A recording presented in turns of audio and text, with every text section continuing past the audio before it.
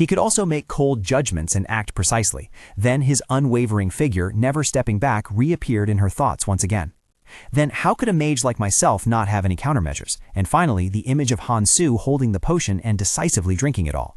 And Lua vaguely realized the prospect that if he were no longer there, if Bjorn died, everything would end. She lowered her voice and issued an order. Take Muad away quickly. And Lua waved her hand, decisively issuing a command. Let Aya join the battle with me. She immediately turned to make a suggestion to Aya. Please act according to what I say. She looked at Hickrod in confusion, then turned back to Anlua to reply. I understand. She gritted her teeth, hurriedly searching for something. Basically, a mage is not just someone who stands behind casting magic, but also someone who analyzes the situation thanks to extensive knowledge. Proposing the most effective course of action for teammates is also one of the duties of a mage. Before long, Anlua picked up a potion with determined will. Even if it costs me my life, I have to make a choice. She stood up abruptly, casting her gaze towards Hansu and Kamun, then made her final decision. And this is my best option in the current situation. Anlua extended her scepter forward, creating countless tiny magic circles, while her mind was calculating. Increased target accuracy, magic-assisted item trajectory, automatic trajectory adjustment towards the target. She aimed the potion at Hansu and threw it straight at him. Bjorn! He turned blankly to look at Anlua. The potion suddenly smashed against Hansu's body and shattered. This is... Streams of liquid quickly seeped into his body, accompanied by the buzzing signal from the system, absorbing golem essence into the character's soul. Pain tolerance plus 70, muscle strength plus 15, bone density plus 55, poison resistance plus 12, damage absorption plus 9, stamina plus 21. Hansu stood motionless, feeling the transformation taking place within his body. In an instant, his eyes flashed with light, accompanied by the illusion of a corpse golem appearing behind his back, and his power stats skyrocketed. Bjorn, Physique 111.4 plus 45.4, Spirit 95.3 plus 55.3, Magic Power 23 plus 13, Total Combat Power 284.2 plus 112.7, Essence Acquired, Grade 7 Golem. The silhouette of Kamun gradually became blurred in Hansu's eyes. My head split with pain, my vision fading. At this moment, he aggressively raised his hand, rushing straight towards Hansu. When one stands before danger, one must decide. Kamun gritted his teeth, striking a sharp claw down at his position. What is the thing I must give up? Hansu gripped his shield tightly, blocking his storm-like barrage of attacks. And what is the thing I must keep? He observed Kamun intently, who once again retracted his hand, ready for another strike. I must not hesitate. Hansu was overwhelmed, flung a distance away by his moves. I cannot possibly block every single attack. He knew full well that he was incapable of contending against Kamun. Therefore, he prioritized shielding the vital weak points on his body. I also cannot waste energy protecting my arms or legs. Instead, the vital points on the body are the top priority. Right then, Hansu's entire body gradually transformed as the liquid from the crystal soaked in. The essence of the corpse golem was seeping into your character's soul. The glass vials slid from his person onto the ground. Hansu crossed his arms over his chest, silently calculating in his heart. The vampire's fingernails couldn't pierce my bones. He struggled to stand firm against Kamun's sharp claws. Did she just throw the corpse golem essence for me to absorb? Hansu jumped back, secretly complaining in his heart. It was exhausting just thinking about having to train hard in a different style in the future just because of this. He planted his feet firmly on the ground to maintain balance, silently appreciating the utility of the crystal in this situation. However, speaking of its effect in this current instance, this is truly a gratifying result. A sandbag that used to only know how to take hits could now move much more flexibly. The battle became increasingly intense. When Kamun rushed in to attack, Hansu gracefully dodged.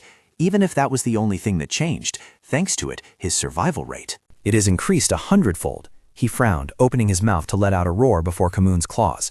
If he kept taking hits like this, he would be a goner. That can't happen. Bjorn started when he felt a glass object hit his back and shatter. He turned to look at the wound closing up following the system notification. The effect of the high-grade recovery potion is helping you recover rapidly. Bjorn's gaze captured the pale face of Anlua, who was still trying to stand behind providing support. The mage sister had finally woken up. Then he planted his hands on the ground, ignoring the roaring of Kamun, who was getting closer. With this recovery rate, Bjorn looked up, observing intently. He didn't miss a single movement of his. He suddenly rushed forward, tightly grappling Kamun's waist. Here's the chance. Bjorn continued to hug him tightly, disregarding the barrage of strikes raining down on his back. I am an undying barbarian. Facing Kamun's attack, he was also injured and spat out a mouthful of red liquid. Whether his flesh was torn or his muscles crushed, it didn't matter. The liquid from Bjorn's mouth splashed onto his body. Kamun felt a stinging pain on his flesh, gritting his teeth in fury. Acidic blood would damage the vampire. And Lua threw another potion bottle towards Bjorn. The glass bottle quickly hit his back and shattered. Then the wounds Kamun inflicted on Bjorn healed instantly, and his own wounds would recover in a moment thanks to these recovery potions and these two essences. He was furious to the extreme, his mouth ceaselessly emitting growling sounds. From afar, Einar ran over holding her sword to reinforce Bjorn after Kamun's fierce attack. Anlua, she furrowed her brows, her face showing clear determination. I will also contribute. Just as she finished speaking, Einar immediately swung her sword, but Kamun quickly dodged it. He glared furiously at Einar, with eyes as sharp as knives. Seizing the moment when Kamun let his guard down, Hansu rushed forward and threw a punch at him. However, in an instant, Kamun neutralized his attack. Hansu's face was beaded with sweat, and he spat out a mouthful of red liquid. He glanced at Einar, who was still persistently rushing towards Kamun, and cursed silently, and Lua's voice rang out like a lifeline. "Bjorn, the fireball is ready." "Go to hell." Hansu raised his head, eyes wide open, overflowing with fighting spirit. He took a run-up and leaped into the air. Hansu used all his remaining strength to tightly grapple Kamun. He grimaced, gritting his teeth and growling each word. "Go to hell, huh?" Hansu focused all his power, throwing Kamun against the wall, causing dust to fly everywhere. He urgently roared, "Right now! Do it, Hugo!" Hugo glared sternly at Kamun and signaled Hansu. I understood immediately. A green magic orb enveloped him, followed by a system notification. Hugo Mwat is casting lightning magic. Hugo Mwat has used lightning magic. Then Hugo roared and unleashed that massive bolt of lightning towards him. Kamun took the full brunt of the attack, his mind going blank, unable to perceive anything. The vampire count has fallen into a stunned state. Immediately, Hansu lifted his leg to search for something. It was time. He pulled out a potion and silently calculated. After all the dangers faced until now, this was the moment to use it. Hansu recalled the moment he found it after breaking the statue at the fountain, Goddess's Tears. His eyes gleamed with light as he gripped the potion tightly in his hand. Quick as a flash of lightning, Hansu rushed straight towards Kamun. "Take this precious gift of mine, you bastard!" He clenched his hand into a fist, swinging a punch filled with rage directly at Kamun's face. "Eat this, you scumbag!" The spot where Hansu stood suddenly burst into light, followed by a system notification. Blessing has been descended upon the designated location. That source of light crashed straight into Kamun right before his eyes. The effect of the blessing nullified all resistance capabilities and dealt massive damage to the Duke. He was now completely exhausted and fell backward. Kamun's face was covered in injuries, followed by a status update notification from the system. Due to receiving a massive shock, the vampire count stun effect had transformed into a paralysis effect, and Lua's urgent scream echoed, "Bjorn, get out of that area right now!" From behind, she used her staff to create a massive fireball. Mage Anlua is using a 6th rank attack magic, Fireball. After summoning the move, Anlua's whole body was exhausted. She weakly spoke up to remind him, "You will be hit by the move if you just stand there." Hansu glanced at the fireball rushing towards him and Kamun. He frowned slightly, seeing the magic attack approaching without being able to dodge in time.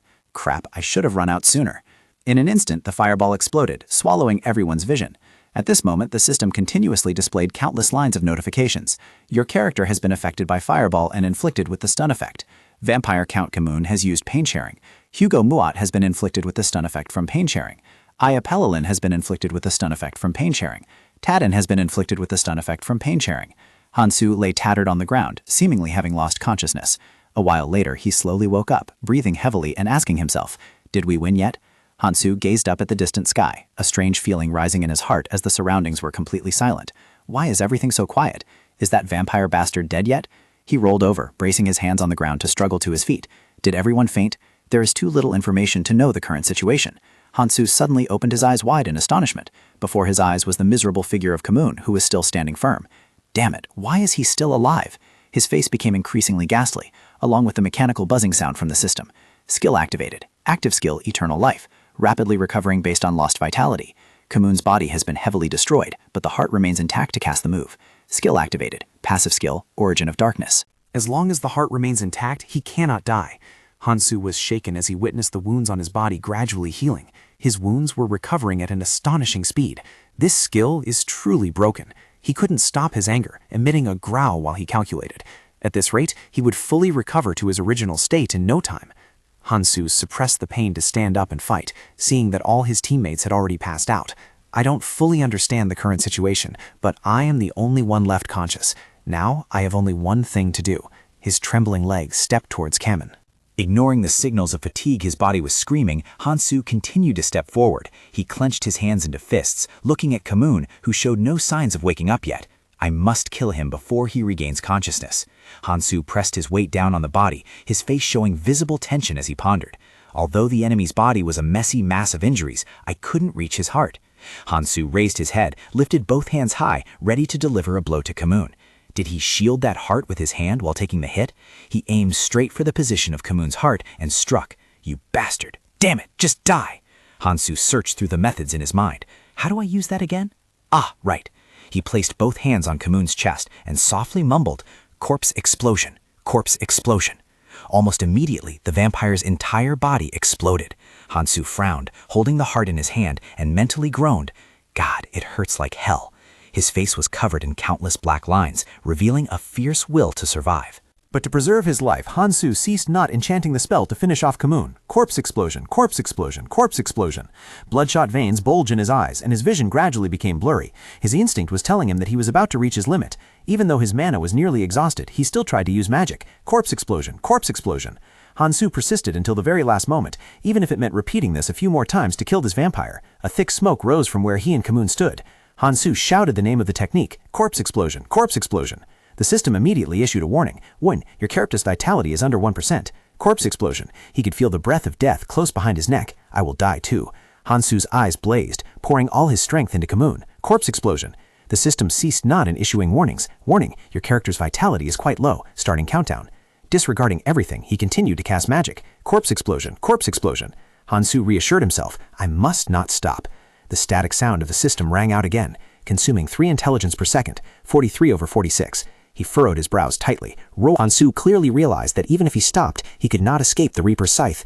Even if I stop, my fate will not change. The system began displaying information, consuming 3 intelligence per second, 37/46. Consuming 3 intelligence per second, 34/46. A stream of black smoke emitted from Kamoon right in front of him, consuming 3 intelligence per second, 16/46. Hansu collapsed in exhaustion, sweat dripping down his face. He cast his eyes to observe his hand, turned pitch black from abusing his technique. My arm is gone. Hansu's entire body pressed down on Kamoon, silently thinking to himself, then I will use my whole body. From between his body and Kamoon, a dazzling light suddenly erupted, and the body exploded. A moment later, the system began to announce the situation. You have killed Vampire Duke Kamoon. Received 5 EXP. Hansu's gaze gradually became lifeless, feeling somewhat relieved inside. Finally, this bastard is dead. I managed to hold on until the very last moment. The continuous buzzing sound of the system rang out again, consuming 3 mental power per second, 13/46. Consuming 3 mental power per second, 10/46. Bonus 1 EXP for killing a high-ranking variant monster. Bonus 3 EXP for killing a boss. Your character has leveled up. A halo of light struck directly into Hansu's eyes, completely obscuring his vision. I leveled up, but this game doesn't have a mechanic to fully restore health after leveling up. The only thing he had been aiming for since the beginning. The system began to display information. Your soul power has increased by 10. The maximum number of essences you can absorb has increased by 1. A stream of magic power began to flow into Hansu's body. 33% drop rate, the essence of the Vampire Guardian. His whole body glowed along with the system report. The essence of the Vampire Guardian is permeating your character's soul. Passive skill, Origin of Darkness, has been learned. You cannot die until your heart is destroyed. Active skill, Eternal Life, activated. Your character is recovering at Godspeed. Your character's vitality has recovered above 1%. Countdown stopped. Achievement unlocked. Awarded 19 permanent stat points for surviving after the countdown started. Hansu's static board appeared. Bjorn Yandel, level 3 plus 1. Strength 199.1 plus 87.3. Spirit 105.3 plus 10. Ability 152.4 plus 129.4.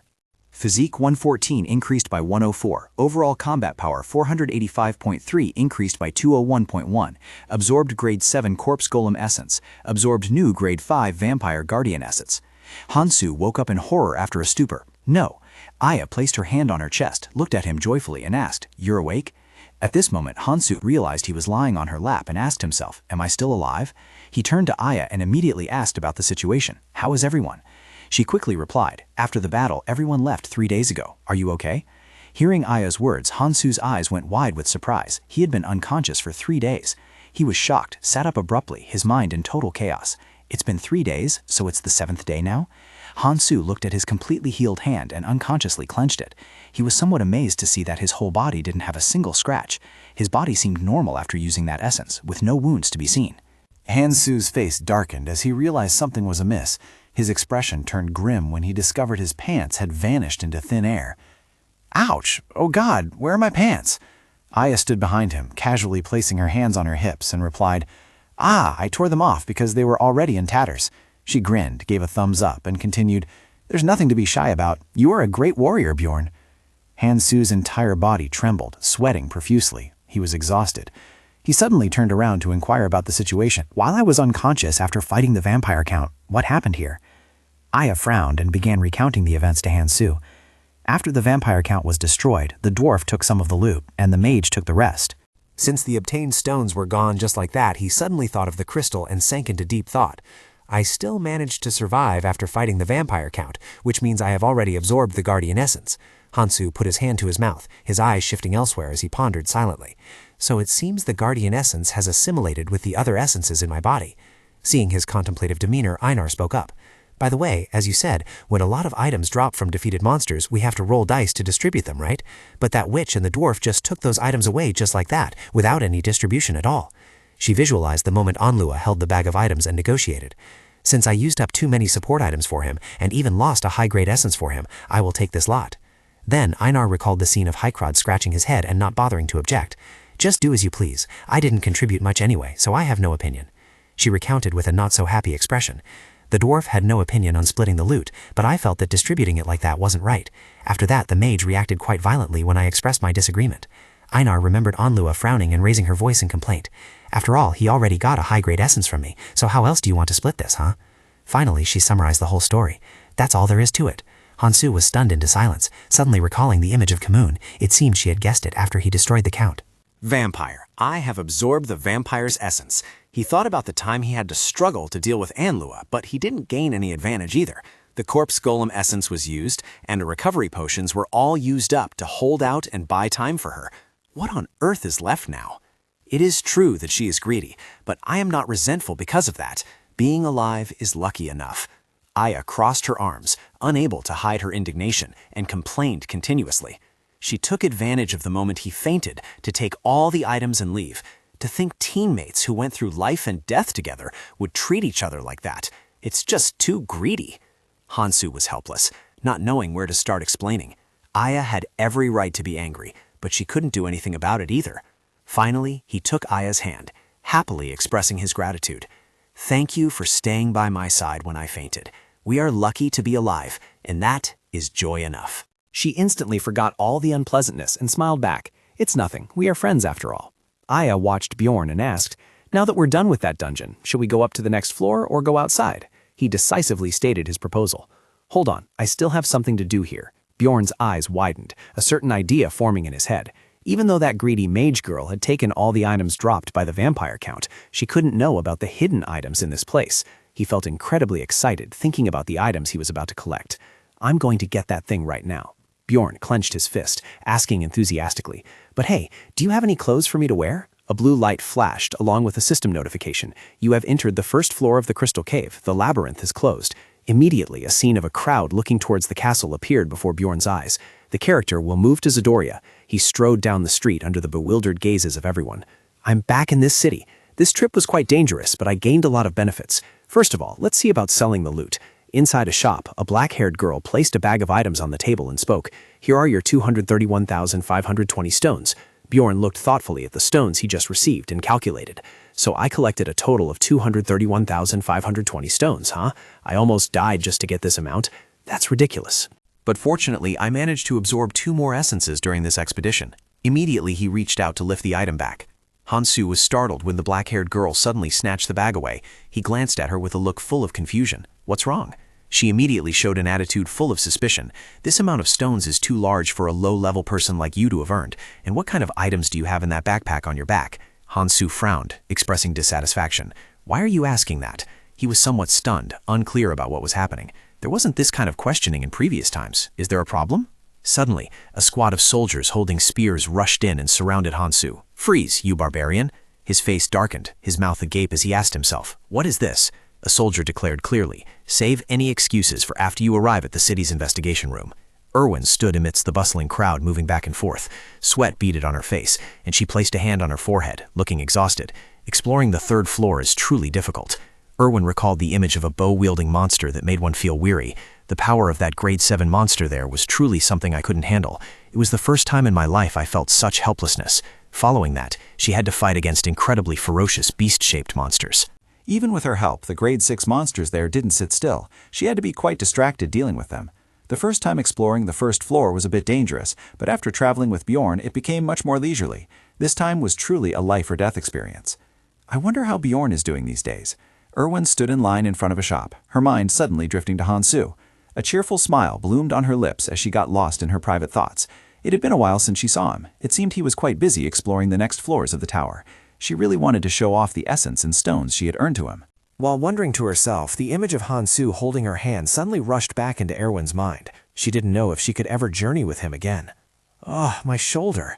Imagining their reunion, a smile unconsciously bloomed on her lips, accompanied by a thought that flashed through her mind. She really was a bit worried about him. While standing opposite the exchange staff, Erwin's mind drifted elsewhere.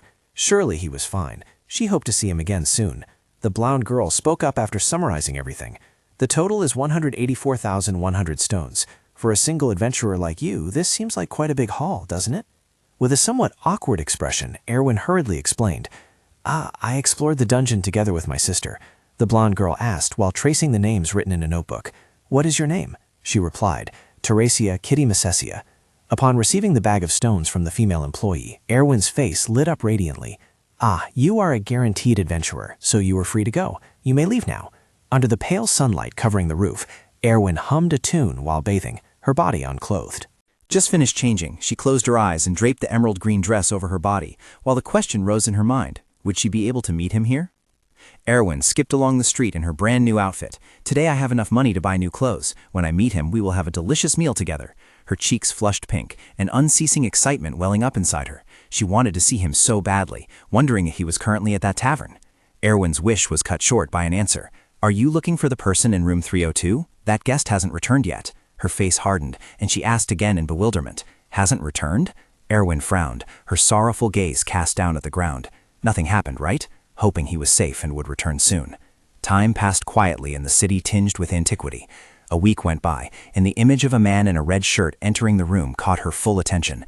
Extreme fury etched clearly on her face. She shouted, Hey you, why are you clearing out the belongings of the person in that room without permission? He let out a long sigh, explaining helplessly, Please sympathize with us, miss. We have waited for that guest to return for too long. The labyrinth has been closed for a while now, yet he still hasn't come back. So what do you think the reason is? Erwin gripped her own arm tightly, her heart full of hesitation. That's a cruel conjecture was uttered by the man in red. Maybe he died and lost his corpse inside that labyrinth already. Suddenly seeing Erwin curled up sitting in the rain under the porch, Teresia rushed over and called out. Erwin. Erwin looked up, revealing teary eyes, and asked in a hoarse voice, Is that you, sister? Teresia reached out to her, comforting her with a gentle voice. I heard the news. Don't worry too much. It might not be what it seems. He isn't that easy to kill. Erwin clenched her hands tight, gritting her teeth and hissing, Sister, I want to become stronger so I can protect the people important to me. With a gloomy face, Hansu sat alone in the dark dungeon, lips pursed tight. It has been a week since I was imprisoned. I was accused of robbery. He recalled the first interrogation. During the preliminary interrogation, the inspector looked at Hansu sternly and began questioning. Where did you get this crossbow? Have you fired any arrows yet? He replied frankly, This is the weapon of the guys who tried to kill me. Everything would have been peaceful if those guys hadn't attacked me first. With a sinister smile, the guy flipped through his notebook and spoke. Well then, we'll have to investigate to see who attacked first. Hansu frowned, a question full of dissatisfaction bursting from his lips. You arrested someone just for a reason like that? He silently made an assessment in his head. Why has the Adventurers Guild become so corrupt lately? Hansu sank deep into his own thoughts. No matter what adventurers carried with them, there was an unwritten rule that they were not to be interrogated without clear evidence. The inspector sitting opposite him waved his hand slightly to signal him. The guild's regulations changed a few days ago. To reduce plundering, we decided to first thoroughly investigate grade 9 adventurers. Hansu quietly observed each of his weapons laid out on the table. It was truly miserable to have such a lowly status everywhere he went. I'm carrying a lot of magic stones and holding someone else's equipment. Perhaps they chose people with unremarkable backgrounds like me to interrogate. And the inspector continued trying to extract information from him. Come on, tell me the truth. Where did you get these items? Bjorn remained firm with the answer he had given earlier. I already told you, from the people who attacked me. He recalled the scene where the bald gang blocked the way with Aya. There was a group of 4 robbers who intercepted and robbed me. The image of the man drawing his weapon suddenly rushed back into Bjorn's mind. Of course, I excluded the bald robber. Continuing the memory, he visualized the moment Ame took the bald man's life with a dart, because he was sent to hell for violating his own oath after making a deal with me. The inspector pushed up his glasses, asking a sharp question. You said you were stabbed in the neck, yet you're still alive, so where exactly is that scar? Bjorn angrily reached up to touch his neck, complaining, Can't you see? It's right on my neck, where else? He suddenly froze in confusion when he couldn't find the wound at all. Is it due to the nature of the barbarian that natural regeneration has increased and even scars are healed? Why is everything so messed up? In his helplessness, Hansu confessed the entirety of his battle. Finally, he had spoken about the rift during the expedition, something he hadn't wanted to reveal. The inspector burst out laughing as if he had just heard a joke, tears even welling up in his eyes. A dimensional rift? A vampire count appearing from a rift on the 3rd floor? Do you take me for a 3-year-old child? Angered by the mockery, Hansu opened his mouth and growled his demand. Then try calling a mage here. Just verify it with memory retrieval magic. That's all it takes. The inspector pushed himself up from the table, rejecting the idea. Call a mage just to investigate a grade 9 adventurer? You have to be at least grade 7 to have the right to make such a request. He stated his offer decisively. Then what if I pay the fee? The man turned his back and walked away, throwing a reply back to Hansu. There's no need to be so wasteful. Let's leave this for later. As for your opinion, I will consider inviting a mage here for you. This interrogation depressed him. Time passed slowly, and the first day ended terribly. 2 days later, the system board displayed a notification. Character's spirit stat is over 90, resisted mental intrusion magic by adjusting power. The mage chanted a spell, placed his hand on Hansu's head, and lied. The mental protection wall is too high. I guess he must have quite high spirit power, like a mage from the magic tower.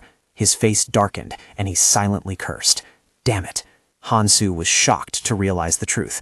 The mana of a grade 9 mage, a mage from the guild, couldn't affect his mind at all. The inspector crossed his arms, looking at him with annoyance, and grumbled. It's pointless to call a high-ranking mage for such a trivial event. Hansu felt a bit annoyed that the man completely ignored him, even though he had mentioned other names, such as Mage Anlua or the dwarf. This investigator, he didn't even bother to listen. The inspector reached out his hand towards him, his tone grim as he made his demand. Hey kid, give up your mental resistance and confess the truth already. Hansu clearly understood his intention. They just wanted to force him to plead guilty. He had been through many investigations, but this was already the 7th interrogation this morning. The inspector slammed his hand heavily on the table, declaring with excitement, Bjorn Yandel, I finally found convincing evidence. Hansu stared blankly at the item in the man's hand. Was that? He ransacked his memories for the moment he had collected it. The communication stone, obtained when fighting the Crystal Union on the 1st floor earlier. Scrutinizing the stone, the inspector dropped his accusation. It seems this isn't your first time committing robbery. I looked at the serial number on this stone and discovered that it belonged to a dead adventurer. I have received testimony regarding your evil deeds inside that Tower of Trials. Hansu clenched his fists as his grievance was determined solely by that man's words. You will be executed in 3 hours. He leaned against the wall, sitting silently in the dark dungeon to ponder. The phase of resolving things through dialogue had ended. However, if he recklessly broke the iron bars and escaped, he would only become an escaped death row inmate. Hansu clasped his hands, his eyes gleaming with determination as he calculated something. In that case, there was only one way to survive, a way to prove his innocence. With intense will, he suddenly reached out and grabbed the prison bars. I definitely must not die. At that moment, a notification from the system rang out, and fire magic flared up on Hansu's hand. The character used the corpse explosion spell. In an instant, an explosion shattered the iron bars. Hansu stepped out of the prison cell one step at a time. The guard crawled on the floor, looking at him with eyes full of horror. His face went pale, his voice stammering. What is it? What are you doing? Hansu delivered a kick to the guard's face, declaring boldly, I'm breaking out. After taking down the guard, he reached up to squeeze his own wrist. All right. His eyes staring straight ahead, Hansu calculated urgently. Let's run for it. His gaze, full of malice, pinned the guard down. Then Hansu bent down and retrieved a bunch of keys from him. Hearing countless calls and seeing arms waving frantically from other prisoners, he turned his head back. Hey, barbarian, do you really dare to do that? He's truly gone mad. Please save us too. A plan was silently formed in Hansu's mind. There must be some actual criminals among these guys. Quick as a blink, he unlocked each cell one by one. But there are also some poor souls framed like me. I don't care, just release them all to cause chaos here. The freed prisoners raised their hands high in excitement, shouting, Freedom! We're free! Let's go! Long live the barbarian! Long live Bjorn! We are free! At a luxurious hall bustling with people in the lobby of the Adventurers Guild on the 1st floor, 2 door guards looked at each other with dazed expressions. What is that? The door they were guarding was instantly blasted away. We are free! The blond man, his face pale, hurriedly fled when he saw a crowd of armed prisoners rushing in. Huh? A jailbreak? The white-haired girl immediately waved her hand, making an offer. Adventurers, we will pay generously. Hurry and help us suppress these escapees. Immediately, the adventurers and the prisoners rushed into a chaotic melee, creating an extremely tense scene. Die already, you bastards! Hansu glided quickly past the battle and ran straight to the upper floor. Those guys will probably be recaptured soon. Unlike the adventurers, the escaped prisoners didn't have a single decent weapon. All they had were a few stolen sticks. He frowned, gritting his teeth as he calculated in his head. Can they hold out for 5 minutes? Not enough time. Hansu rushed forward without pausing for a second. The thing he was aiming for, after climbing countless steps, just told himself, was not escaping prison. Hansu suddenly stopped when he spotted 4 guards ahead. Damn it! One of the guards shouted loudly. Escaped prisoners over there! Let's end it here. The chief instructor is on the floor above. Absolutely do not go up there. He quickly reached behind his back to prepare to unleash the corpse explosion skill. Drops of red liquid from Hansu's body splashed onto the prisoners to their astonishment. What? What is this? An imprint appeared on their foreheads, causing them all to clutch their heads and scream in agony. Arg, it's so hot, it's burning. Hansu focused on executing the plan that had been laid out. Next, the system immediately displayed a notification as soon as he used the imprint. Character has used sacrifice marking. The character's physical abilities are temporarily increased based on the number of sacrifices within a 100-meter radius. At this moment, Hansu's entire body exuded a blazing aura.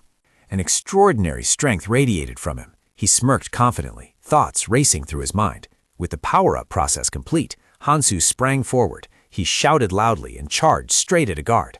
Hansu threw a thunderous punch without mercy. The guard's face slammed hard into the ground amidst a blood-curdling scream. Another guard immediately rushed over, cursing, "You bastard!" Hansu raised his arm to block the attack. The guard was terrified to witness the wound on his arm healing in the blink of an eye. What? What is this? Why is his wound healing so fast? Just as the question ended, Hansu gifted him a punch straight to the face. He didn't even use a potion. How is this possible? He knocked the guard away, causing the others to hesitate in fear. A surge of power was coursing through his body, an unstoppable force.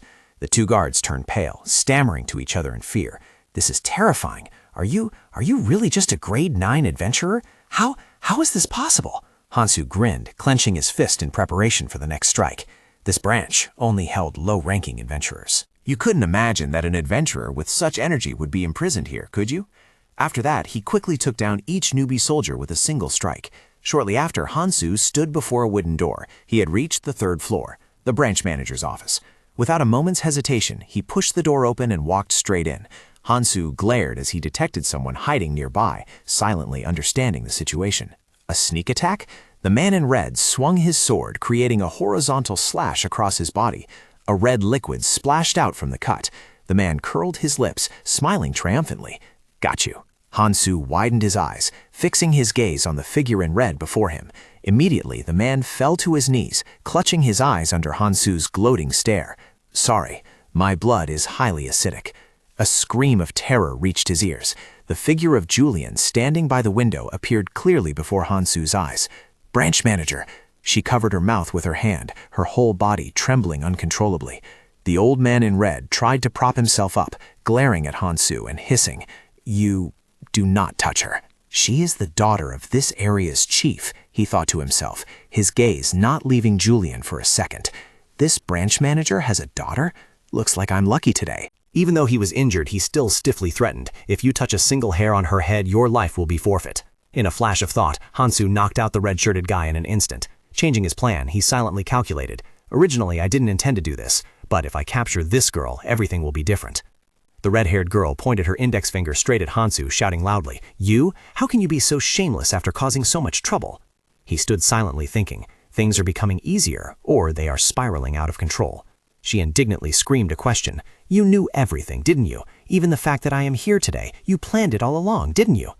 Hansu rushed forward and covered Jillian's mouth with his hand, ordering, "Shut up!" He thought with annoyance, "This woman talks too much." Just then, 2 soldiers rushed in, shouting loudly, "He's here!"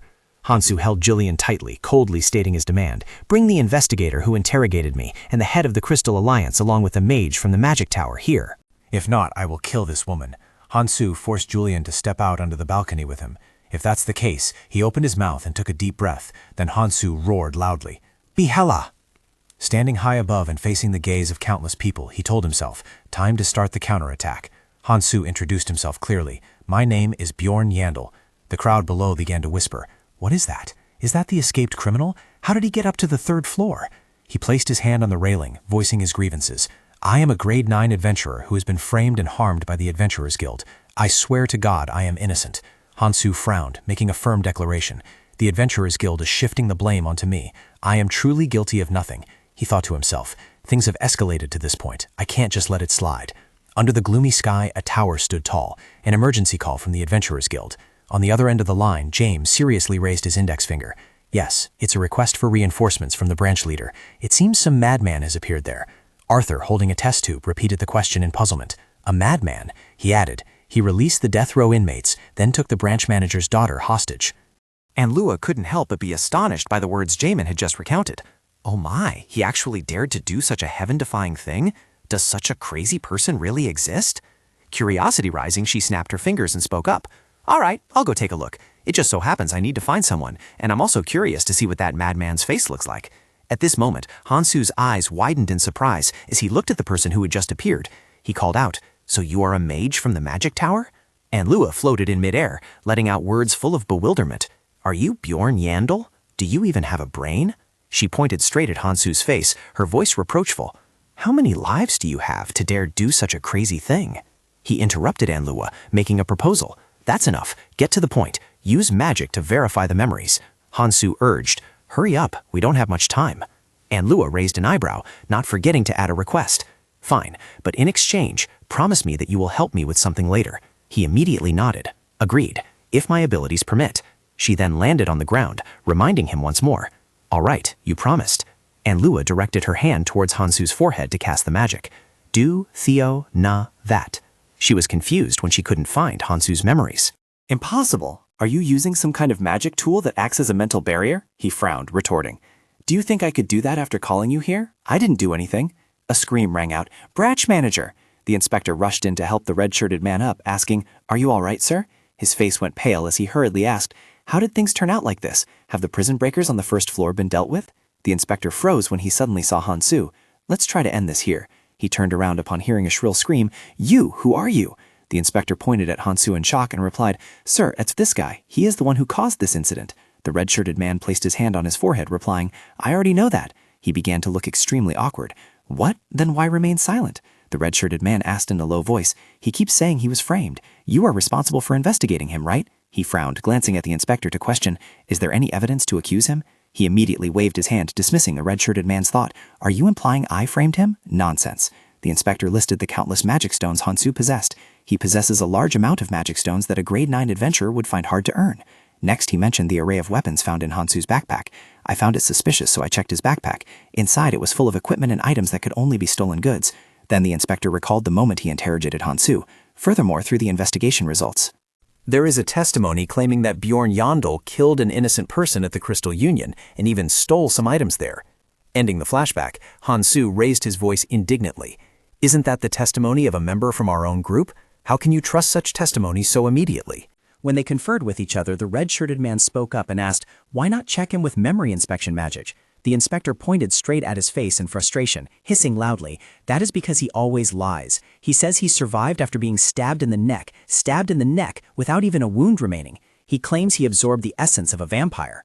The red-shirted man was surprised. Absorbed a vampire's essence? He added, Yes, sir, that is what he says. Is this not absurd? How could a vampire appear in a rift on the 1st floor of the Tower of Trials? The inspector insisted that Hansu was a liar. He clearly lied, and furthermore, he had a special constitution or some item that made memory inspection magic ineffective. He lies like that, yet we have to invite mages from the magic tower? Isn't that too much trouble for them? He arrogantly pushed up his glasses. Let's end this here. Regarding that barbarian, at this moment, Anne Lua put her hands on her hips and gave an assurance. He truly absorbed the vampire's essence from a rift on the 1st floor. The inspector gaped when he heard her words. Anne Lua moved her finger slightly, continuing to affirm her statement. I was there and witnessed it, but I cannot use magic on myself. The inspector did not want to believe what he had just heard and immediately approached her. Are you saying that is true? What do you mean? He placed his hand on his chest, voicing a complaint filled with frustration. No matter how well you know him, you cannot cover for him like this. Anne Lua shot a sharp glare at the inspector. Are you implying that I am lying? He trembled, awkwardly speaking up to defend himself. No, I didn't mean that. She raised her hand, emphasizing each word with a stern voice. If not that, then what is it? After checking the adventurers with your tiny authority. Now it seems you take the mages of the magic tower for a joke, don't you? The inspector fell flat on the ground in panic, quickly kneeling and bowing to explain. I apologize, I absolutely did not mean that. A magic circle appeared, projecting the image of Anlua and other mages. The mages of the magic tower belong to the semi-aristocratic class. Although there are many schools, they still unite into a large group. The reason is that their rights and interests have been thoroughly protected. Hansu silently pondered. However, the guild investigator is just a low-level employee. Daring to suspect a mage is like digging his own grave. The guy in the red shirt then interrupted. That's enough. He glanced at Anlua, his voice grimly reminding her. Mage, you must know the current situation clearly before speaking like that. She crossed her arms over her chest, her face showing deep thought. There has certainly never been a precedent. Regarding the vampire sighted in the rift on the first floor of the Tower of Trials, the man in red cautiously said, "Thank you for letting me know about that." Anlua suddenly shouted, "But!" She pointed her finger straight at the man in red, decisively questioning him. Is that something a branch manager of the Adventurers Guild should say? Faced with Anlua's question, he grimaced and gritted his teeth. She placed her hand on her chest, pouring out all the thoughts in her heart. Since the Tower of Trials was born, until now, there are still many unknowns about that place.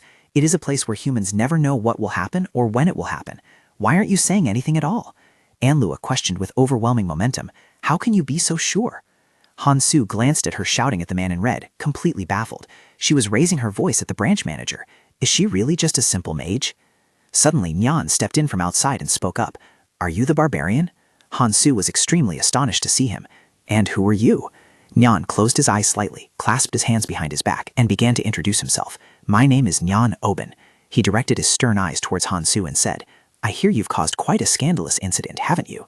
He still didn't know who Nyan was, so he just stood frozen in place. Seeing him, Erwin cried out in excitement, Dad! Hearing her call, Hansu was stunned to realize the truth. Dad? If so, he is the regional chief. Nyan and other managers appeared one after another. The Adventurers Guild manages the clans. Group activities operate in many forms, selling diverse information, all for the benefit of adventurers. The guild's management system is very simple. For every branch of the guild, there is a manager. The guild master is the head who controls the regional managers. Standing above the 13 regional managers and above all else is the guild master. Simply put, the 13 regional managers hold the second highest authority within the guild's ranks. Hansu looked at Harlot, who was thrown straight to the ground by Julian's people, his gaze thoughtful. There were things that even they would never dare to do. He turned pale and looked back at Nan, stammering, What is going on? The old man raised his stern voice. I heard that you were looking for him. The inspector gaped in astonishment when he saw Harlot. Hansu looked down at him, his voice low and deep. So you are Harlot Yan of the Crystal Alliance. He pointed straight at Harlot's face with a terrifying gaze, emphasizing every word. I heard you gave a false testimony about me. Is that correct? He stammered in denial. I never. But right at that moment, Anlua had placed her hand on his forehead to cast a technique. She squatted down in front of him, issuing a command. This man is lying. Bjorn and the others stood surrounding him and Anlua. He thought now that man would not be able to deny it anymore, because the memory-reading magic of the mage from the magic tower had proved it. He panicked, not knowing how to justify himself. No! Oh! Nan slapped his hand on his forehead, let out a depressed sigh, and then asked, Did you say your name is Bjorn Yandel? You are innocent. After being cleared, Bjorn also released Julian and seriously asked, Then what will happen to him? Hearing every word he said, his whole body trembled, his face pale without a drop of blood, because he had caused all of this with false evidence. We will investigate more thoroughly and only then decide how to handle it. I hope you will also investigate his guild further. Nyan immediately answered Hansu's query. The Crystal Alliance had always been a major trouble for the Empire anyway, so he would do just that. He made a decisive declaration. The inspector working with you will also be dismissed. The inspector hurriedly ran over to Nyan, clumsily trying to justify himself. Sir Area Manager, I swear I did nothing against the law. He glared at the inspector with cold eyes, emphasizing each of the man's wrongdoings. Are you trying to blame your weakness in management and operation on the guild? There will be a reinvestigation into all the cases you have handled as well. The inspector's face was beaded with sweat, his glasses reflecting Nyan's furious expression. If any misconduct were to be found, You should put some socks on your forehead to get used to the smell. After ordering them to escort him and Hashti away, Nyan immediately suggested, Now then, shall we talk about how the guild should compensate you? He observed Hansu packing his belongings and then presented the reward. First, we will recommend you for promotion to Grade 7 Adventurer and replace your current equipment with brand new items.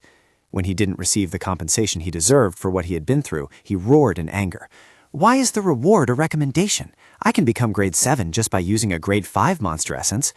Hansu thought to himself, does he think I'm a fool? Nyan was somewhat intimidated by his agitated attitude, but you only have 2 months of experience. Hansu clenched his fist and firmly stated his proposal.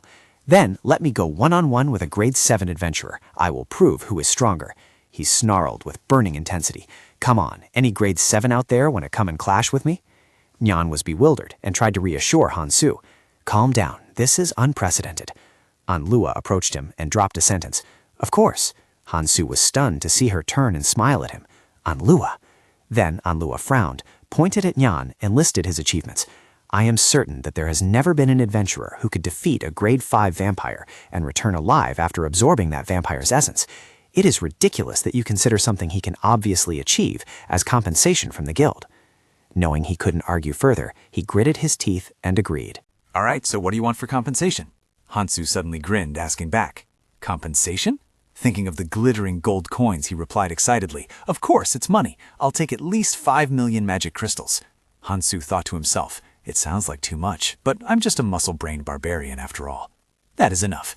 The man in red was so shocked he stammered. 5 million? Nyan closed his eyes tightly, reluctantly nodding in agreement. Agreed. Hansu was astonished. Ah, he accepted it. And Lua reached out her hand towards him to signal, I'll take 1 million crystals separately as a fee for coming here. Hansu looked down at her, suspicion rising in his heart. Is it because Anlua, a member of the Magic Tower, is here? Nyan was completely helpless, unable to resist, and had to accept every demand. All right, Miss Anlua, please put in a good word for me with the Tower Master. Hansu couldn't help but wonder, is this the power of the Magic Tower? A gigantic tower stood tall under the twilight sky. At the Magic Tower, Anlua took him to her laboratory and took off her hat. Mage of the Atanon School. In Anlua's laboratory, Hansu stared blankly at the board covered in drawings, silently evaluating. Why is this place so messy? Anlua handed him a test tube containing a green liquid. Here, drink this. Hansu looked at it with bewilderment. What is this? He frowned at the test tube, filled with suspicion. Is this water? However, Anlua clasped her hands over her mouth, smiling kindly as she replied, Yes, I don't have any cups here. Or would you prefer to drink basil concentrate? Hansu brought his face close to the test tube, looking reluctantly trusting. This'll do. He affirmed his own thoughts. I bet this strange liquid still has monster organs remaining in the jar from before. Hansu put it down on the table and turned to ask Anlua, So why did you bring me here? She answered briefly, You promised to help me with something. Hansu was stunned as he recalled everything. Ah, right. He imagined the moment he had casually agreed to Anlua's request. I only agreed perfunctorily because I was in a hurry back then, but I didn't think I would become friends with a mage of the Magic Tower. Realizing the danger, Hansu raised his index finger in a calculating manner. I repeat, only if it's something I can actually do. She calmly reassured him. It's fine. Anlua waved her hand, getting straight to the point. What I wanted to say is, I want to investigate the essence you absorbed. With a look full of determination, she added, It will be good for you too, because you haven't let anyone study your body after absorbing that essence, so we might discover some new characteristics. Hansu looked into her eyes with admiration. Her eyes had changed. She was wholeheartedly dedicated to research. He pictured the arrogant face of Kamen in his mind. The corpse golem essence she wanted to study was indeed a rare item, and a vampire guardian that had never appeared in the tower was even rarer. Hansu observed Anlua's excited expression intently, wondering to himself, no wonder she's so excited. Is every mage in this world like her? Fearing Hansu would refuse, she hurriedly continued. Anyway, This implies no disadvantageous proposal for you either. He seriously asked his question. Wait, so everything you said when we signed the agreement was for this? Hansu recalled the moment Anlua held the agreement paper and made her request. Don't reveal anything that happened here, okay? She nonchalantly stated her condition. If you agree, it won't be recorded that Yandel took the vampire essence. I will agree to this condition. Hansu suddenly felt regret for misjudging Anlua. I was grateful because I thought you were actually kind. Hearing his question, Anlua turned her back, stammering her reply. Well, that's not wrong. Hansu looked at her back and retorted. Are you saying I'm wrong? Immediately after, Anlua's cheeks flushed pink and she made a suggestion. Forget it. Just come here once a week and help me for 3 hours. For half a year, Hansu complained about the duration being too long. That's too long. 3 months only. And tell me the results of the research, too. She slapped her forehead and started listing her efforts. Yandel, you're alive thanks to me, and you even earned an extra 5 million stones, remember? Anlua placed her hand on her chest, looked at him and spoke. Don't you think you should be grateful? Hansu somewhat agreed with her. True, but that's a separate issue. He placed his hand on his thigh, sinking into thought for a moment, considering how to prolong this relationship. I need to show her my true colors, Hansu retorted to Anlua. Shouldn't you be the one paying me? She frowned, shouting agitatedly. Huh? Why? After a moment of thought, Hansu suddenly stood up. Anyone who doesn't stand up and fight for themselves is a fool. Anlua flinched at his action, but then Hansu leaned close to her face, enunciating every word. You made me absorb the corpse golem essence without my consent, didn't you? Anlua's face went pale, stammering. She panicked and pushed Hansu away, hastily defending herself. So what? I gave you the essence for free, didn't I? He gritted his teeth, making a firm declaration. You forced me to absorb it so you could survive escaping from that vampire. That's a huge problem, isn't it? Anlua pointed straight at his face, hissing furiously. Don't you think I did that to save you? Ignoring the girl's explanation, Hansu continued to make demands. I don't care. I didn't want to absorb that essence. Pay me 10 million magic crystals, Anlua muttered, knowing it would take that much effort to purify and remove the essence of the temple. Why do you want to remove it? She frowned and criticized Hansu. You crazy barbarian. He used a deep, hoarse voice to present his reasoning. Because that is not the essence I wanted. In other words, you have caused serious damage to my body. Clenching her hands into fists, Anlua spoke up. I heard it is very rare and precious to adventurers. Shouldn't I be the one getting paid? Hansu retorted loudly without any hesitation. That is just the subjective opinion of mages, because you people cannot absorb raw essence. Try asking other adventurers. In the moment she turned to leave in a huff, her voice echoed back. I bet you're saying that because you think I don't know any adventurers. Beep. There we go. As Anlua's finger touched the orb on the table, it immediately began the connection process. After the notification of a successful connection, a strange voice suddenly rang out from it. Who is this? She rested her hands on the table and bowed respectfully. Greetings, Mr. Baston. I am Anlua from the Audiobooks school. You met my advisor previously, right? Baston wondered. Ah, Miss Anlua. Yes, I remember. But why are you calling? Anlua didn't beat around the bush and went straight to the concern in her heart. I just wanted to ask, if a person was randomly given an essence to absorb that they didn't want, how would that person feel?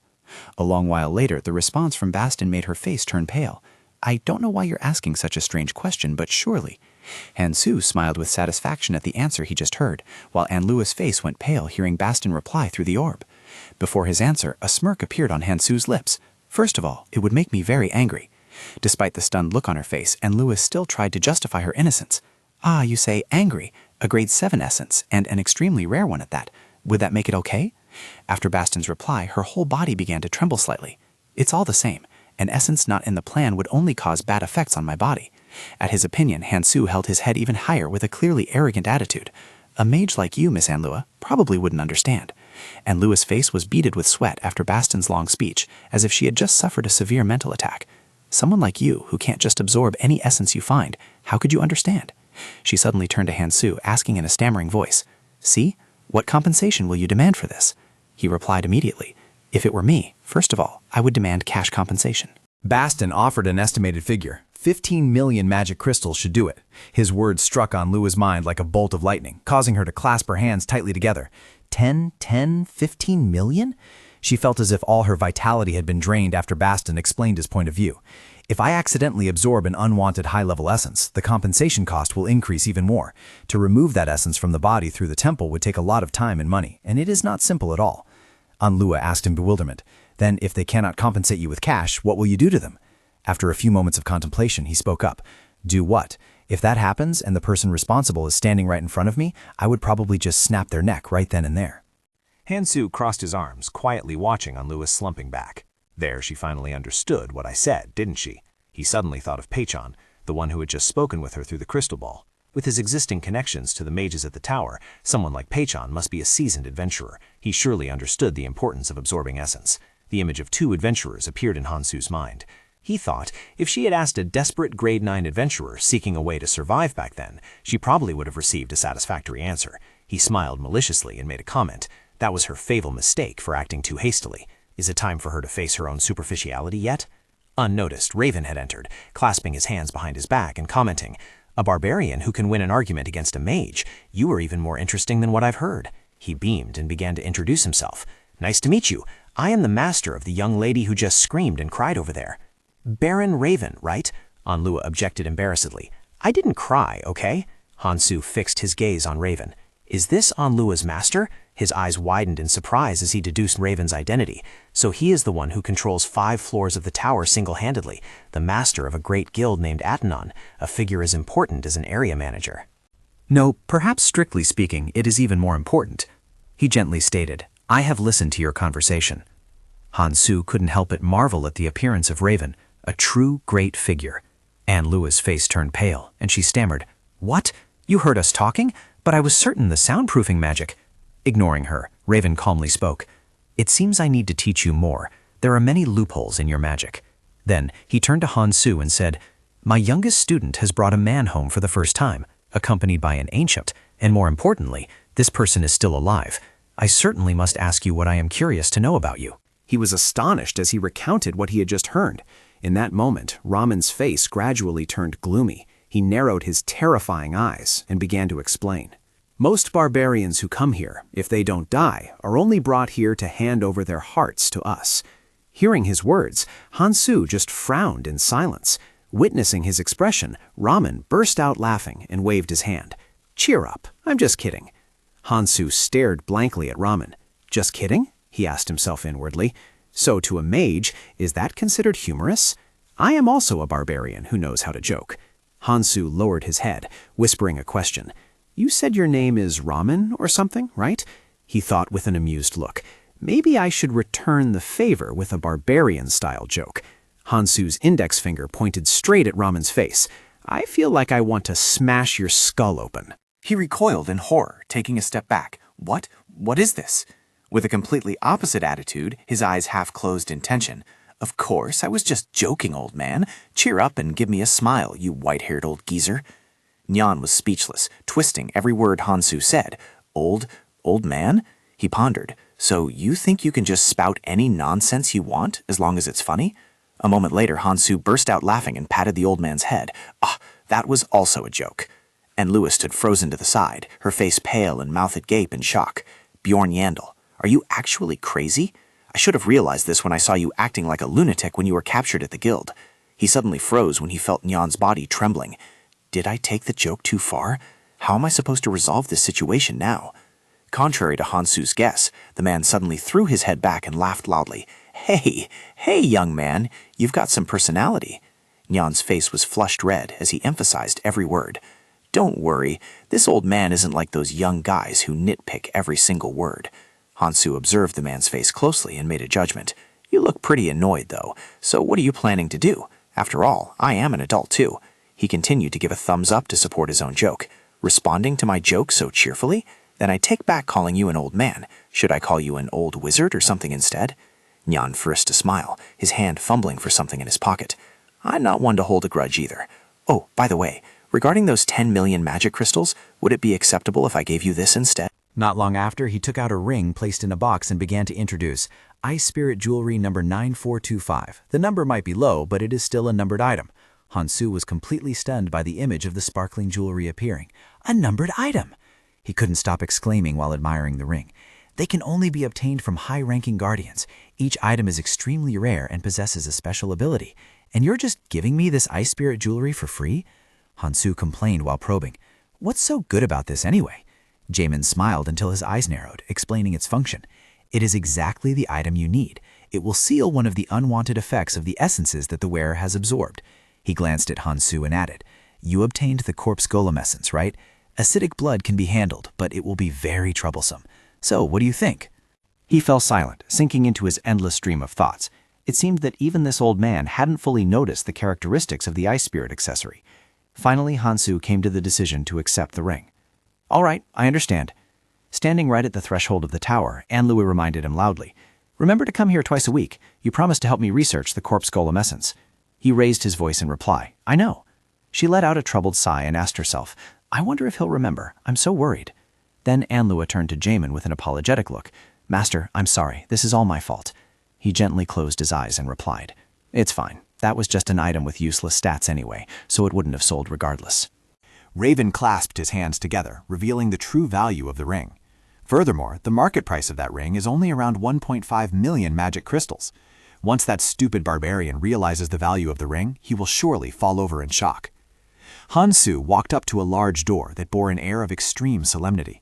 He recalled the statue at the fountain in the basement and fell into deep thought. In this world, mages are the ones with the highest intellect, but it seemed that Onlua had absolutely no idea how to obtain the goddess's tears in that basement, which made him even more certain. Hansu curled his lips, looking at the ring with eyes full of excitement. In his eyes, even a mage was no different from a newbie player who was easy to outsmart. They clearly could not see the true value of this ice spirit accessory. In the pitch-black night, a very large inn room gradually appeared. The man in red furrowed his brows in surprise when he saw Hansu. Hey, you, aren't you dead?" he explained awkwardly. "I thought you were dead, so I took the room back." Hansu placed his hand on the counter and asked, "Then where did you take the belongings in my room?" The man in red hesitated before answering, I threw them all away." His eyes flashed with resentment, his teeth grinding together loudly. "I am certain that I still had at least a week of rent left there." The man in red hurriedly begged for forgiveness. Sorry, I will refund the money to you." Hansu furrowed his brows, trying to suppress the rage that was about to explode. "I can't control these evil emotions." He suddenly stopped. "Wait, since when did I start thinking about these things so naturally?" Hansu recalled the moment he calmly faced the clan leader without trembling, and the scene where he trampled on him. Since opening his eyes, even if his fellow clansmen were killed, his mind remained completely calm. Memories of taking another's life for the first time flooded back. Hansu's face became extremely tense as he raised his weapon. Although it was necessary at the time, the whole process was too easy. He visualized the moment he used his strength to break the iron bars and the moment he escaped from prison. He had only hesitated for a moment. Hansu's gaze became dangerously alarming. He was currently unable to control his emotions. He suddenly thought about teasing Yandel and arguing with that old man in the tower. Doing something that 29-year-old office worker Lee Hansu would never do, Hansu's whole body felt like it was on fire with rage, and he told himself, "I thought it was just a change due to special circumstances, but now the irritation is growing day by day, and I'm already certain. Every time I fight, the instincts deeply ingrained in this simple-minded, brawny barbarian body seem to rise up. My mind is also becoming simple, dull, and aggressive, just like a barbarian." He silently realized that he was gradually assimilating with the barbarian. Am I gradually being assimilated into a barbarian? However, to survive here, this way is still better. Hansu fiercely reached out his hand in front of the red-shirted man and made a demand. "Just give me 300,000 magic crystals and I'll leave right away." The man slammed his hand on the table to object. 30,000 magic crystals only. I couldn't even make 150,000 magic crystals when I sold that pile of useless cheap stuff of yours." Hansu caught the key point, using a cold tone that terrified the red-shirted man. "Sold?" He leaned down closer, shooting a threatening look at the red-shirted man. "Didn't you say you threw it all away?" A while later, Hansu was relaxing on the bed, pondering. "Now I feel more like a human being, even though this place is twice as expensive as the previous inn, but..." He looked out the window in the room. "There's a window here." Hansu admiringly looked at the private bath filled with warm water, rested his head on his arm, and quietly thought, "This place is also closer to the plaza."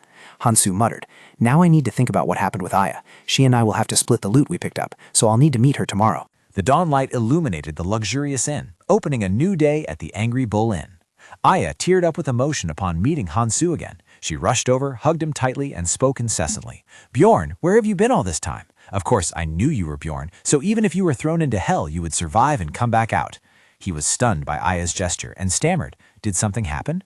She suddenly stopped and asked with a serious expression. "That's right, haven't you heard the news?"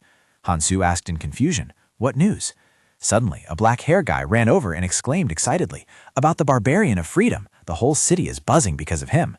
Hansu's face stiffened. He felt the person mentioned sounded somewhat familiar. "What? Why does it sound like they're talking about me?" He immediately replied and asked for more information. "No, I don't know. What is that barbarian's name?" The guy with the middle part hair put his finger on his forehead and looked puzzled. "Who knows? I don't know either. It's strange. That's the only thing they aren't whispering about." Hearing that, Hansu felt somewhat relieved.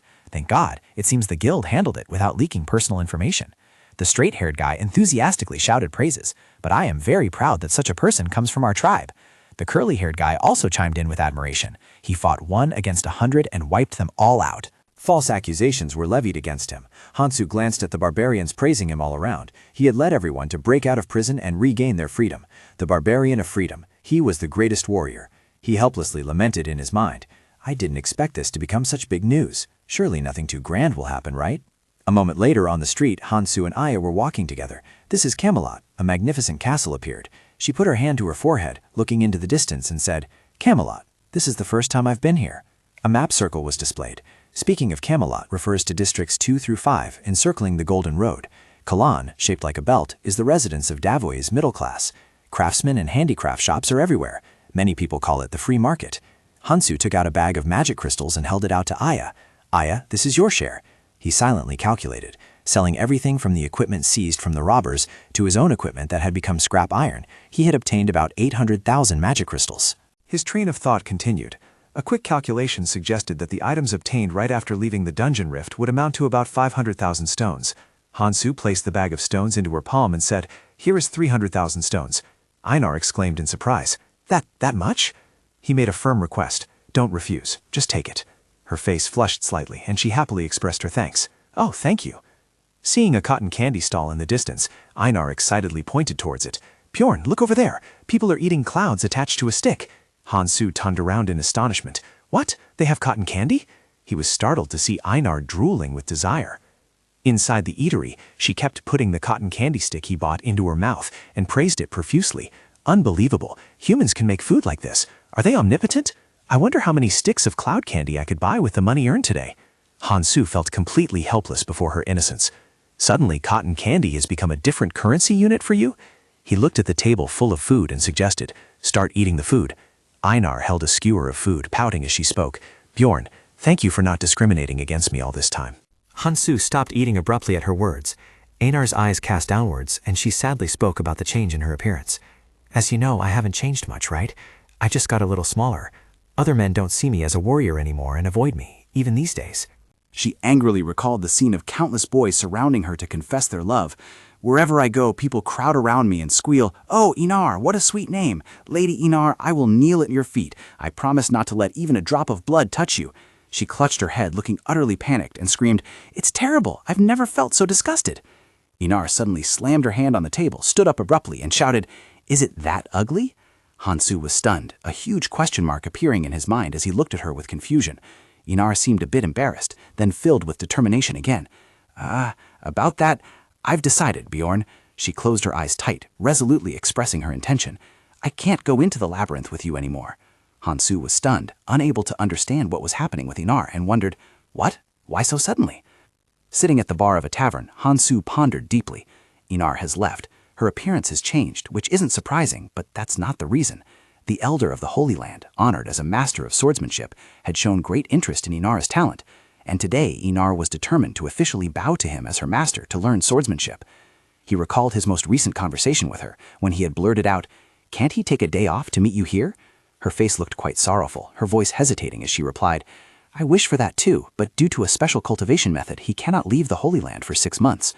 Hearing this, Hansu felt like a bolt of lightning had struck his ears, his mind immediately working at full capacity.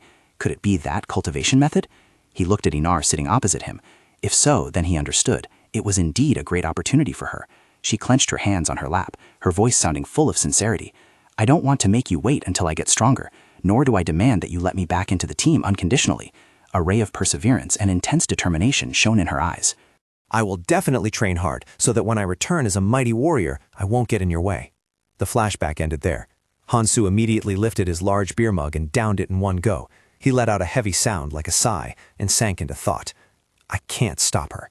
Hansu recalled past events. During the second expedition, Einar had been taken down by bandits. In his mind, the image of Einar gritting her teeth, enduring helplessness, and being forced to make a vow replayed. She had no choice but to watch helplessly as her teammates fell into danger. He believed that was the straw that broke the camel's back, influencing her decision this time.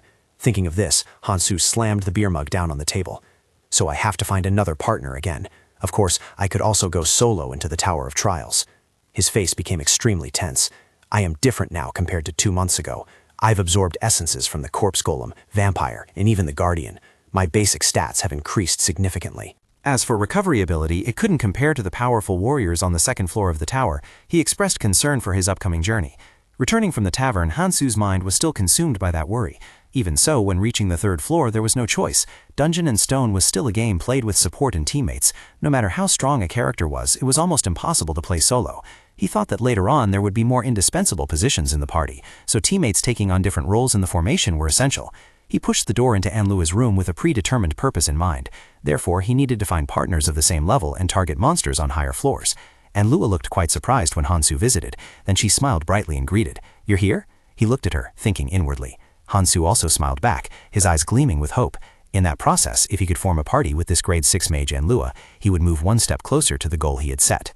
Meanwhile, Anlua pointed at the old confinement chair, squinting her eyes with a smile, and asked him, "Are you ready?" But Hansu was still engrossed in calculating other matters.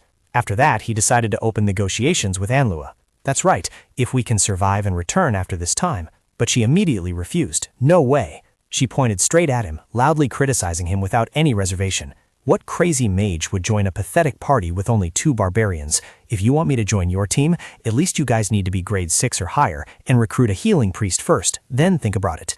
Even though he was scolded right to his face, Hansu still tried to maintain his composure. "Just listen first." Anlua suddenly seemed to realize something and spoke in a tone full of disdain. "I understand. It must take you at least 3 years to be able to do that, right?" At this moment, he could only turn away, silently complaining in his heart. No chance of being invited to the team? How picky. Anlua didn't want to continue discussing this topic, so she handed him a piece of paper and explained. "Enough nonsense. Take this. This is the analysis data of the vampire essence." Hansu took it from her hand, examined it, and made a quick assessment. It only recorded high, medium, and low, which didn't mean much. It didn't matter. He already knew the exact figures anyway. His brows furrowed slightly, and the corners of his mouth turned down. Vampire essence. Natural recovery plus 45. Agility plus 15. Physical defense plus 12. Magic sensitivity plus 30. Fear of sunlight minus 12. Strength plus 15. Magic resistance plus 30. Spirit power plus 21. Dark magic resistance plus 12. I already knew this beforehand, but it's still good news, especially the high values for natural recovery, magic resistance, and spirit power. And this essence also has the passive skill, P, Origin of Darkness, resists death as long as the heart remains intact. Not to mention the basic passive skills, active skill A, Sacrifice Marking, 2, temporarily enhances physical abilities depending on the number of living sacrifices offered. Active skill A, Bloodlord, temporarily absorbs a skill from the victim when directly drinking their blood. Active skill A, Immortality. Temporarily significantly boosting recovery capabilities, directly proportional to the lost vitality. I have gathered all the active skills I temporarily need. After thoroughly checking everything, Hansu clutched the paper in his palm, a smug smile playing on his lips. Now that I have the Undying Imprint and the Guardian Essence, my combat recovery ability is basically sufficient. I've been playing this game for 10 years, but I've never progressed this fast before. Then he looked straight at Anlua and spoke coldly. "We're done here, so I'm leaving." Seeing this, she reached out and loudly called for him to stop. "Wait a minute, I'm curious about something." She sternly recalled what she had witnessed and asked, "What was that before the battle? The thing you shoved into that unconscious vampire's mouth. It looked like divine power." The question from Anlua made Hansu pause. "You mean the goddess's tears?" Immediately after, he picked his nose with his finger and made up a random excuse to brush it off. "Could you be mistaken? The situation was chaotic back then. You must have seen it wrong." In his head, he told himself, "I can't let her know about that." However, Anlua was not easily deceived and firmly insisted. "Not at all. I saw it with my own eyes." Hansu didn't want to argue any further and hurriedly looked for a way to escape. "You're mistaken. There was nothing there. I have to go." He rushed out like the wind, seemingly afraid that if he stayed for even one more second, his secret would be exposed, simultaneously activating the barbarian's sprint mode. Meanwhile, Anlua glared with wide eyes and shouted, "Hey, wait!" She clenched her fists tight, her body trembling with anger. "What is he hiding? Does he think I didn't notice? Just you wait." Afterwards, she immediately went to the library and used magic to find the book she needed. Found it, General Records regarding Rift 3. Anlua pursed her lips tightly, quickly flipping through each page. The ancient scripture recorded valuable clues about the rift, which didn't even exist in the academy. No title, and the author was unknown. She muttered the word softly. "Which page is the Blood Citadel on?" Just a few seconds later, she found the page she was looking for, but it was stained with ink. "Here it is. I knew this part would be unreadable. What does it say here?" Nevertheless, Anlua still made an effort to read word by word. Golden Mask and Goddess's Tears. To dig deeper, she sought out another book.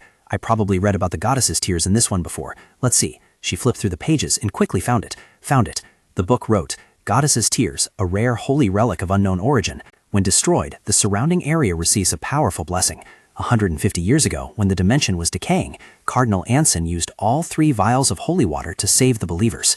After that, they disappeared. Reading this line, Anlua's expression instantly changed. In her mind, she confirmed one thing. A holy relic? The usage and effects were exactly the same as what I saw back then. Did he happen to acquire it by chance?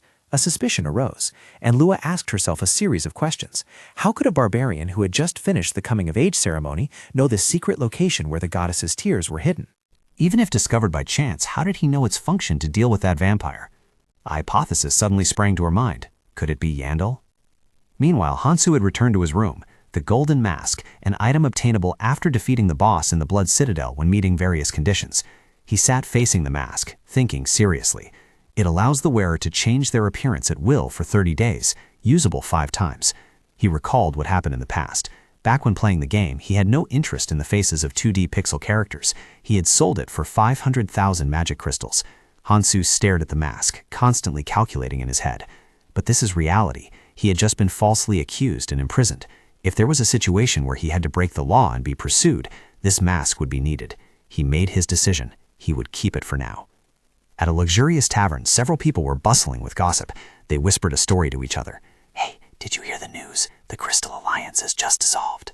Teresia was also present there. Those whispers all reached her ears. Shocking, isn't it? An entire guild disappeared overnight. Her eyes became cold and wary. The Crystal Alliance. They had created a vast network with countless magic communication stones, providing many conveniences for first-floor adventurers. It was an adventurer guild that had developed explosively in the last decade. The crowd's discussion became increasingly animated. What do you mean an entire guild? Have they ever really been considered true adventurers? Yeah, they're just a bunch of bastards. Meanwhile, Teresia sank into deep thought. At first, things were good. Many people struggling in life were saved by them. Seeming to have finished her meal, she stood up and prepared to go to the counter to pay. But as they got stronger, the Crystal Alliance began to rot, ostracizing those outside the guild, bullying newbies. She suddenly thought of her younger sister. Looking at what happened to her sister, Teresia once again silently thanked Hansu. She had to admit, if it weren't for that barbarian, the situation would have been dangerous for her. She turned around and walked towards the door. She had thought she would have to handle it herself, but now there was no need. Ironically, thanks to that barbarian, she didn't have to lift a finger. The crowd continued their lively conversation. But why did they suddenly disband? Don't tell me you don't know. It's because of that barbarian of freedom. They were referring to Hansu, the one who broke out of prison to clear his name and even took the area manager's daughter hostage. Amidst all that chaos, there are rumors he's going to level up even further. The prison breakers said so themselves. Their next words made Teresia, who was walking out the door, stop in her tracks, because even more surprising was, That barbarian is merely a grade 9 adventurer, yet he turned that prison upside down? That means he just finished his coming-of-age ceremony. She glanced back, a suspicion rising in her heart. A grade 9 adventurer? Is it that barbarian? It can't be such a coincidence. She found this hard to believe. Didn't that barbarian die? A moment later, Teresia returned to the inn. If the barbarian of freedom was that person, it was easy to understand why he hadn't returned to the inn for a week. She placed her hand on the doorknob and pulled it open. But as the door just slightly opened, light from the outside flooded into the dark room. Teresia called out, "Erwin!" Erwin was sitting silently on the bed, surrounded by specks of elemental light. Her face was haggard, her eyes sunken, and her body had visibly thinned. Witnessing that scene, Teresia froze, her heart filled with hesitation. Should I tell my sibling? The next day, Hansu went to the guild's reception desk. The staff member there asked him in an indifferent tone, "Why are you here?" Hansu didn't hesitate to reply, "I'm looking for suitable partners, a party of at least 4 people, operating from the 3rd floor and up." After listening, the receptionist held out both hands. "Show me your ID and badge." He immediately handed them over. "Here." The staff member took them and examined them carefully. "Let's see, Bjorn Yandel, grade 7. His face suddenly turned pale. 5 stars. Hansu was surprised by his attitude. "What do you mean by 5 stars?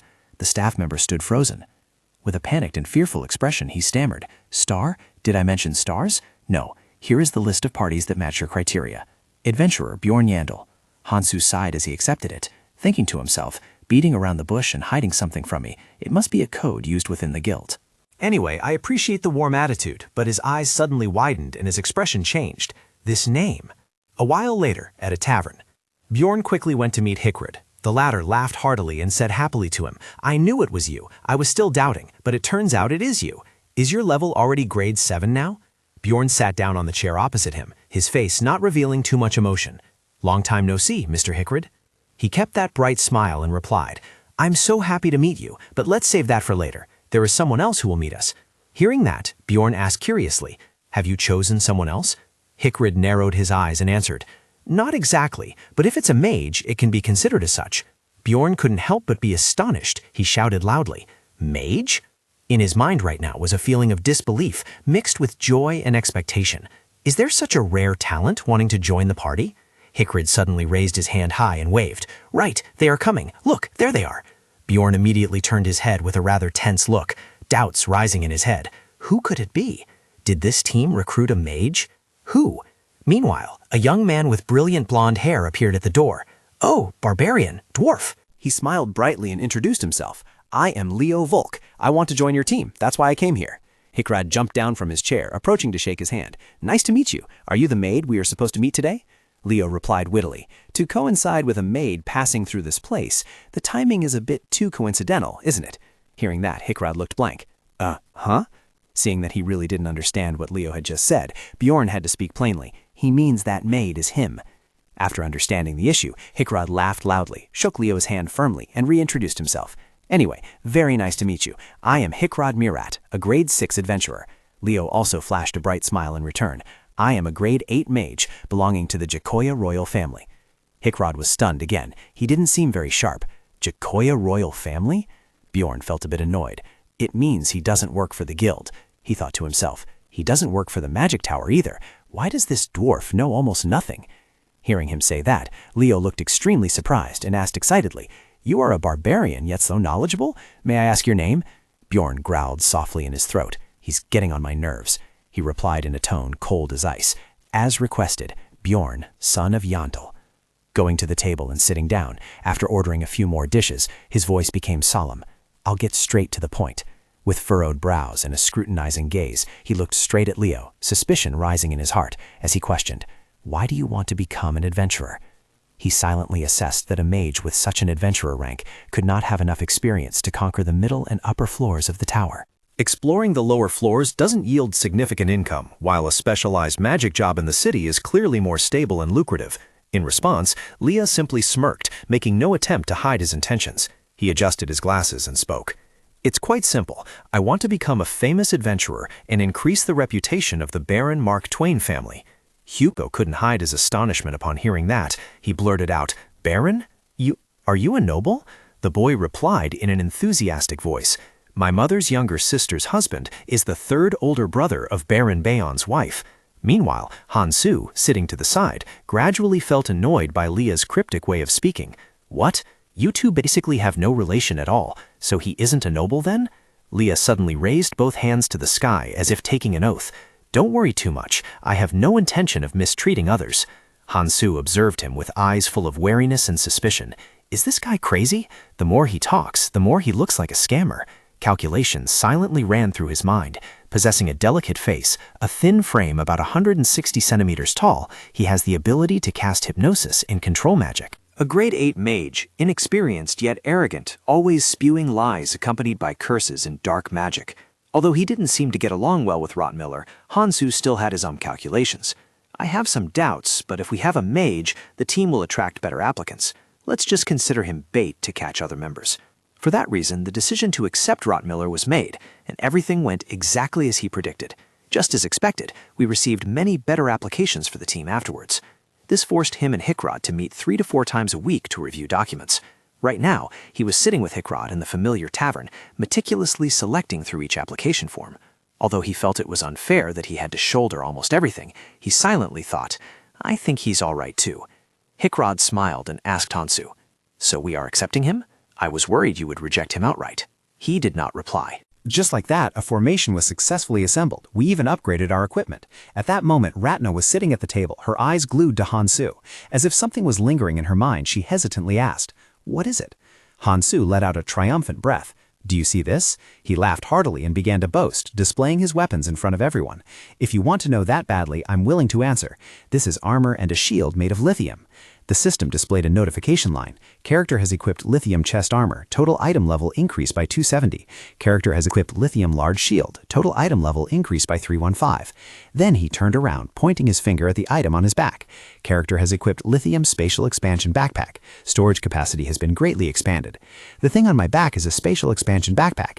Even though it's not that expensive, I just bought it. Lanai showed no interest whatsoever. She raised her hand and spoke in a flat voice. Someone is complaining. Please take off your armor. Hearing those words, Hansu froze. He replied, all right. A thought flashed through his mind. She probably doesn't like jokes very much. He left the place as soon as the equipment upgrade was completed.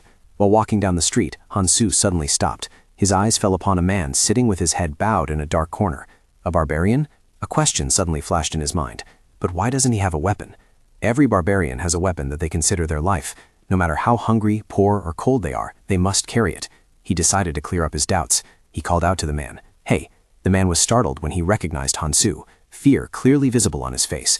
He stepped in front of the guy and spoke in a deep voice. Don't be afraid, I won't hurt you. Where's your weapon? What are you doing here? The man looked at him with bewildered eyes, stuttering in reply. I didn't have money, so I sold it. Hearing this, another question popped into Hansu's head. He speaks politely to me, yet he sold his own weapon? He suddenly grinned at the man. I'm certain this bastard. Hansu suddenly spoke up to introduce himself. Allow me to introduce myself. I am the son of Yandel. The man's face immediately turned pale, his voice stammering. My name is Taikan. I am a barbarian. Shortly after, at a diner, Hansu treated Taikan to a hearty meal. The man buried his face in the food, eating like a starving tiger, as if he had been starved for a long time. His eyes welled up with tears of gratitude. I will not forget what you have done for me. Hansu said nothing, just silently watched him without blinking. The man recounted that he had participated in the coming-of-age ceremony a month earlier than him. He claimed that he had gotten lost and could not enter the labyrinth. This detail made Hansu's gaze sharpen. A hypothesis gradually formed in his mind. But I guess he ran away because he was too scared and couldn't fight the monsters. Escaping the agitated crowd of barbarians was as easy as flipping a hand, but that led to problems afterwards. He must have tried to find work in the city, but no one would hire a barbarian. That was the biggest downside of being a barbarian. Hansu rubbed his chin, lost in thought. Experienced players are usually the ones who open the boss room of the Abyss Gate. An experienced person should know how barbarians are treated in this world, yet he didn't know that when he was outside. It would also be quite difficult to make a living. To get a thorough answer, he decided to extract more information from Pai-chan. Go on, what did you do after that month? The old man hesitated and replied, At that time I didn't enter the labyrinth anymore either. That answer made Hansu just want to slam the table, stand up and scream, What? You never went back to the labyrinth? Are you crazy? Pai-chan clenched his fists tightly, closed his eyes and retorted, But without a weapon, how could I fight against the monsters? Hansu was so stunned that he was speechless at the guy's explanation. He thought to himself, That's the reason you should have gone from the very first time. Can't you even see that basic fact? Does he even play the game? Meanwhile, Pai-chan continued to recount awkwardly. After that, I was kicked out of the inn because I ran out of money. The details he recounted afterwards completely matched what I had predicted. Pai-chan recalled the days that had passed and told the story from beginning to end. So I had to endure the cold, hunger, and sickness. And then I tried going to where the barbarians were staying, but for some reason they expelled me. Hearing this, Hansu found it hard to believe. How could someone with so little experience survive for 3 months? Fragments of past memories suddenly flooded his mind. If he had also run away in fear back then, at that time he had to shoulder everything alone to face and overcome it all. He had definitely encountered a situation similar to this guy's. Taikan suddenly placed his hand on his chest, asking Hansu in a confused voice, So how about it? Do you feel sorry for me after hearing my story? Does it make you want to help me? His tone was incredibly certain, his eyes gleaming with hope. You might find it hard to believe, but I understand the labyrinth very well. I'm certain I can be of help to you. However, Hansu replied in a voice as cold as ice. I will not enter the labyrinth with you. Taikan clenched his fists, his face turning pale as he uttered the words. What? Hansu spoke clearly to him. I will help you in another way. He placed 3 silver coins in front of the guy and continued. This is 150,000 stones. Use this to buy weapons and go to the labyrinth. Taikan tremblingly reached out to take them, his voice unable to hide his astonishment. Are you really giving me this? Thank you. One day I will pay you back. Saying that, Hansu bluntly shooed him away. So, can you go somewhere else now? I'm tired. Hearing this, Taikan was overjoyed and prepared to leave. Ah, is that so? Okay, I'll come by next time. But Hansu immediately refused. Don't. He used a low voice to tell the man, Son of Leon, Taikan, whether you lose the money, squander it, get rich thanks to the labyrinth, or even if you have enough money to pay me back, once you leave, never come back to find me again. Hansu's eyes turned sharp and cold, his tone full of command. If you understand, answer me. Taikan replied stammeringly, all right. When he returned to his inn room, Hansu didn't rush to turn on the lights, but just sat quietly on the bed. He frowned in deep thought. I'm really hateful like this. Did I think about the past? He analyzed the situation himself. A rational person would say his actions were stupid, and an emotional person would likely be furious that he only helped that much. Neither of them would be wrong. That action could be considered hypocritical, but it was the best he could do. In the dark space, his pupils flashed with a resolute light. Therefore, Tekyanzen, you must survive. On the day of officially entering the labyrinth, a notification suddenly rang out. You have entered the first floor, Crystal Cave. Leo walked while excitedly looking around, then cheered happily. So this is what the labyrinth is like. Where do we go now? His eyes sparkled like stars. This is the crystal of the Crystal Cave. It's so pure. Oh, so this is what adventuring is like. Hansu stood at the back, looking at him with an unfriendly gaze. Rot Miller, a rank 8 human mage, 25 years old, in short, a lying bastard. Another person holding a compass spoke up. Wait, let me check for a moment. That was Dwalki, a rank 7 human adventurer, 34 years old with 8 years of experience. He spoke seriously. This direction isn't bad. I think we'll be safe if we follow the path where people have gone before. Hansu silently evaluated this person. He was likely the most normal member of the team. Hikrod Murat, a rank 6 dwarf adventurer acting as tanker and captain, burst into hearty laughter. It's been a long time since I went on a team exploration. Walking right next to him was Hansu, a rank 7 tanker adventurer of the barbarian race. He told himself, Bjorn Jandu is me. Finally, a female voice suddenly spoke up. My hands are itching to fight. It's been so long since I stretched my muscles. The owner of that voice was Misha Karlstein, a rank 7 beastkin adventurer, 25 years old with 5 years of experience. She looked like she was radiating energy. Let's go chop off some monsters' heads. Hansu looked at her, a thought crossing his mind. She had a strange habit of saying nya at the end of every sentence. She claimed it was because of how she was born, but he had never seen anyone like her. Hikrod narrowed his eyes and smiled, teasing Misha. How could I not obey the princess? Hearing that, she jumped up, pointed straight at his face, and shouted, I told you not to call me that. She flailed her arms and legs, looking quite annoyed. I'll kill you, dwarf. Hansu quietly observed the situation without interfering. He thought to himself that she did mention something about being the 13th princess of some tribe, but he couldn't remember. Just then, Bjorn turned his head and sternly reminded the group, You two making a ruckus over there, let's go. The team immediately followed him. Bjorn instructed carefully, Everyone, don't get separated. Except for Hansu, the other 3 members clearly showed excitement. Under Bjorn's guidance, their first expedition proceeded. 10 long hours later, the team finally set foot before the gate of the second floor. Bjorn turned his eyes toward the portal and spoke, but someone arrived before us this time too. He closed his eyes and let out a sigh. Even though I walked as fast as I could. Standing right next to him, Hansu pondered. That was pretty fast, actually, but it seemed he was still not satisfied with this. The specific ability of a navigator is the capability to accurately determine the location of the portal. He continued his train of thought. I didn't expect much from Zubin because that's not his specialty, but this is quite decent. After that, Bjorn signaled to the others. Hansu was the last one to enter. All right then, he let out a breath, telling himself. It was a pity that since they weren't the first team to open the portal, they didn't receive any experience points. In his mind, a few memories from the past suddenly came rushing back. If I went with Aya or Erwin, I would have even received experience points thanks to a game bug. I'll save that for next time when I form a team. The familiar notification sound of the game rang out. You have entered the Beast's lair on the second floor. The team has set foot in the Beast's den. Bjorn, walking in the lead, couldn't hide his admiration. No matter how many times I come here, I still can't stand this smell. Hansu tightened his grip on his equipment, thinking to himself, the second floor, the place connected by the portal in the east of the first floor. True to its name, it is a location where beasts will appear. Hikrod suddenly turned his head, grinned, and asked teasingly, Zubin, are you okay? He immediately squatted down, covering his mouth tightly with his hands to suppress the nausea. Please don't talk to me. Seeing that scene, Hikrod burst out laughing and patted him on the shoulder. You really can't handle it, can you? Misha, with her fur standing on end, hurriedly jumped back to a distance. Meanwhile, Hansu maintained a calm expression, unchanged. The characteristic of this place was a pungent, nauseating smell. At this moment he asked, Rotmiller, are you all right? I heard that you possess the olfactory essence, so your senses are sharper than others. He was squatting down to check the surrounding situation. Upon hearing the question, he looked up and replied, I'm fine. It's not my first time here anyway. Having said that, he turned back to instruct everyone. From here on out, there will be many sinkholes on the path. So if you don't want to fall into that pit, follow me. Hearing those words, Hansu pondered. Indeed, only he remained calm, probably because he had 8 years of experience. After that, the team continued deeper inside, the ground beneath their feet becoming increasingly muddy. The beast's lair was actually an area nestled between the canyons. To find the way, you had to weave through crisscrossing cliffs that resembled a labyrinth.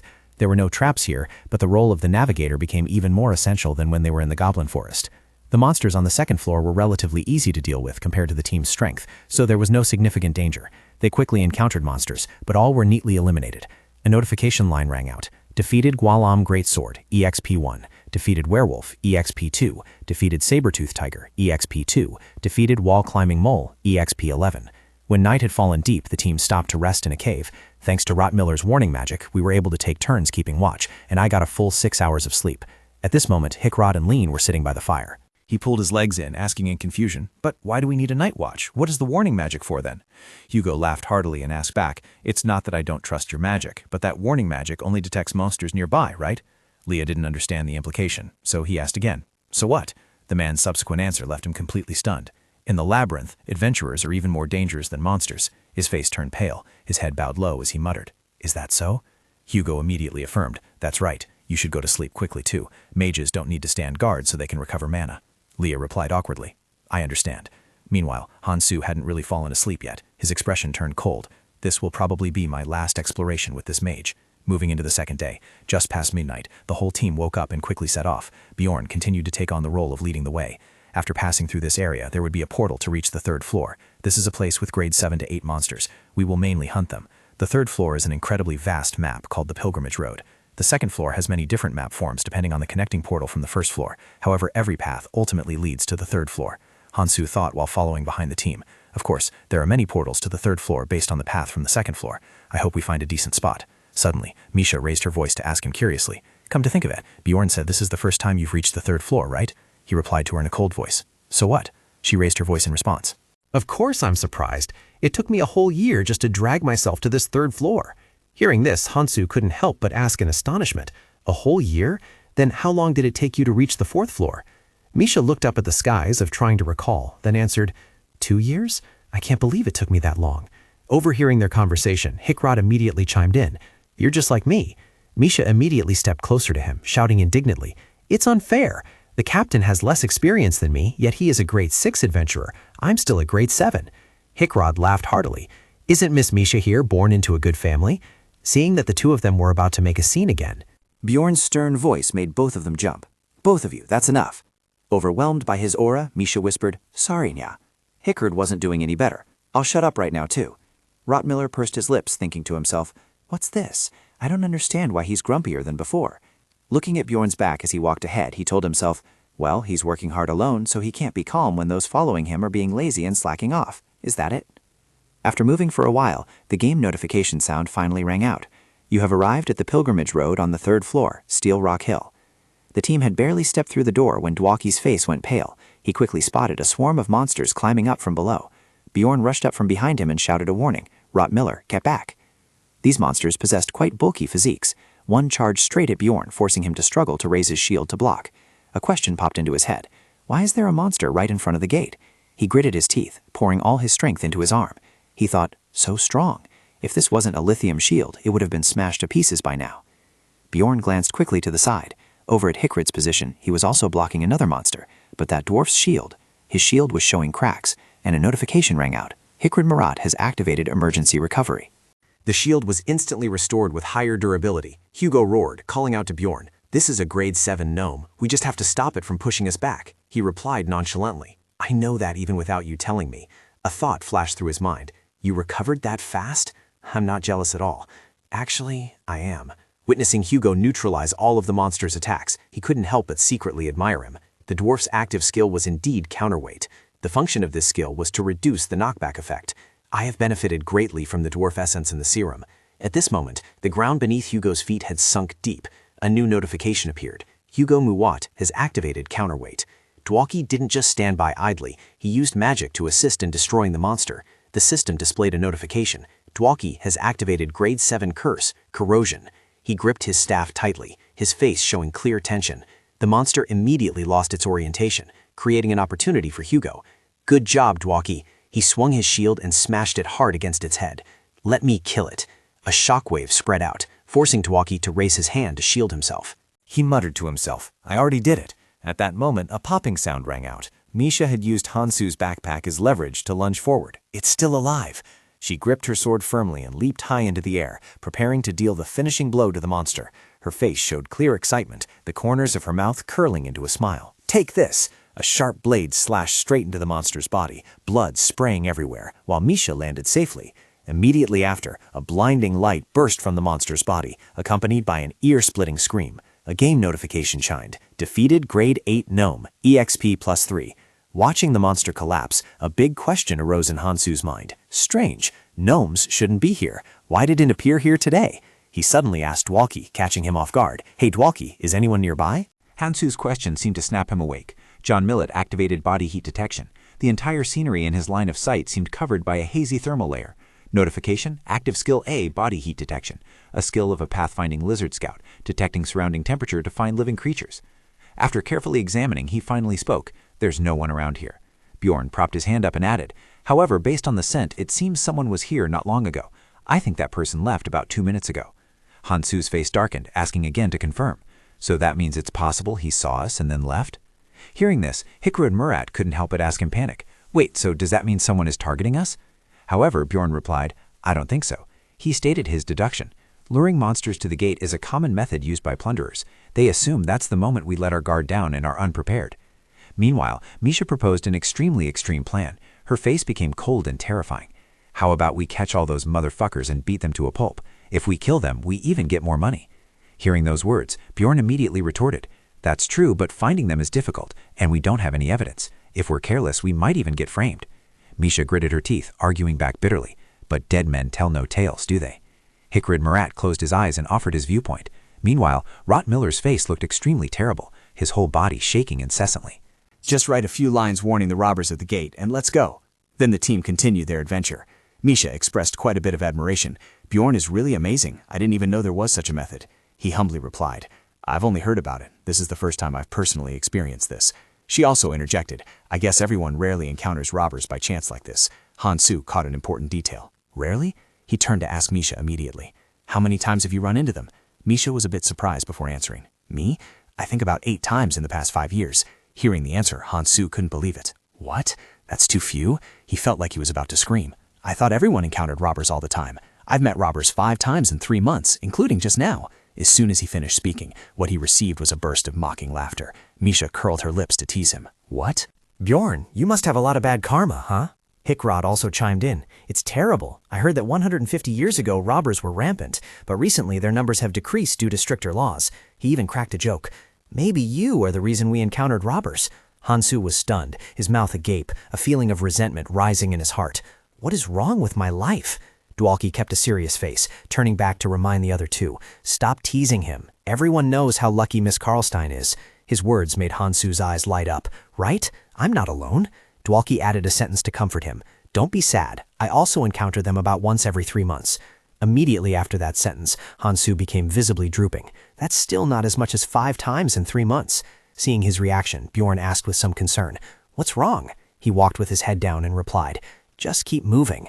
On the way, they encountered monsters again, but dealt with them quickly. A notification line rang out. Defeated Stone Species, EXP2. Defeated Ironhawk, EXP2. Defeated Steel Valley Guardian, EXP2. When sunset fell, the team reached the border of the area. Bjorn gave instructions to the rest. Tonight we will set up camp here, and tomorrow we will move to the next area. A thought crossed Hansu's mind. The reason we set up camp in this godforsaken place was simply because there were fewer monsters here. Great. At this moment, Hykrod was the first to notice Dwalkie's strangeness. Dwalkie, are you okay? You haven't looked well for a while now. He looked up at the dwarf and asked back, Really? Hansu also turned his attention to him. It's true. Usually he talks a lot. Why is he clamming up like that now? Dwalkie lowered his voice and hesitantly spoke. Actually, my dream of going on an adventure has been completely destroyed. He stared blankly at the crackling fire in front of him. One could clearly hear the distress in his voice. I know everyone will think I'm too young and naive. He poured out all the thoughts he had been suppressing all day. Adventurers killing other adventurers. Adventurers saying that killing those adventurers will get them money. Reality is far different from that fantasy of mine. Dwalkie trembled slightly, his voice trailing off. If this keeps up, will one day I also kill someone or be killed by someone, right? The more he spoke, the more stammered his voice became. So on the way here, I prepared myself mentally. Hansu, getting a bit impatient, asked straight to the point. And so, are you ready to do those things now? Dwalkie suddenly looked up, his eyes still fixed on the fire, and replied, Yes. A look of confidence appeared clearly on his face. But I'm not sure if I'll be able to do well when that time comes. Upon hearing this, Hansu silently made an assessment. Dwaki's determination lacked self-confidence. He looked extremely confused and terrified. Hugo looked at him with eyes full of worry. "Dwaki, you—" Hansu frowned slightly, the corners of his lips drooping. "I think he's still better than someone who only knows how to lie and then cries when actually facing danger. But—" Bjorn, after hearing Dwaki confide, exhaled, smiled slightly, and said, "The important thing is not to be arrogant and overconfident. I find what you said much more reliable than if you had said you could do it right away." He crossed his arms, glancing towards Dwaki, causing him to startle slightly. "Can you all give me a moment?" The other three simultaneously turned their eyes toward Bjorn with curiosity. "I want to show you something." After informing everyone, Bjorn led them to a nearby cliff. Everyone's expressions relaxed except for Hansu. Before their eyes lay a majestic mountainous landscape with an ancient castle in the distance where pure white snowflakes were slowly falling from above. Bjorn spoke up. "Isn't it beautiful? This is the only time you can admire this scene." He continued to explain that no one knows the reason why this phenomenon only appears on the third floor. Everyone was amazed and fully enjoyed this moment. However, once witnessed with their own eyes, that no longer mattered. Bjorn's purpose in bringing everyone here was to lift Dwalki's spirits. What do you think? Have you gathered enough courage to continue the exploration now? His hair fluttered gently in the wind. A while later, the whole team returned to the resting spot. Now only Hansu remained awake. As the light faded, darkness once again enveloped the labyrinth space. Except for him, who had to keep watch, the other members had all fallen into a deep sleep. He glanced over at where Dwalki was lying. The boy wasn't asleep yet and seemed to be deep in thought. The corners of Hansu's lips unconsciously curled up. It wasn't until a good while later that he heard the soft sound of breathing coming from Dwalki's sleeping bag. As soon as dawn broke, the team woke up and continued their journey. Calculating the total experience gained so far, it was probably a little over 51. Hansu once again put on his stern, unapproachable expression. He needed 150 experience points to reach level 4, so the road ahead was still very long. He calculated silently. If his current level was 3, he could absorb 3 essences. He had already absorbed 2, so he could only absorb 1 more. I need to level up faster, he told himself. Still, getting another good essence would be quite nice. Just then, Bjorn spoke up to announce to everyone, "We have arrived." Under the flickering light of the torch, a desolate scene appeared before their eyes. This was the orc territory.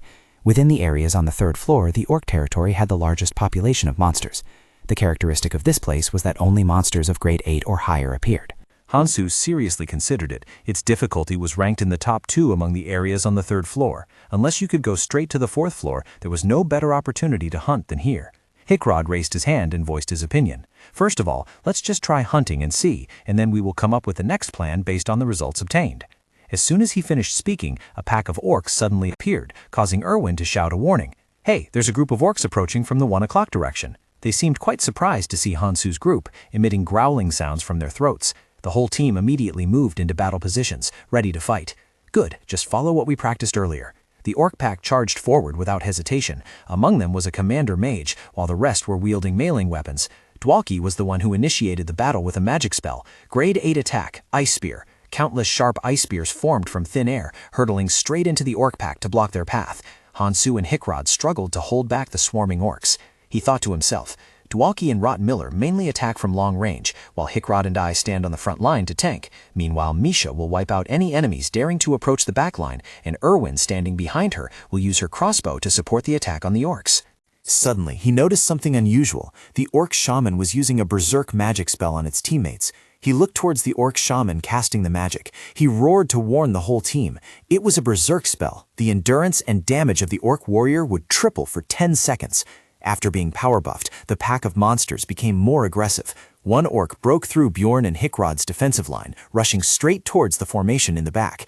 Bjorn began to feel tense. As the monster pierced through the team's defense, he immediately turned back and warned. "It got through, Dwalki." The orc was rushing straight towards Bjorn. He immediately raised his shield to block it and shouted behind him, "Dwalki, get behind me, hurry!" He frantically followed the instruction. "Okay, thanks." Bjorn thought, "I must protect Dwalki. The mage is the frailest member of the team." The orc raised its giant sword and swung it down at the two of them. Fortunately, the shield in Bjorn's hand blocked the attack. Suddenly, it froze as Misha unexpectedly circled around from behind. Her eyes were filled with killing intent. "The 10 seconds are up, darling." In the next moment, she slew that orc and proceeded to eliminate the others one after another. Orc Archer defeated. Experience +2. orc warrior defeated, experience +2. Just a moment later, the entire orc pack was nearly completely wiped out. Their bodies lay scattered all over the ground. Only the orc mage remained. It hissed and attempted to ambush Misha. Right at that moment, Bjorn rushed in and decapitated it, neutralizing the threat. Orc mage defeated, experience +2. After wiping out the orcs, the team took a short rest. Although they had just been through a tough battle, everyone was smiling and joking with each other. Except for Bjorn. That battle was so exciting, my heart is still pounding. Rubbing his chin, he thought seriously. It took about 8 minutes to finish off this mob, huh? Clearly the team formation lacks damage. It makes sense, though, since there are 2 tankers and a navigator in the team. The navigator does deal damage, but it's practically negligible. Although the killing speed might be slow, the team's stability is quite high. Looking at his remaining teammates, he secretly hoped, "This formation is decent. I hope we can maintain it like this." Meanwhile, Dewaki had regained his cheerfulness. "I killed an orc, right?" Misha, standing next to him, gave a thumbs up to praise him. "Good job."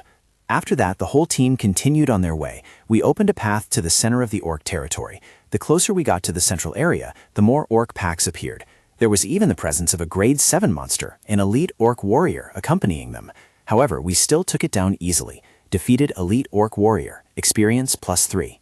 But no human can predict the future. Just as everything was going smoothly, a strange old man suddenly appeared, blocking Hansu's team's path. Meteor shower. As soon as he finished speaking, a beam of light descended from the sky, causing a terrifying explosion. Hansu was frozen in place by the tremendous pressure. He gritted his teeth, wondering inwardly, "Damn it, what the hell is this situation? If that move had landed directly on our heads..." Hugo was so terrified he fell backward. The entire team immediately took a defensive stance, looking towards the old man. Behind him stood a whole group of people. The old man raised his hand to signal, loudly warning them. "The orc territory is the domain of the Jiaqui Guild. You lot better get lost, fast." Dungeon and Stone is a role-playing game. However, surprisingly, it also features area management elements. Initially, it seemed players could not travel between maps before completing the main storyline.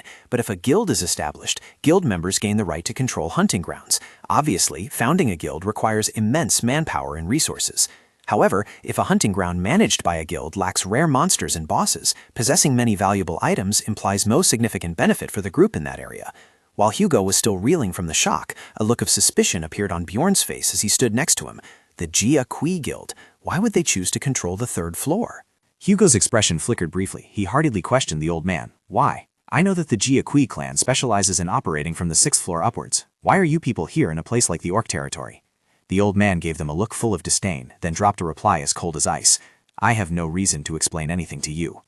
Hugo suddenly became serious, facing the old man's scornful gaze head-on.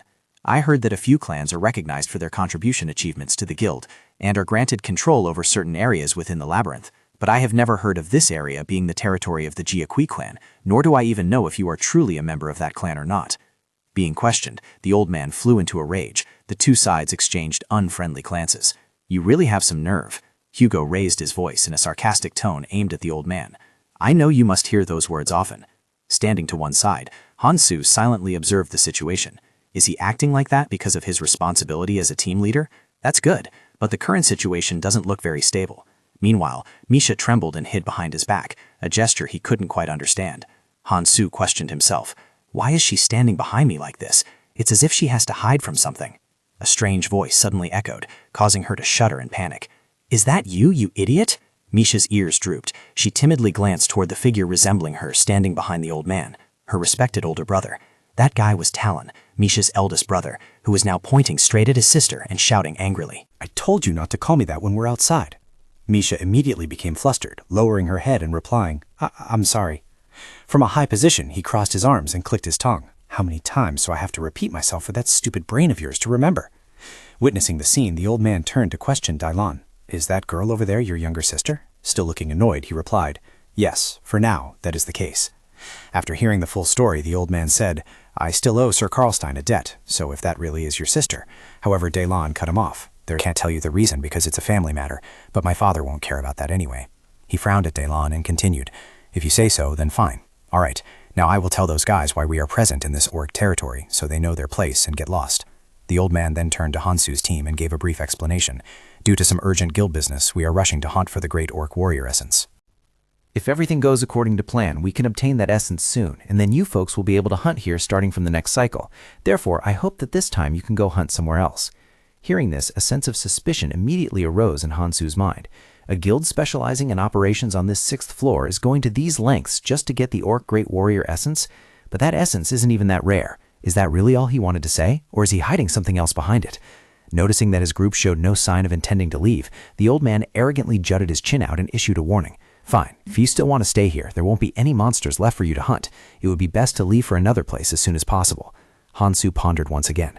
Does this mean if we don't go, they will use every method to obstruct and sabotage us? He pursed his lips tightly, his gaze fixed straight ahead.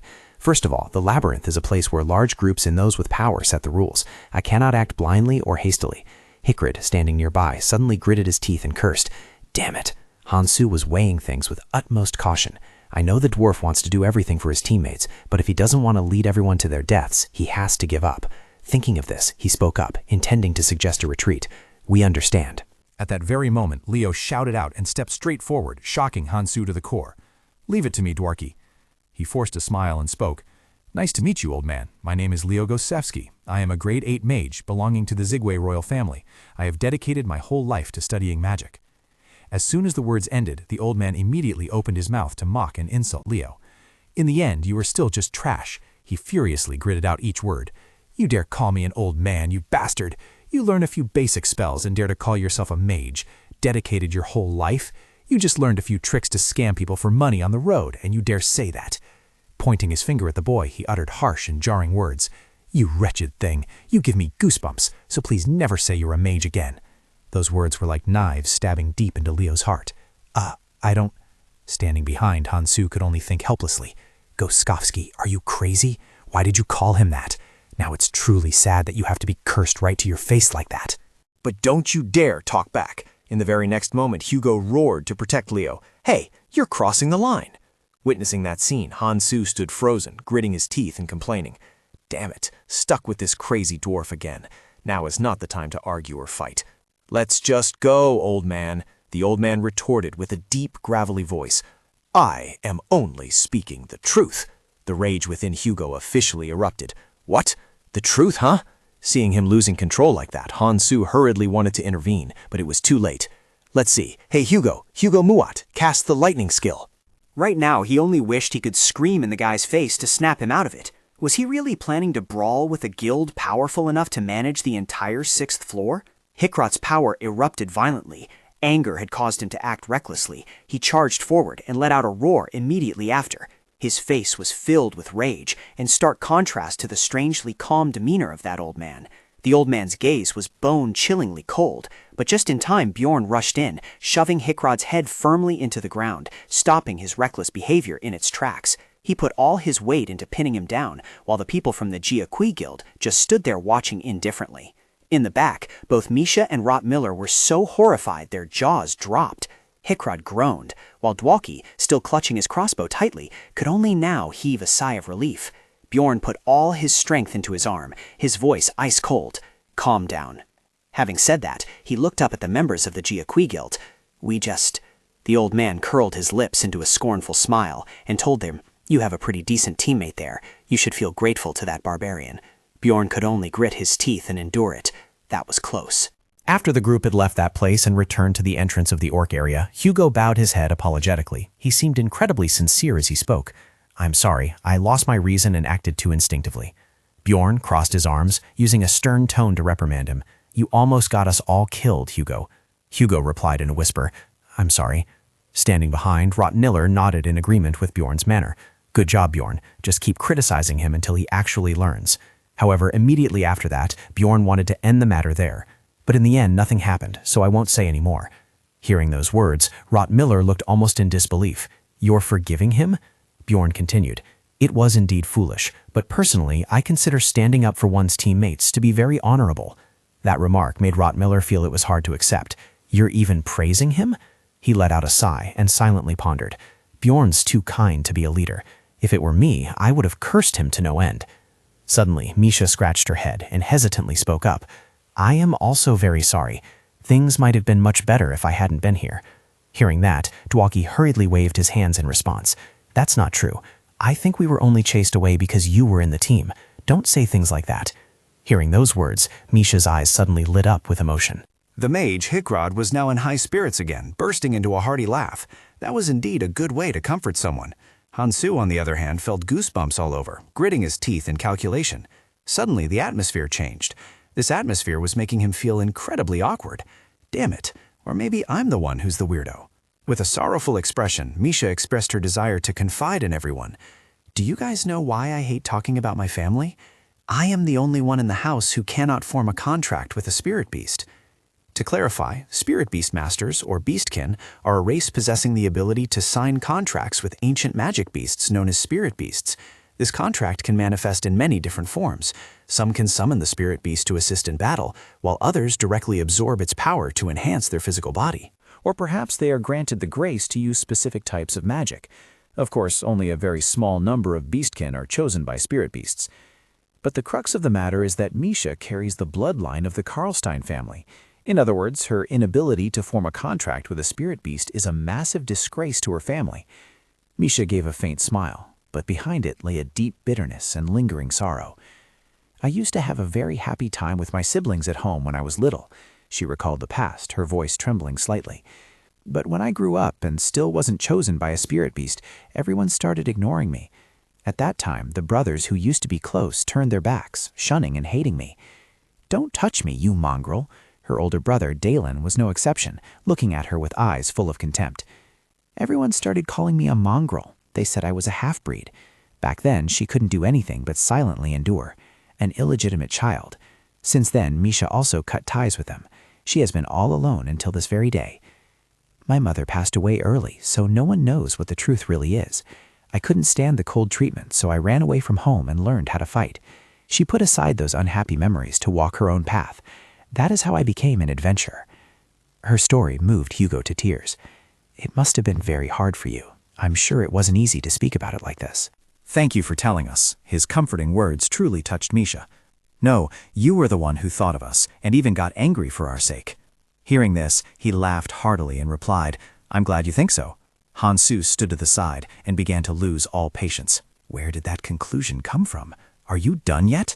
Hickrod did not notice his glaring eyes at all and continued cheerfully. Then I will also tell you about myself. He began the story with an incredibly excited tone. My dream was to become a blacksmith. During his time learning smithing, he made mistakes time and time again, eventually realizing he didn't have the aptitude to become a blacksmith. However, I didn't have the talent. In 10 years, I couldn't even graduate from the training course. After that incident, Hickrod gave up on his dream and chose a completely different path. That is also the reason I chose to become an adventurer at the age of 30. I also needed to earn money, so I just went for it. Leo also excitedly pointed at himself and declared loudly, I am definitely the most incompetent one. I was able to get into the magic school thanks to my family's connections, but I wasn't talented enough to enter the magic tower. He recalled the moment he had to face the people from the Jiaqui Guild earlier, thinking if only he were a proper mage. The insults of that old man still echoed in his ears. I am sure he would have respected me a little. Hickorod's eyes lit up as he looked at Leo and offered words of encouragement. No way, that mage was the bad one. You are a wonderful mage. He looked back at the dwarf with emotion and sincerely replied, Thank you. Witnessing that scene, Hansu could only scream in silence. What the hell is this? Bjorn stood next to him, lowered his head and spoke slowly. I have joined many parties, but I have never experienced anything like this. He didn't reply, but only silently thought. That's exactly what I wanted to say. The very next second, Bjorn looked up, seemingly ready to join the other three. I also need to apologize to everyone. Seeing this, Hansu was so stunned his jaw dropped. Unbelievable. Even him? He began to open his heart. When Murat and Karlstein talked about age and experience, I was very annoyed. Bjorn smiled slightly and confessed. That was because of the disgusting jealousy inside me. I thought you two had no right to complain because you were both non-human adventurers, without ever thinking about what you two had to go through. Hearing his words, both Hickrod and Misha laughed awkwardly and responded. Is that so? Doesn't being a human adventurer also have its advantages? That's true. Humans can use aura and become spirit mages or saints. Hearing that, Hansu fought, but that only applies to a talented few. Well, I don't need to say that right now. After that, Hickrod laughed out loud cheerfully once again. So our team is full of mongrels, huh? That's actually great. We can rely on each other and not feel bad anymore. All four of them were in a state of excitement and joy. I will try my best to be more useful. Let's do our best. I hope we will stick together for a long time." Only Han-Soo felt like an outsider. They were confessing their problems and comforting one another. Now there was only, just as he thought, all four of them simultaneously turned their gazes toward him. Their shining eyes confused him greatly, his expression even mixing with a peculiar fear. "Just me left?" Han-Soo suddenly broke out in a cold sweat. "Why are they looking at me so expectantly? Will I be kicked out of this party if I remain silent? What should I say?" "I don't usually stay in groups like this. I can't hide." He opened his mouth and shouted loudly, then screamed almost helplessly, I have no mother, have no mother, have no mother, have no mother." His violent reaction terrified the others to the point of turning pale. "I understand." Looking at their expressions, Han-Soo gritted his teeth and thought to himself, "Is that still not enough?" His hand clenched tight as he roared once more, "My mother died right after I was born." My father also entered the labyrinth and never returned when I was young. Han-Soo placed his hand on his chest, feigning sorrow and fragility. "I have grown up now, but even if I wanted to, I could never see them again." As he finished speaking, he breathed heavily, and the atmosphere suddenly became strangely stifling. The others remained silent, staring at him, causing Han-Soo to ask himself, how was that? 100% acting. I heard Einar tell it like that. A moment later, everyone looked at him with compassionate eyes and began to comfort him in unison. "Such a childhood must have been very difficult. I'm sorry. I complained about my family without even knowing." Tears even welled up in their eyes. "Have you been trying to pretend you were okay all this time? Bjorn, I can't be your father, but if you want." Witnessing that scene, Han-Soo started and turned pale, replying, "It's really okay." At this moment, he almost wanted to kneel down and beg, "Please just stop." The other four were still sniffling, overly moved. "That's right. Bjorn is the youngest in our team. You don't need to hold back in front of us." The scene confused Han-Soo even more. "I feel like I've become the most pitiful person here." "Whatever. It's not like I really don't have a mother." The corners of his lips curled up smugly. "Besides, I'm a rookie player who reached grade 7 adventurer in just 3 months. However, right after that, his expression suddenly changed and he froze. It was true that he had been dragged into a game world and had to gamble his life many times. But the most important thing was that right at this moment, Misha had noticed his expression. With a look of extreme worry, she raised her voice to ask him, "What's wrong? Are you missing your mother?" Han-Soo felt like he had turned to stone, inwardly lamenting, "Oh, why is my life so miserable?" Misha and Rot Miller immediately ran up to him to comfort him. "If you miss your family, you can think of me as your big sister. It's okay." Meanwhile, Bjorn asked, "What do we do now?" Hikrid replied, "I think we should go to the witch's forest." Hearing that, Han-Soo immediately snapped back to reality. Everyone began to express their own opinions, and Misha was the first to speak. "The witch's forest? What about the green swamp?" Bjorn immediately expressed his disapproval. "It would take up to 6 days to get there." Rot Miller didn't hesitate to chime in. "Then let's go straight to the 4th floor. I heard that the witch's forest isn't a suitable place for warriors." Hikrid had a different thought. "I think going to the 4th floor now is too early." Hearing him speak, Han-Soo silently agreed. He's right. His face became solemn. "I have witnessed many parties underestimate the difficulty and lose their lives. It's not too late to continue traveling together a bit longer before going up there." Meanwhile, Han-Soo stood rubbing his chin and thought, "The witch's forest is a place you only go to when absolutely necessary. It is not an ideal place for hunting." The old man's reasoning was also firm. The 4th floor is truly that dangerous. The 4th floor has grade 7 and grade 8 monsters similar to the 3rd floor, but occasionally there will be the presence of grade 6 monsters. The probability of encountering them is quite high after about 4 days of exploration, which means we will definitely have to face one when we go up there. He recalled the time he spent playing the game in his old world. "I died countless times on the 4th floor just because I wasn't prepared enough."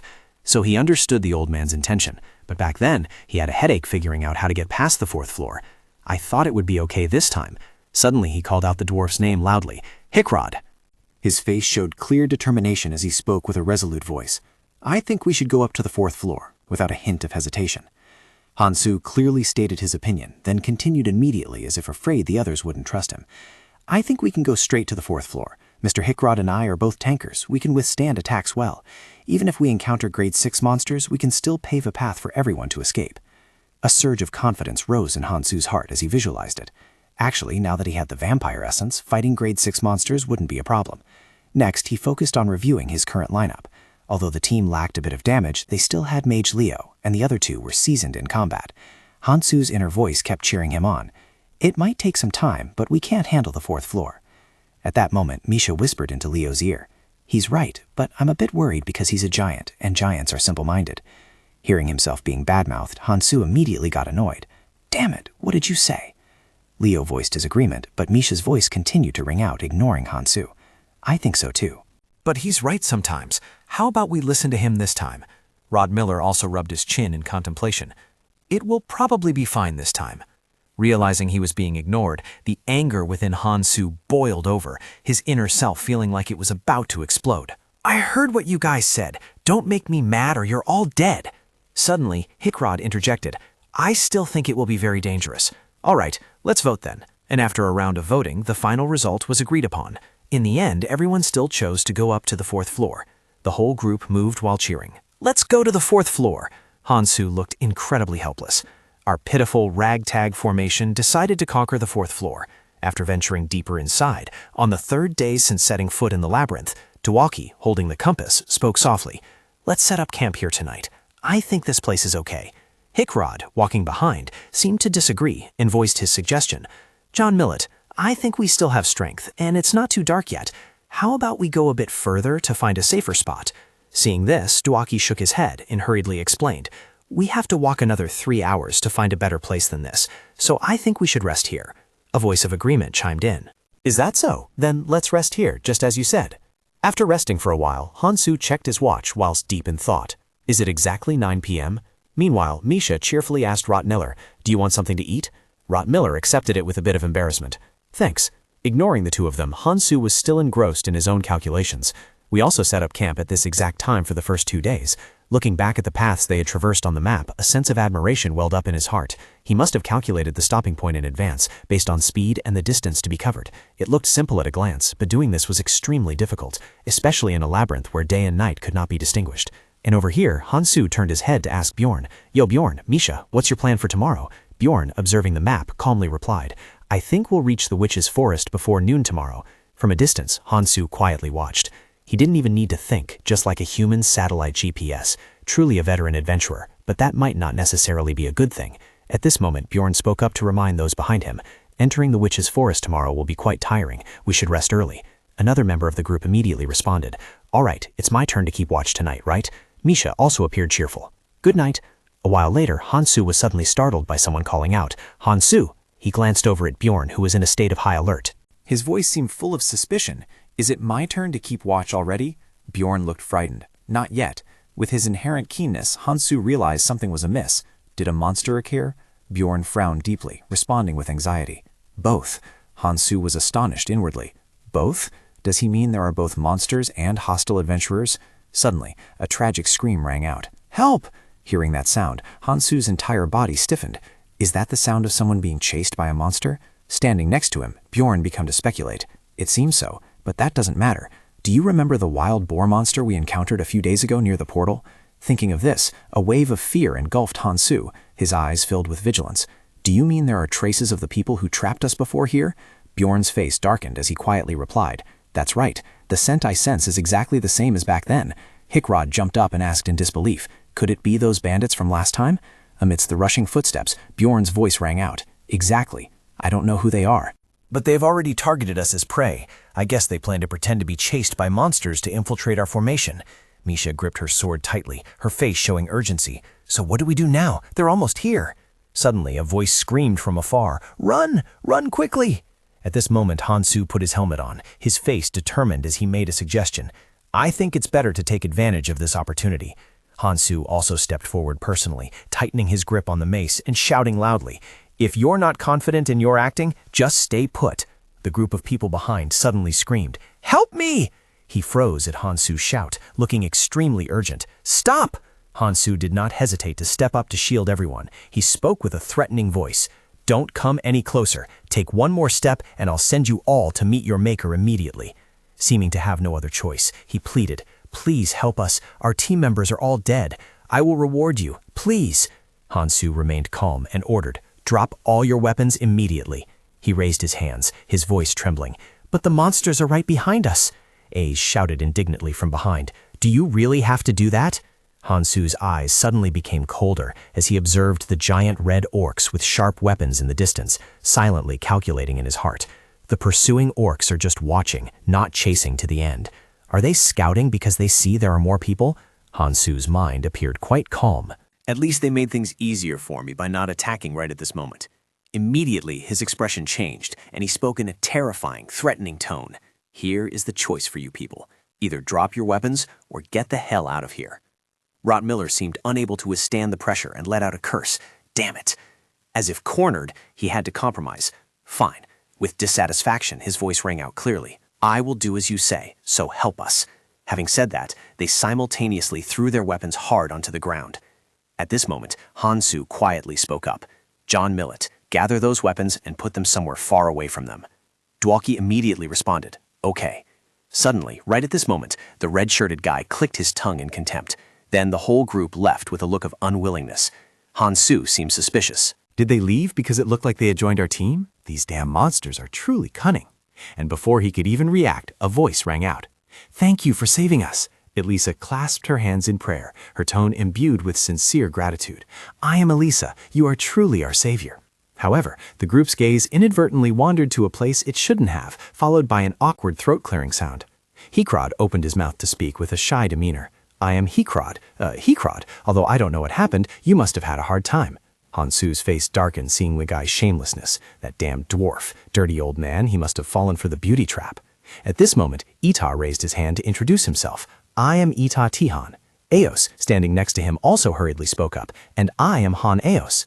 Hearing the name Han mentioned, Hansu seemed thoughtful. Han, the bandit I met during my first labyrinth conquest, was also named Han. What a coincidence. Seeing him deep in thought, Eos hurriedly stepped forward to explain. My name is quite common. Have you met someone named Han before? Hansu frowned, showing clear disgust. I have. He cursed silently in his heart, though he was already butchered by me. On this side, Elisa gently wiped away a tear, speaking with emotion. If not for you, I don't know what would have happened to us. God Lilacs has taken pity on us. Fortunately, we met you guys.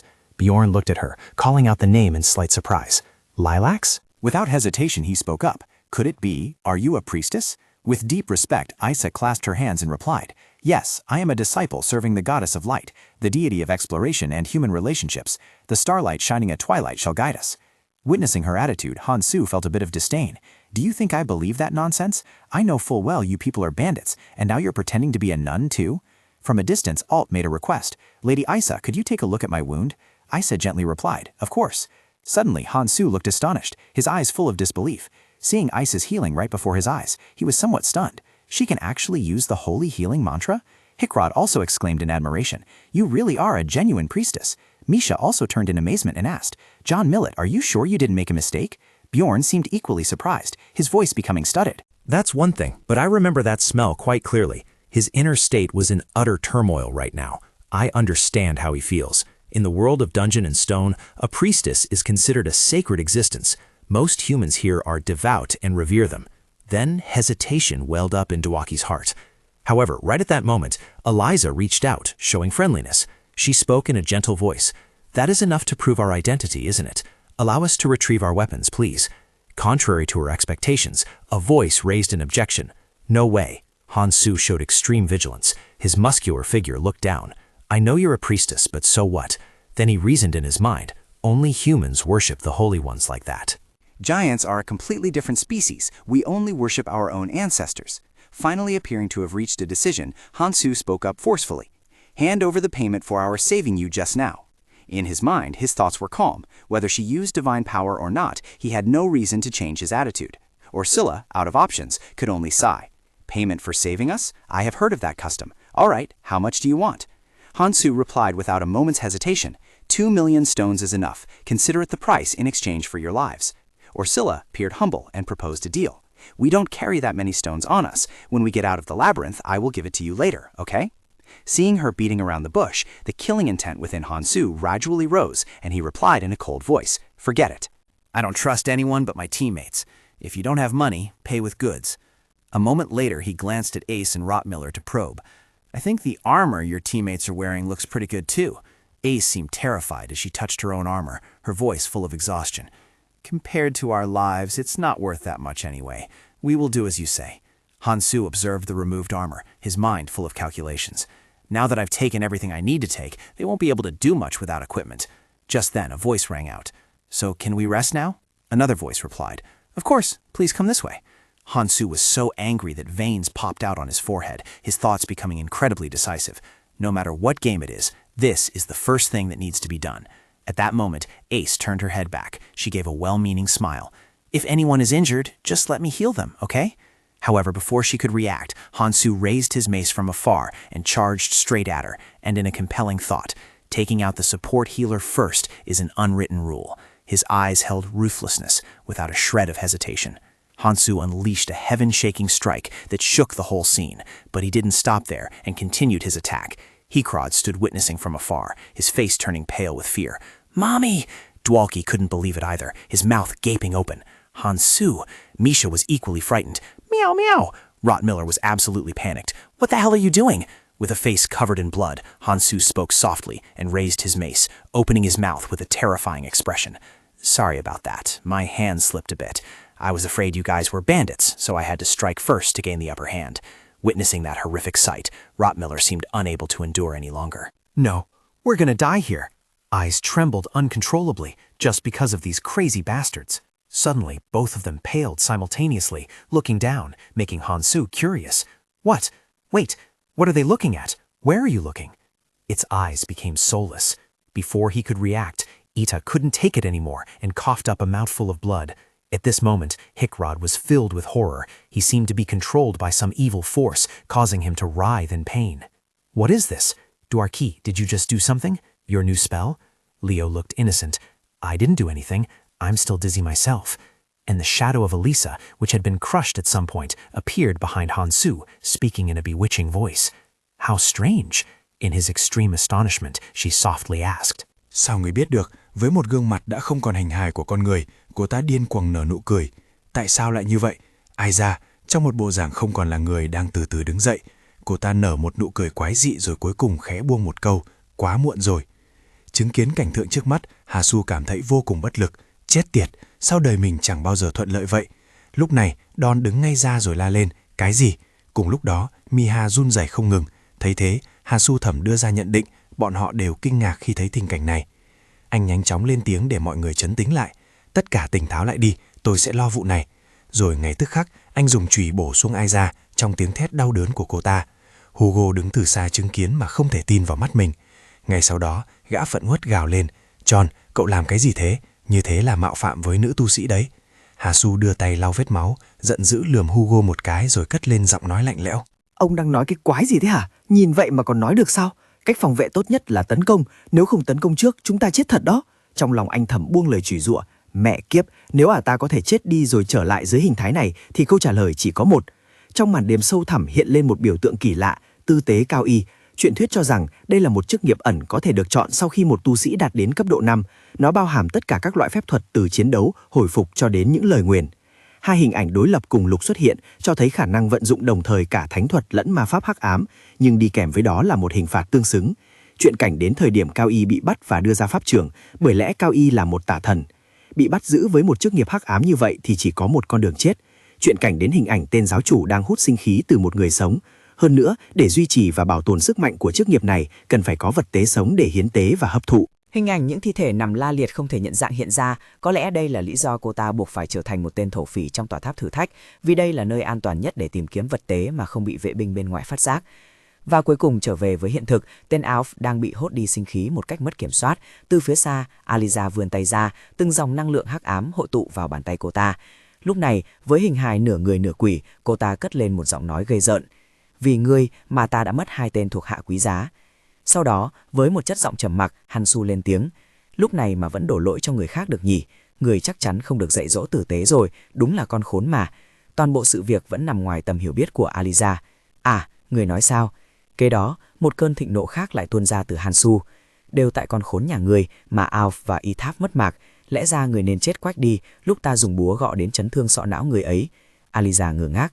Người nói nhảm gì vậy? Sao ta phải chết? Không thể chịu đựng thêm dáng vẻ ngây ngô giả tạo của cô ta, Hansu đã để cơn phẫn nộ của mình tuôn trào trước sự chứng kiến của mọi người. Hết chịu nổi rồi, con khốn. Tới đây, ta sẽ trả thù cho 2 người bạn mới quen của ta, Alf và Ithaf. và trong tâm trí, anh đã bắt đầu những toản tính. Dĩ nhiên là chúng ta sẽ lấy tất cả trang bị và các đồ vật quý giá sau trận chiến này rồi, chưa gì đã thấy mong chờ rồi đó. Tuy nhiên, để xử lý được ả đàn bà này cũng chẳng hề dễ dàng. Có lẽ vì cơn thịnh nộ đã bị khơi mào, Elizabeth thi triển kỹ năng tiếng gọi từ thần chỉ trong một khoảnh khắc. Phía sau lưng Hugo lúc này, sự hiện diện của Ida và Oz, hai kẻ đã đánh mất lý trí, dần rõ nét. Gã sợ hãi, nhìn kìa, người chết sống lại rồi, cả hai đang lao tới với một sự điên cuồng tột độ. Hansu âm thầm đưa ra những đánh giá trong đầu, kỹ năng cơ bản của chức nghiệp linh mục cao ủy, tiếng gọi từ thần. Vốn dĩ chiêu thức này chỉ triệu hồi các con quái vật thôi. Tuy nhiên, ở đây thì khác, có vẻ chiêu thức đã được nâng cấp. Khi triệu hồi xác của lũ thuộc hạ này của cô ta thì nó có thể biến chúng trở nên mạnh hơn nhiều. Không một chút do dự, Elizabeth tức thì hạ lệnh cho hai kẻ tựa như xác sống, giết chúng đi, nô lệ của ta. Bất thình lình, Hansu dồn lực vào bàn chân rồi bật lên. Anh sử dụng chiếc khiên khổng lồ như một món vũ khí, đánh văng cả Ida và Oz bay ra xa.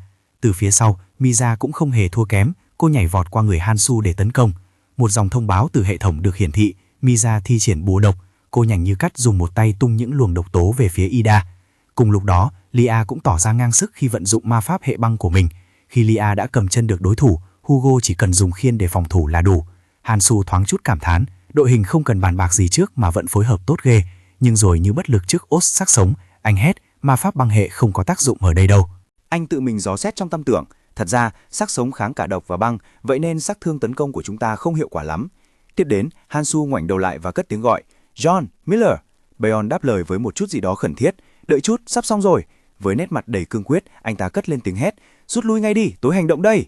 Ngay khi vừa dứt lời, Beon đã phóng hai chai rượu rực lửa thẳng về phía y tá xác sống, và chỉ sau một cú va chạm, gương mặt của hắn đã hoàn toàn biến dạng. Điều đó làm cho hắn biểu lộ sự đau đớn tột cùng. Rốt cuộc, ngọn lửa hung tàn đã bao trùm lấy toàn bộ cơ thể y tá xác sống trong sự quằn quại thống khổ của hắn. Hansu vui mừng, quả nhiên chúng càng sợ lửa hơn. Chứng kiến cảnh đó, Aisha đùng đùng nổi giận, bàn tay ngưng tụ một nguồn sức mạnh khổng lồ rồi cất tiếng, vô dụng rồi. Hệ thống cũng ngay lập tức hiện ra thông báo, Aisha Benty chuyển ngọn lửa tử thi. Nhìn luồng hắc ám đang hội tụ trong tay cô ta, John không khỏi kinh ngạc. Lửa đó, nó đang hấp thụ lửa ở xung quanh. Khi phải đối diện với cảnh tượng đó, nỗi sợ hãi trỗi dậy trong Hansu, nội tâm anh trở nên hỗn loạn. Ngọn lửa bị chặn lại rồi, không hề ổn chút nào cả. Ta không thể dùng thánh lực vì không có tu sĩ nào. Giữa làn danh sinh tử, anh cất lên một tiếng thét lớn. Mọi người tập trung tấn công nữ tư tế đó đi, Hulo và tôi sẽ cầm chân chúng. Anh vừa phải chống đỡ đòn tấn công của y tá xác sống, vừa phải tính toán, bởi vì trước đó tôi đã tước vũ khí của hai tên này rồi, do đó giờ chúng hồi sinh dạng xác sống thì cũng tấn công bằng sức mạnh đơn thuần mà thôi. Do đó hai người chúng tôi tuy ít sát thương nhưng chống chịu tốt, việc này rất lợi cho việc có thể kéo dài thời gian. Gần như ngay lập tức, Beon đã lĩnh hội được ý đồ và cùng Lance rời đi. Misa, tôi sẽ xử lý bên này. Khi Mila đến gần, Asa cất giọng đầy khiêu khích, tới đây đi con mèo kia. Misa tức thì thi triển kỹ năng, trong khi Asa cũng triệu hồi hộ vệ hắc ám, hòa cùng làn khói đen đầy ma mị. Một giọng nói cảnh cáo cất lên, có gì đó xuất hiện, mọi người cẩn thận đấy. Aisha, kẻ đứng giữa tâm điểm của sự hỗn loạn, bắt đầu ra lệnh, mang đầu của chúng tới cho ta. Bằng một cú nhảy, Misa đã nhanh chóng tránh được đòn tấn công. Phía dưới, John dùng chiếc khiên của mình để phá tan vòng tròn hắc ám. Led cũng chẳng hề kẽm cạnh, dùng ma pháp băng giá tạo nên một lớp phòng ngự. Thấy bọn họ chẳng thể làm gì mình, Aisha nở một nụ cười gian xảo, rồi vươn tay chớp lấy sơ hở của Misa. No thuật của Aisha đã đeo bám lấy cô, vùng vẫy trong tuyệt vọng. Lời nguyền. Trái tim cô ngập tràn kinh ngạc khi thấy những hộ vệ hắc ám đang lao về phía mình. Nhưng chính khoảnh khắc đó, một bóng chân nhẹ nhàng lướt tới, giữa làn khói mờ ảo hỗn loạn, dáng vẻ oai hùng của Hugon khiến Misa không thể tin vào mắt mình. Hugon hét lên với một thanh âm đầy khẩn trương, Bivon bảo tôi phải luôn ở cạnh bảo vệ cô. Sau khi được cứu thoát, Misa liền cất tiếng hỏi, vậy giờ Bivon, anh ấy? Trong giọng nói vang vọng, phải đối phó với hai thê ma đó một mình sao? Đó là hình ảnh Hansu đang phải chiến đấu một cách vô cùng chật vật. Nhìn thấy cả bọn không hề hấn gì, cơn tức giận của Elisa thực sự bùng nổ. Chết tiệt, lũ ngu!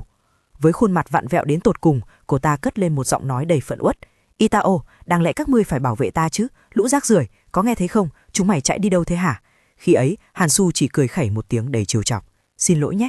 Nhưng trong lúc phải đối đầu với hai tên xác sống, trông anh ta lại có vẻ rất đắc thắng. Hai gã này đang bận vào việc với tôi rồi. Elisa căm hận chuyện này. Vì ý đồ không thành, cô ta dồn toàn bộ nội lực bao bọc quanh thân, cất lên giọng nói đầy uất hận. Nỗi nhục lần này ta sẽ không bao giờ quên. Cuối cùng, cô ta vẫn lựa chọn tháo chạy. Elisa thi triển dịch chuyển. Hansu có chút sững sờ khi nhìn bộ dạng hèn nhát bỏ trốn của Elisa. Cái gì? Mẹ nó, không được, con khốn đó định chuồn rồi, cứ để chạy trốn thế sao? Như thể đọc được dòng suy nghĩ của anh, cô ta quay lại, giơ tay khiêu chiến và buông lại một câu. Người không làm được gì đâu, cố mà sống, hẹn ngày tái đấu. Rồi cô ta cũng phóng người bỏ chạy, như thể đang kinh hãi tột độ. Nhìn thấy bộ dạng làm càn của Elisa, Hansu không khỏi điên tiết. Điên thật, lũ quái cũng biến mất theo rồi, đúng là miếng ăn tận miệng còn để mất. Nhưng đúng lúc này, sắc mặt anh bỗng thay đổi, trở nên trắng bạch, những dòng thông báo của hệ thống cũng liên tục hiện lên. Đã trúng lời nguyền, cạn kiệt năng lượng, đã trúng lời nguyền. Hoạch tử nhẹ, đã trúng lời nguyền. Theo dõi, đã trúng lời nguyền. Linh hồn dẫn lối, đã trúng lời nguyền. Suy giảm sức mạnh, đã trúng lời nguyền. Suy giảm thể lực, đã trúng lời nguyền. Suy giảm phòng thủ. Và cuối cùng là một dòng cảnh báo màu đỏ chói. Cảnh báo, nhân vật của bạn chịu 115 lời nguyền khác nhau. Hansu vừa phải chịu đựng cơn đau đớn dày vò cơ thể, vừa âm thầm chửi rủa, mẹ kiếp, nữ tư thế ác ma điên rồ đó đã yểm cả đống lời nguyền lên mình trước khi biến mất. Thôi, ít nhất còn có Yuki, cậu ta có thể xử lý mấy phép nguyền rủa này. Ngay lập tức, anh quay sang Leo với một chất giọng run rẩy, tôi cần phép hóa giải lời nguyền của cậu. Lê dường như vẫn chưa hiểu chuyện. Ý anh là sao? Nhìn thấy dáng vẻ ngơ ngác của cậu ta, Hansu nổi giận. Cậu bảo cậu biết dùng ma thuật nguyền rủa mà. Lê tỏ ra vô cùng e dè. Thì đúng là vậy, nhưng... Rồi với vẻ mặt có tật giật mình, cậu ta gãi đầu và thì thầm cất tiếng. Tôi dùng được một ít bùa chú nguyền rủa, đâu có nghĩa tôi biết hóa giải chúng đâu, phải không? Nhìn dáng vẻ ngây thơ của Lê, giọng Hansu trầm hẳn xuống. Cậu nói gì? Như thể sắp phát điên, anh nghiến răng và rủa thầm trong bụng. Còn mẹ nó, tên Jua kiêm pháp sư đã lầm, ăn hại còn vô dụng này. Và rồi, điều tất yếu cũng xảy ra, hệ thống đưa ra một thông báo sau cùng. Không có thánh lực hay ma thuật chữa trị lời nguyền, thể chất cùng sức khỏe của bạn có thể bị suy kiệt vĩnh viễn đến chết. Và cũng chính trong khoảnh khắc đó, Hansu quằn quại nghĩ thầm, chết tiệt, không ổn chút nào cả. Hyulo chạy bên cạnh, không quên hỏi Han, John, cậu ổn chứ? Hansu vẫn đang cố gắng gồng gánh. Tôi vẫn trụ được, đừng lo cho tôi. Nhưng trong thâm tâm, anh lại vô cùng đau đớn. Thật sự là mình cảm thấy như sắp chết rồi ấy. Với những cấm chú ma quỷ đang hành hạ cơ thể, nội tâm anh không ngừng gào thét. Chạy hơn 5 tiếng với một đống lời nguyền chất đầy lên đầu, nếu không có tinh chất kháng ma thuật của ma cà rồng và chỉ số kháng lại năng lượng hắc ám. Otherwise, I would have kicked the bucket from exhaustion long ago. However, deep down, he felt a bit fortunate. Naturally, these people were also suffering from similar curses. Ahead, the entire group was trying to endure countless curses. Almost there, Bjorn. Beside him, Hickrod also spoke up to reassure Hansu. Can you hear it? Just hold on a little longer. Hansu felt a crushing fatigue. Unlike him, they only had 1 or 2 curses, so they could still hold out. He was the youngest. Recalling Aisha, he thought, that bitch dumped too many curses on my head at once. Back then, with a venomous look, she had cast the curse, you bastard won't survive to escape this place. As he moved, he felt his own helplessness. Even worse, he had to suffer the curse of stamina depletion. This damn thing again. Doing anything required stamina. This had nothing to do with vitality, so natural recovery or recovery from essences, no matter how high, was useless. With a determined gaze, Hansu didn't stop running for his life and told himself, in the game, when a character's stamina stat drops below 10%, they become immobile. I'm still running, so maybe I have about 30% stamina left. Right at that moment, the system displayed a notification. Unlocked endurance. Stamina level dropped below 5%. Reward. +1 to spirit stat permanently, and Bjorn, who was standing nearby, also turned to offer comfort. Just a little longer, we are almost there. But at this moment, Hansu suddenly stopped. Before his eyes was the image of a crow with glowing red eyes. A bit further away was a face with a creepy smile amidst a scene full of evil aura. This was the witch's forest. Flashback to 5 hours ago. Bjorn touched his chin, lost in thought. A high-ranking priest, that bitch is targeting us. Hansu looked at her corpse and made a judgment in a gloomy voice. She seems to be a grade 5 adventurer. Her recovery and spells are quite terrifying. A direct confrontation like this means that bitch wanted to destroy us. Damn it. In front of the fiercely burning fire, he raised his hand and suggested, if we hadn't stripped their weapons and armor to strike them first, some of us would have been killed instantly. Amidst the serious atmosphere, Misha spoke up with enthusiastic praise. Having a reliable barbarian is the best. Unable to contain herself, she waved her hands wildly with a cheerful tone. I thought John Millett was mistaken due to the dungeon's hallucination effect, but you didn't hesitate at all, crushing their heads in one go. That was just awesome. At that moment, Bjorn stepped forward and spoke. Rot Miller, do you have any way to track her down? Miller let out a long, helpless sigh. Unfortunately, no. We can't find a single trace of her. She vanished too quickly. Bjorn appeared quite hurried. She knows that we've uncovered her identity, so she definitely won't let us leave this tower floor safely. Dwalki just smiled as if it were no big deal. Then we'll just face her like we are now, right? We already beat her once. Next time, she won't be able to escape. Hearing this, Bjorn's eyes widened, his veins bulging, and with his muscular physique, he gritted out every word. But what if they attack us from behind while we are facing monsters? Furthermore, you are a mage, but too useless. You're hardly of any use. Dwalki trembled. Right at this moment, Bjorn spoke loudly. That is the reason why we must go. He glanced at everyone and then slowly spoke. The witch's forest. Right now, there we will be. Returning to reality, the witch's forest appeared as a vast space enveloping the portal leading to the 4th floor. It was the territory of mostly grade 7 and grade 8 monsters, many of which possessed resistance to physical attacks. This puts our formation, which only has 2 warriors, at a disadvantage, because the only mage is unreliable. Below, Hansu's group is entering. Currently, this is the best choice. Proceeding deeper, the system suddenly issued a notification that the character had entered a special area. All detrimental status effects, including gravity effects, were nullified. Instead, Misha could not hide her astonishment. A moment later, she stretched out her hand, her voice full of relief. "I feel much lighter." Tuaki also began touching his body. It seemed the curse had been lifted. Without waiting, he immediately said to Hansu, "I didn't expect you to be able to utilize the geographical features of the witch's forest to break the curse we were under. You said this was your first time on the 3rd floor, right? How did you know this?" Hansu was startled and replied perfunctorily, "I learned it in the library." He silently exclaimed in his heart, he judged that really fast. Misha joked with a face full of excitement. "Don't lie, a barbarian reading books?" Tuaki also excitedly joked along, "I've never heard of that before." Hansu was angry. Damn it! But he silently comforted himself. Anyway, compared to getting hit by the curse from that bitch priest of Karui, the gravity effect here is much reduced. Just then, the system announced the application of a series of weakening statuses, causing Misha to be amazed once again. Right at that moment, a monster opened its ghostly wide mouth. "Die!" Clumps of logs screamed continuously. "Die, you orphans, you motherless bastards!" Hearing that, Hansu felt helpless. Am I hallucinating now due to the influence of the witch's forest? I have a mother, so it doesn't affect me at all. He reassured himself again. The mental attacks and insults of this forest don't really have much effect on me. However, beside him, Misha was holding her head helplessly. Hansu fought helplessly, but probably not everyone. Seeing Hansu not worried at all, Misha bewilderedly asked, "How can you calmly endure such insults? I can't stand it anymore." Ignoring her words, Hansu continued to pay attention to Bjorn and Hikarat. He thought, but those 3 seem fine. Truly reliable teammates. Finally, seeing Dwaki's pathetic state, Hansu suddenly felt like laughing. Ah, my mistake. That useless Uiki is useless no matter where he is. With a skeptical look, he thought to himself, that's really strange. Hansu felt suspicious as he looked at the trees twisting in odd ways. Is this also the effect of hallucination and disorientation? Why does it feel like I'm looking at the world through a convex mirror? Immediately after, he turned to question Rottmiller. "Rottmiller, can you use magic in this condition?" Rottmiller's expression changed as he replied, "Don't worry, my magic still works fine. I'm okay." Hearing this, Hansu became annoyed. Why do magic users always have to be so irritating? At this moment, Hikarat spoke up. "Let's rest here until we adapt to this environment. We didn't get much sleep last night either." With a righteous look on his face, he stepped forward to take on the duty.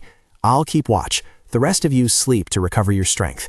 Hearing this, Hansu hurriedly collapsed onto the ground. His body was so exhausted he couldn't hold himself up anymore. "Damn it, I'm dying!" Seeing him in such a state, Hikarat hurriedly asked Hansu, "Bjorn, about that just now, Eliza?" Hansu frowned. "Not Eliza, you mean that bitch." Hikarat hesitated. "Right, that bitch." Then he began to recount. "What I mean is, when I went to post recruitment notices at the Adventurers Guild, someone kept asking me a lot of questions. That figure seemed to be Eliza." Hikarat continued the story, recalling her innocent face. Thinking back now, it might have been her in disguise. Hansu was surprised. "What?" And Hikarat quickly reached out with a terrified look on his face. Actually, it was at the Bloodstone Rift, where we went on our previous adventure. I obtained an item called the Guardian's Protection Gauntlet. That is exactly how I raised my adventurer rank. Thanks to its stats, I gained quite a bit of power. Hansu's heart underwent a shock. This gauntlet with the beautiful shell was the Guardian's Protection Gauntlet number 3112, an item usually collected from rifts on floors above the 4th floor. Belonging to the 3000 series of the strongest and rare numbered items, it had auxiliary effects and decent stats. Seeing that scene, Hansu couldn't help but widen his eyes. The value was too high. I'm dying of envy. While I broke my back farming essences and fighting monsters there, this lucky guy used me and obtained a numbered item worth 50 million stones.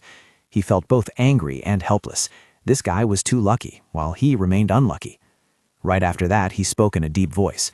"Why didn't you recognize her earlier?" Hikarat looked sheepish. "It's because she dressed completely differently compared to when she was in the city. She wore a priest's outfit, and it was very dirty too." He spoke while thinking about Aisha's lovely figure, his voice hard to suppress. It was torn all over, and moreover, it was torn in exactly the right places. Looking at Hikarat's face, Hansu clearly showed his dissatisfaction. "So you mean you didn't recognize her just because she dressed differently? You're just a womanizer." Then he thought about Aisha's scheming appearance. Also, the meeting with everyone during recruitment was at a tavern, so it was very easy to eavesdrop. That bitch must have followed us there. However, Hickrod put his hands on his hips, smiled, and comforted him. They say that big rewards always bring trouble. That really is the case. Hansu leaned his head back, looking a bit cold. Don't blame others. It's all because you were careless. Hickrod looked somewhat evasive.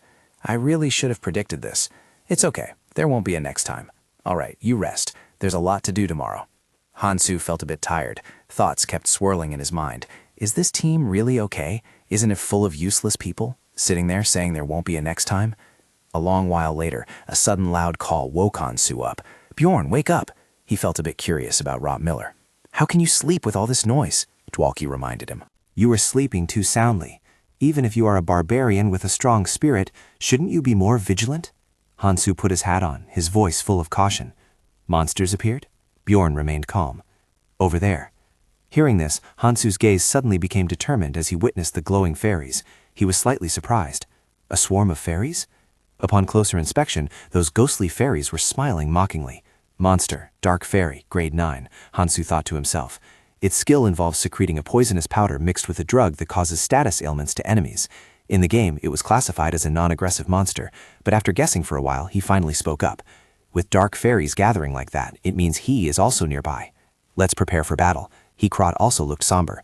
It seems this won't be an easy opponent, especially with these fairy monsters supporting it.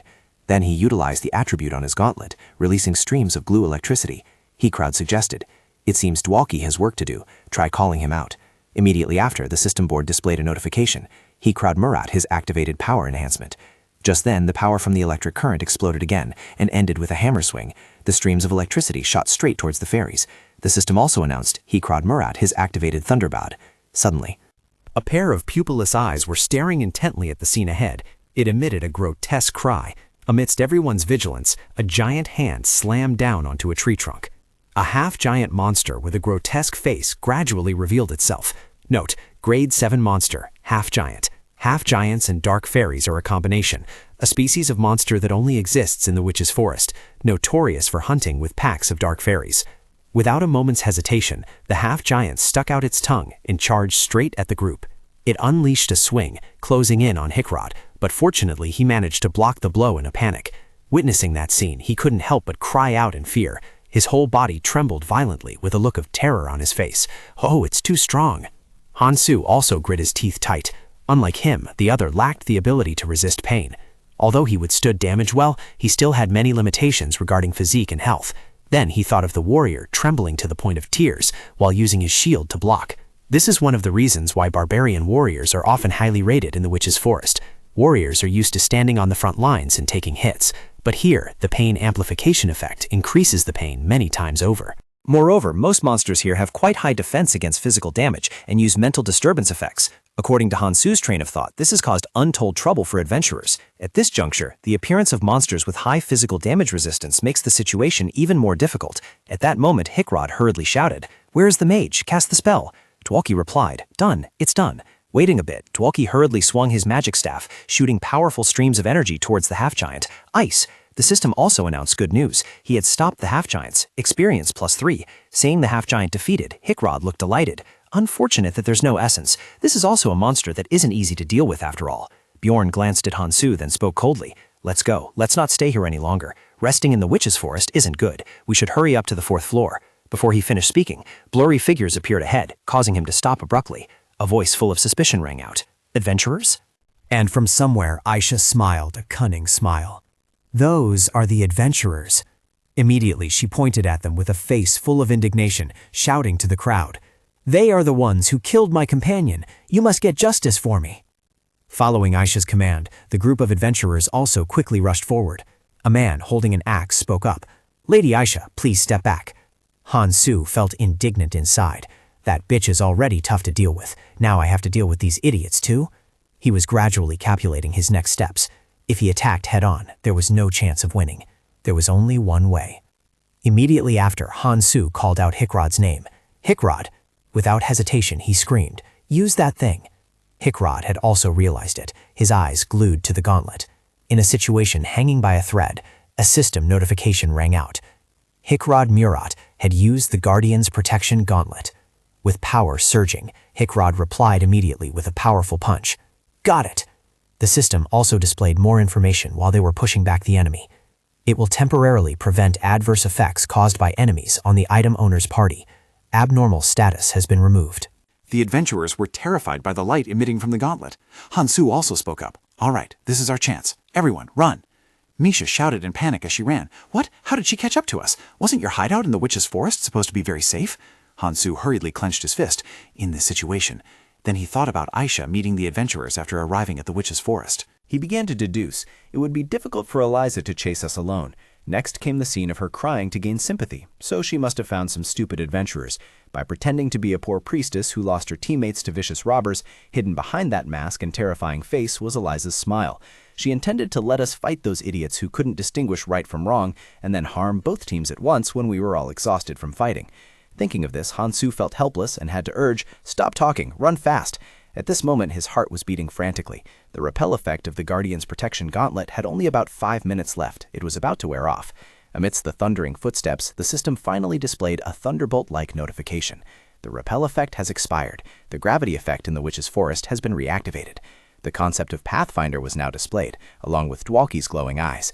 They are those capable of identifying traces of monsters and enemies. He ran while leading the way. They are the ones who can lead the whole team through traps. When standing before challenging labyrinths, they apply existing knowledge of the labyrinth along with data accumulated through countless adventures to find the optimal path. However, this benefit comes with a drawback. It only takes effect on the 3rd floor or higher, within the ghostly thickets. The true ability of a Pathfinder is the capability to find the secret passage inside this witch's forest, which is also the final gate before reaching the 4th floor. Dwalki's main skill at this moment was scouting. He had synchronized his own scouting stats and enhanced them with the owl essence. Shouldering a heavy responsibility, John Millet looked quite exhausted.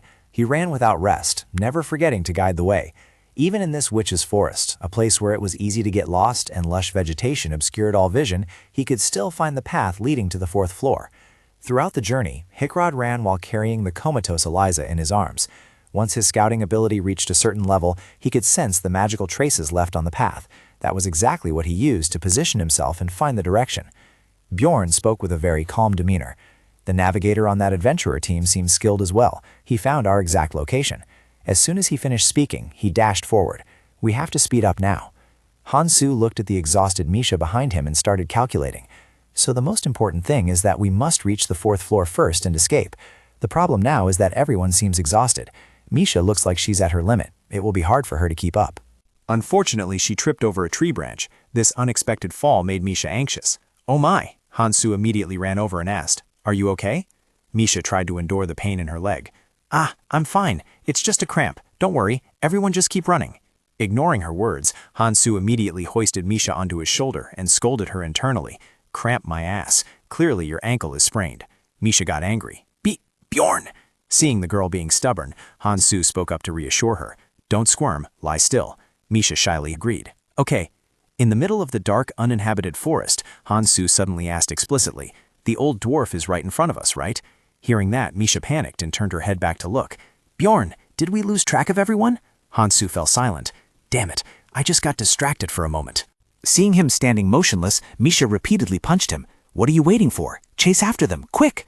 Bjorn, quick as lightning, turned on the torch attached to his helmet. His voice turned cold. "Shut up, let me assess the situation. Stop moving around like that. John Millet will realize we've fallen behind and will find us soon." Amidst the hazy scenery, the witch's forest became more eerie and bizarre than ever. Bjorn felt a fleeting sense of worry. This is dangerous. He thought about the witch's forest with a sense of exhaustion. Without a guide, he wouldn't be able to find the way to the 4th floor. Seeing Bjorn silent, Misha hurriedly spoke up. "Bjorn, we still have to wait." Just then, a scream echoed back, startling both of them and making Bjorn freeze. That was the scream of the old dwarf. Misha's expression also changed. "Bjorn, what should we do now? Should we go help them?" Although feeling very uneasy inside, Bjorn still tried to speak comfortingly. "Even if we follow the voice, we'll just end up in the wrong place. They are under attack, so they won't have time to look for us. Let's get out of here first." In the chaotic situation, a question was raised. When danger strikes, what is most important? Water, food, shelter, weapons. All are important, but if I had to choose one thing, I would choose mentality. Right now, Hansu felt more urgency than ever. Seeing her teammate in danger, Misha burst into sobs. "No way, I can't die like this. I tried so hard. To die in vain like this?" Hansu gritted his teeth as he looked ahead. "Calm down, Misha." Although he said that, inside he was very anxious. In situations like this, the important thing is not to deny reality, but to calmly accept it. At this moment, Misha had completely lost control. Tears kept falling ceaselessly. If I hadn't fallen... Hansu was so angry he couldn't control himself and shouted loudly, "Misha, if you don't want to die, listen to me." He kept consoling himself in his mind. We need to focus on the present. Then he spoke up again to find a solution. First, find the recovery potion in my backpack and drink it. After that, you can move on your own. Misha looked dazed. Got it. Hansu paused for a beat and then made a suggestion. We'll rest a bit. Misha stood steady with a tired face and lamented. Drinking a potion while on the shoulder of a barbarian? I thought it was going to die. Hansu asked coldly. How is your leg? Can you fight now? Misha looked at him and replied gently, It's fine now. Hansu's heart boiled as he stared at the flickering fire. We've only been in the tower for 4 days. The remaining days won't be easy. The scene with just the two of them left looked truly bleak, especially when one was a melee warrior and the other was a tanker beastkin. They had to find a way to survive for another 11 days. Hansu silently felt uneasy thinking about swords or weapons that could only inflict external wounds. The most critical problem is that most monsters here have high physical resistance and are agile, making it hard for me to attack them. I really need an elemental ability. After a long while, he sank into silence. Come to think of it, as if to start a conversation, he asked an unrelated question. Misha, are you married yet? Misha was bewildered. Huh? Why are you asking that all of a sudden? I'm not. Opposite her, Hansu remained calm and asked further. Then do you have those kinds of morals? Like thinking being naked in front of another man is wrong? Or something along those lines? Misha looked a bit shy and scratched her face. No, that issue is a bit hard to talk about. She thought to herself, he asks such strange questions. Hansu adjusted his helmet, his voice full of hidden meaning. Good then. Immediately after, he set his iron helmet aside. On the other side, Misha still didn't fully understand the situation. What do you mean by good? Seeing that Hansu seemed to be planning something shady, Misha quickly covered her face, clearly showing her embarrassment. Stop it, don't come near me. But unable to endure it any longer, she hugged her body tightly and got angry. What are you planning to do to me? I'm not ready for that kind of thing yet. Get lost, quickly. Contrary to what Misha was thinking, Hansu calmly took out a ring. Here, take this. Without waiting, he put it on Misha's hand and gently revealed, This is a ring I've been saving until I met the right person. Misha was bewildered. A ring? But why are you giving it to me? Hansu's words rang out clearly amidst the ambiguous atmosphere. The Guardian's sole oath. Having accepted this ring, from now on you must stay by my side. After a few seconds of silence, Misha blushed furiously, exclaiming in disbelief, What? What? Are you crazy? Without a hint of hesitation, Hansu tightly grasped Misha's hand, his voice incredibly sincere. The moment you agreed to take this ring, I swore in the name of a warrior that I would stay by your side and protect you, so I want you to do the same. Misha still seemed unable to believe it. Are you serious? It's a bit sudden, but I proudly agree. Hansu was happy. Then that's good. Just then, Misha hesitantly spoke up. But Misha, I'm sorry. She touched her face as if wanting to look away. I never thought you would be so forceful. Facing Hansu's stern expression, her voice became intermittent. It's not that I hate you, but because you... No, I mean... Seeing Misha beating around the bush, Hansu stared with wide eyes. What does she think she's saying? Then, as if exploding, Misha bristled up and shouted, I like skinny and handsome men. Hansu was startled. What are you saying all of a sudden? Misha was so embarrassed her head was steaming and she screamed loudly. To me, you are not attractive, nor are you my type, you smelly barbarian. Hansu didn't understand anything, his mouth agape in disbelief. He had absolutely no intention of expressing romantic feelings. Realizing he was being misunderstood, he hurriedly waved his hands to explain. It seems there is a misunderstanding. That's not what I meant. I just wanted to use the ring to confirm our relationship as companions. Realizing she had overreacted, Misha asked back, Oh, really? She waved her hand frantically to save some face. So that's it. I guessed as much. Hansu seemed to be at a loss for words. Of course, if you give me a corresponding ring or give me 15 million magic crystals, then the pact will end. He placed his hands on his hips, raising his voice with an air of leadership. Do you understand? Misha was fuming with anger, appearing very indignant. How is that possible? That ring is worth 15 million magic crystals? Immediately, Hansu quickly grabbed Misha. He spoke in a clear tone. 15 million magic crystals is a bargain. It can fulfill your wish. Deep down, he also felt a part of empathy. If he hadn't played Dungeon and Stone, he wouldn't have chosen it either. Misha looked at him with some bewilderment. Contrary to her, Hansu's mind was now filled with calculations. I will help Misha awaken. Speaking of the ring number 9425, the Ice Spirit Ring. To possess this numbered ring with its sparkling azure gemstone, players must complete a paramount mission entrusted by the principal of Atanon School. Upon closer inspection of the gem, it initially appears to be a mundane item until its image after destruction is revealed. A unique effect is activated the moment it shatters, after which the scene shifts to Han-Soo in the real world, who had obtained this item in the game. Although this choice seems innocuous, the result was determined after countless experiments when Misha set her eyes on the shattered ring. The condition is satisfied if the ring bearer is a beastskin who has never established a contract with a spirit beast master, and simultaneously a system notification appears stating that the ice spirit ring has been destroyed and the specific conditions have been met. Immediately an event occurs. The image of Misha is enveloped in a protective blue film amidst someone's call and the system notification confirming that the destruction of the ice spirit ring has satisfied the special condition. Finally, an azure magic beast with a sharp shell opened its eyes, just as a system notification rang out, announcing that the ice beast Keisha had awakened.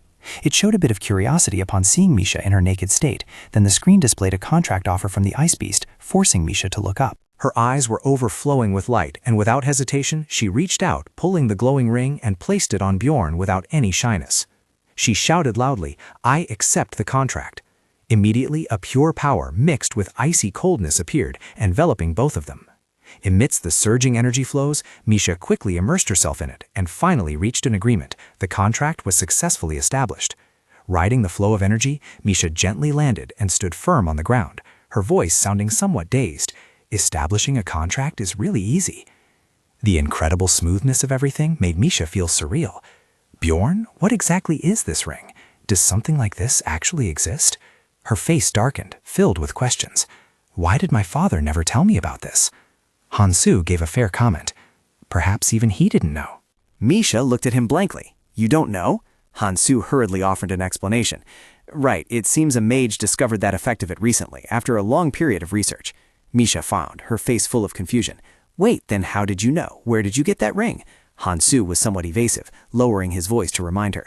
"Put some clothes on first, then we'll talk." Misha realized her naked state and felt a flash of embarrassment. "Since when was I like this?" Han-Soo calmly directed his gaze toward the outfit beside her.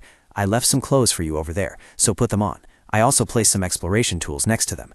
While grabbing the clothes, Misha still couldn't hide her curiosity. Speaking of which, is Han-Soo wearing some kind of protective gear too? The system then displayed a notification. The total item stats increased by 83, but she didn't wait for an answer. Misha put on the outfit, while continuing her interrogation. "Bjorn, why was I naked?" Han-Soo replied frankly without any concealment. "Well, I undressed you. I heard the ritual would destroy all your equipment." Rage flared up, causing Misha to point her finger wildly in frustration. "Then why did you ask about the wedding or whatever earlier, huh?" Han-Soo replied with a completely natural demeanor. "Well, in case you already had a husband, he would die of anger seeing this." Hearing those words, Misha exploded with anger and unleashed a barrage of reproaches. "You knew this, yet you dared not tell me clearly? Were you planning to take advantage of me?" Han-Soo coldly turned his face away. "It was too rushed at the time, I completely forgot."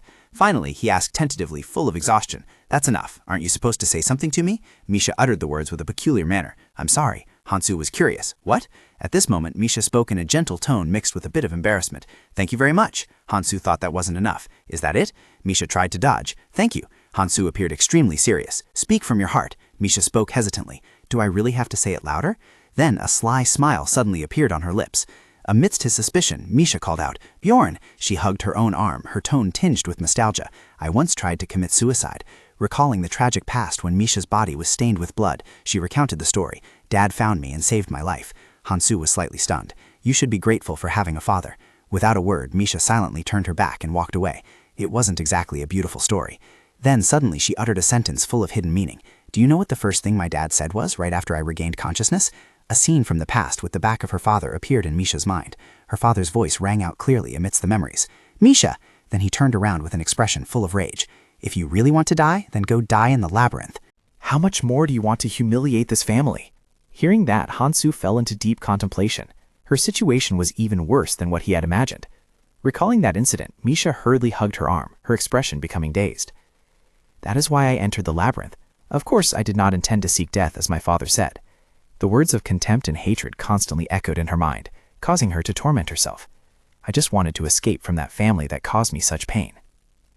A long while later, Misha was immersed in her train of thought.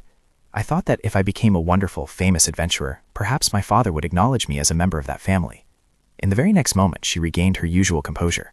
Her hand summoned a stream of icy energy, her demeanor completely calm. "Of course, I don't know if he would still acknowledge me since I have this thing now, but now that is no longer important." After that, Misha moved forward a bit. To his astonishment, she bowed solemnly. Thank you, Leon. The words from the bottom of her heart were sincerely uttered by Misha. I will cherish and repay this kindness of yours until I die. Hansu involuntarily laughed at Misha's sincerity. Swearing on the spirit guardian? Misha was not offended at all. She placed her hand on her chest and expressed herself in the most heartfelt way. I swear by the spirit guardian, which now manifests as energy forms when contracting with a spirit beast, including the summoning type, followed by the enhancement type with superior power. Beside that is the skill type, a transcendent form that is less dependent on others. A beastkin, after forming a contract with a spirit master, will usually possess energy in one of the three aforementioned forms. However, Misha's case was extremely special, as the system reported that the power of the ice beast Skofel had been permanently imprinted into her body. Misha also appeared full of excitement as she swung her arm to let the power spread out. It was the enhancement act. Without a second of hesitation, she immediately utilized her internal force to throw a powerful punch at the ghostly skeletons. The soul of Skofel appeared sharply with each of her punches, and a notification popped up stating that she had defeated a zombie, receiving 1 experience point. Hansu felt a bit of joy witnessing Misha being so strong. He had waited forever to have an elemental attacker in the party. Now he could fight psychic-type monsters. He began to plan step by step in his head. Psychic monsters were easier to deal with because their stats were lower, while Misha seemed awkward when facing monsters with bizarre shapes. But every time I hit, it felt very strange. Hansu was deep in thought. If Misha could fight alone, I would be freer to deal with other monsters. Then he associated this with the tattoos engraved on his body. Misha's beast form also shared similarities with the stages of spirits parasitizing barbarians. Beastkin spirits also have their own evolutionary stages, and Hansu stood watching Misha fight the monsters. She was still in the initial stage, so she couldn't yet infuse the ice element from the spirit beast into her weapon. Being a martial artist, the presence of the spirit beast would help her do more things, but fighting alone in the witch's forest was another matter entirely. At this moment, Misha looked at the swarm of monsters rushing in and called out to Hansu for help. Bjorn, they're coming. Responding to her, Hansu hurriedly turned and ran. We have to get out of here first. Misha also moved quickly. Roger. In a moment of vigilance, Hansu's face clearly showed urgency. Survival was only truly beginning now. The time spent in the witch's forest had dragged on. Approximately 11 hours had passed. Throughout the journey and through accumulated experience, we chose to fight when the enemies were few and immediately retreat when they gathered in large numbers. They had taken down countless monsters, such as defeating a witch snake for 1 EXP, or defeating an owlbear for 2 EXP. Hansu and Misha, one in charge of destroying monsters, the other using spiritual power to attack. A series of notifications also appeared. Defeating a dire wolf, plus 2 EXP. Defeating a mutated lower spirit, plus 2 EXP. Destroying a treant, plus 1 EXP. And taking down a dwarf, plus 2 EXP. Finally, there was an incredibly precious glowing red crystal. After the exhausting battle, Misha looked extremely tired. I'm so tired. Hansu picked up the crystal and urged her, hurry up and pick up the crystals. Holding a dozen crystals in his hand, he hesitated slightly. Luckily, we haven't encountered any grade 7 monsters yet. Contrary to our fears, that priestess bitch still hadn't shown any signs of searching for us. But then he thought about the eerie ring with the red stone at its center, the thing that had vanished when Misha awakened. Along with the disappearance of that soul-imprisoning ring, the corpse golem's passive skill, which had been sealed, was released. Hansu's face darkened visibly. The acidic blood has begun to corrode our equipment. His eyes followed the chest armor and the Tier 2 shield as they were gradually being destroyed by rust and corrosion. The two continued step by step, finding the way out, but Hansu could not quell his anxiety. The unsettling thing was that he still hadn't found any other elemental essence to replace it. Misha's complexion looked terrible. Hansu silently observed her. I can see the fatigue accumulating in Misha. He himself was also in a state of exhaustion. At this rate, the chance of surviving and returning to the city safely is nearly 30%. Likely so. A notification line appeared. It has been 12 hours since we entered the witch's forest. The environmental effect of the witch's forest has become stronger. The two had been wandering in the witch's forest for what felt like an endless amount of time. Hansu felt a sense of helplessness wash over him. I've been walking around this forest for 12 hours straight. An abnormal status will arise due to the adverse environmental effects in this witch's forest. After a moment, he grabbed the rope and turned to call her. Misha, tie this rope around your waist. If we get separated, pull the rope to signal me. He continued asking, you know about the abnormal status when staying too long in this witch's forest, right?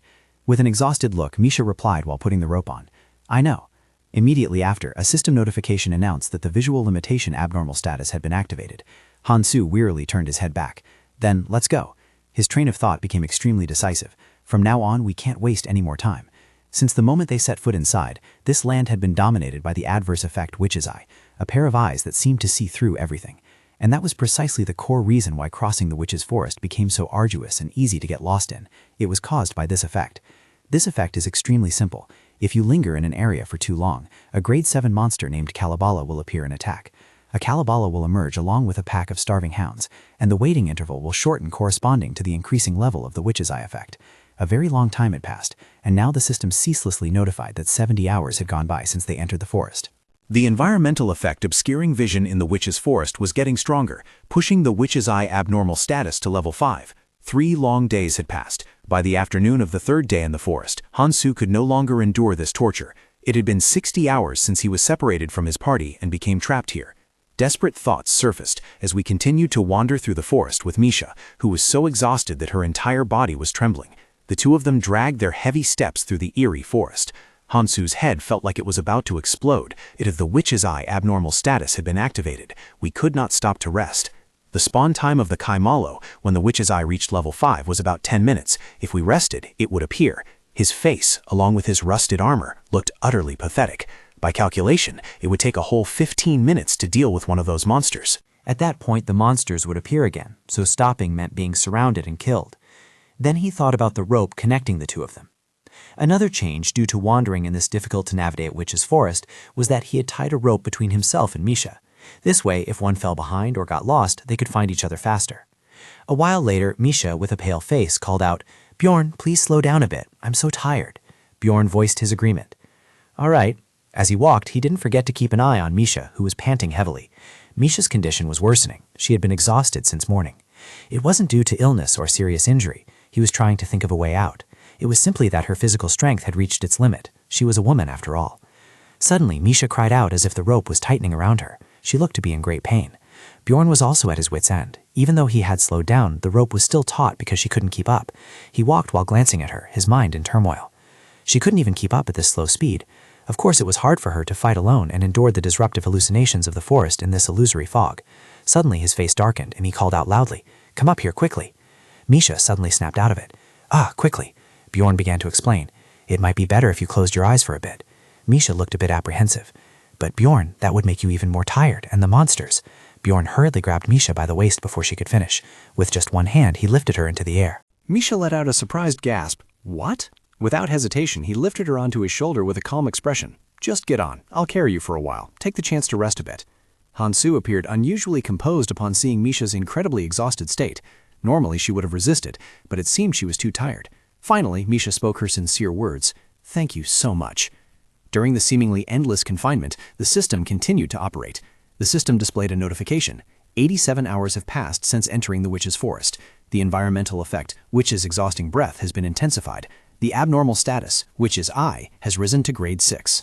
Hansu still maintained his composure. It had been 17 hours since he started carrying Misha through the witch's forest. This was an extremely exhausting time for him. At this moment, the tree monsters ceaselessly attacked his mind. Die, die, die, die, pathetic trash, maggot, die, murderer, scum. Walking alone, shouldering the burden by himself, Hansu also reached the limit of his endurance. His eyes gradually darkened. "I'm also reaching my limit, if I don't find that thing quickly." Just then, a lovely voice suddenly rang out. "Honey, why don't you leave her behind?" Amidst the shock, Hansu snapped out of his daze, his face full of bewilderment. That voice. June, having taken the form of Hansu's ex-girlfriend, continued to speak. "I even fulfilled your lifelong wish, didn't I?" With a triumphant look, she continuously planted malicious thoughts in his head. "What does she have over me? You can see it just by looking, can't you?" The appearance of his lover made Hansu feel a flash of fear. His ex-girlfriend from his past life was appearing right here. He looked at that figure, a realism so incredible that it didn't even seem like an illusion anymore. Right then, Jiyun crossed her arms and ceaselessly urged him. "Perhaps she's afraid of being abandoned again, just like her family did to her?" Hansu observed Zealot's entire figure and couldn't help but silently exclaim. It felt as if he could feel her body warmth just by touching her. Seeming to realize this, she exuded a seductive aura and called out to invite him. "Oh, darling, come here and let me massage you. Then all your fatigue will disappear." Hansu couldn't control himself and approached Zealot. Every gesture of hers was exactly the same as in his past life. Zealot, in her disguised form, was incredibly smug seeing this. "That has always been your problem, my love. You always try to understand everyone and sympathize with them." Then she acted seductive and coquettish. "Haven't you done a bit too much? You never tell me what you desire for yourself." The replica appeared too realistic before his eyes. Hansu felt a bit annoyed. She was still the same. Zelat pretended to cross her arms. You know me well, my love, from every nook and cranny of my body. With her hips looking provocative, Zelat quickly stroked her hair, casting a seductive glance. We spent a lot of intimate time together, didn't we? Hansu froze when her hand touched his face. After a long while, he still showed no reaction. Zelat continued to play more tricks. I changed my stockings. You always loved it when I wore these. Her enchantment caused his gaze to waver slightly. Damn it, is that really her? For a moment, was my first thought upon seeing my ex-girlfriend really just sexual desire? Noticing the longing in his eyes, Jaylit hurriedly rushed into Hansu's arms with a jubilant expression. Forget about that wild girl and come here with me. You should stay with me tonight, honey. Finally, his bag fell to the ground. Jaylit slowly wrapped her arms around him as she realized Hansu wasn't resisting. Other girls don't understand what you want, right? She continuously used enchanting expressions to seduce Hansu. Are you telling the truth? Yes, honey.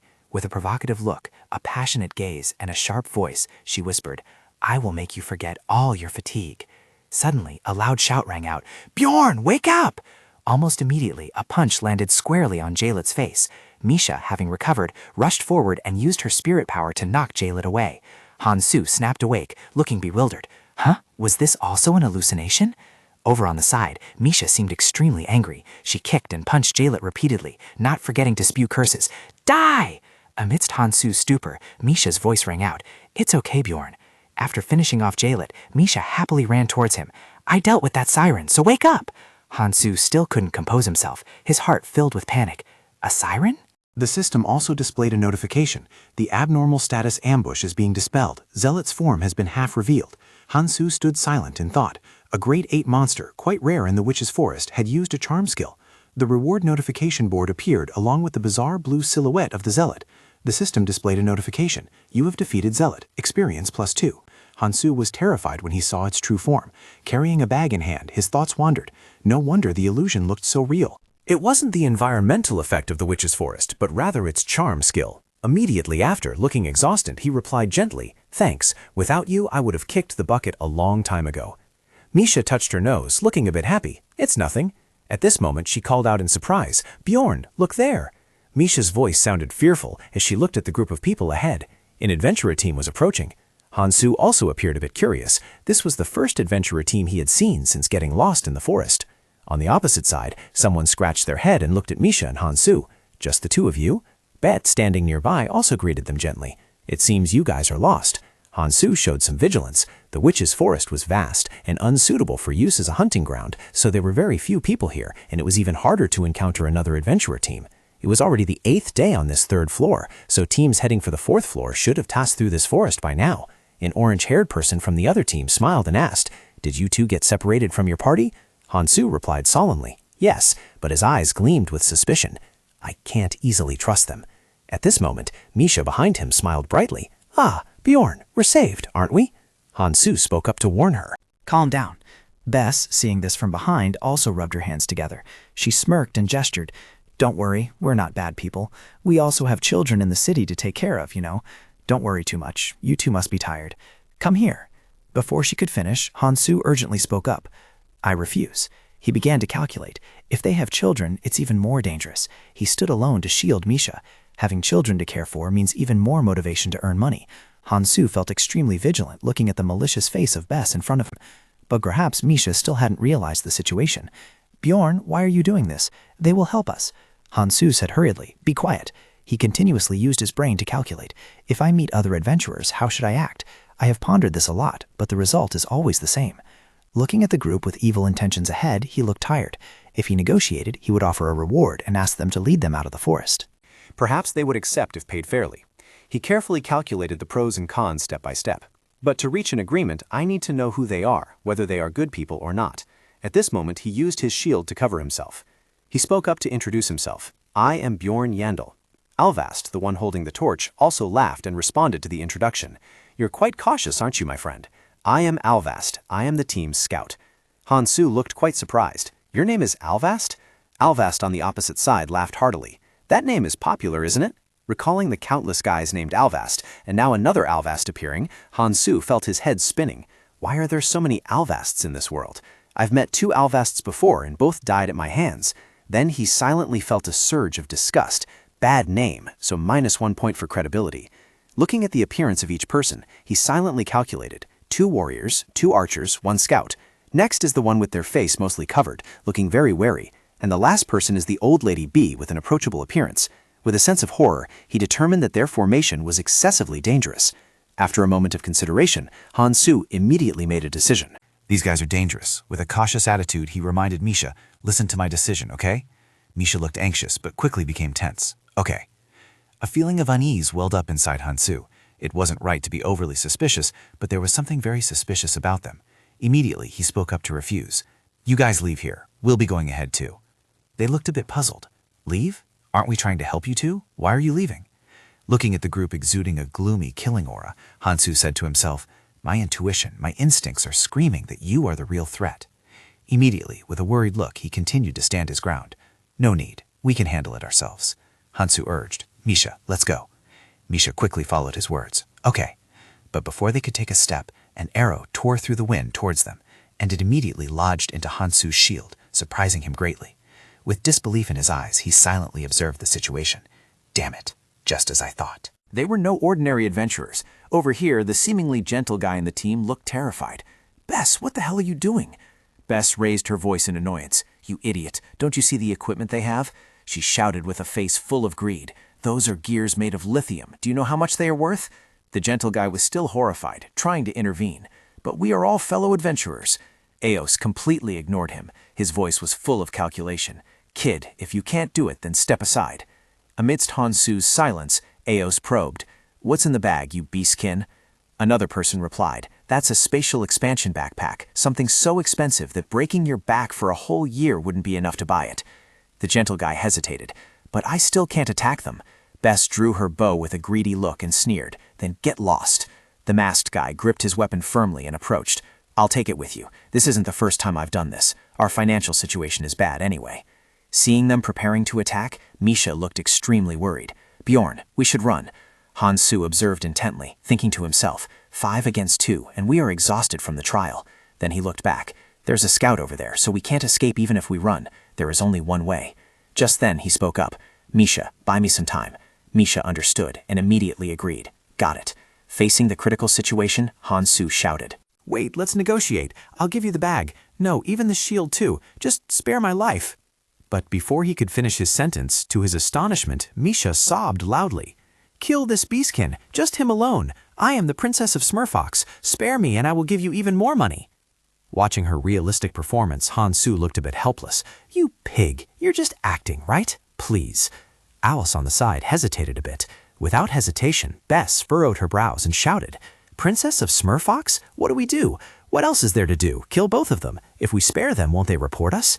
On the other side, the masked man and the sword wielder looked at Misha with lustful eyes.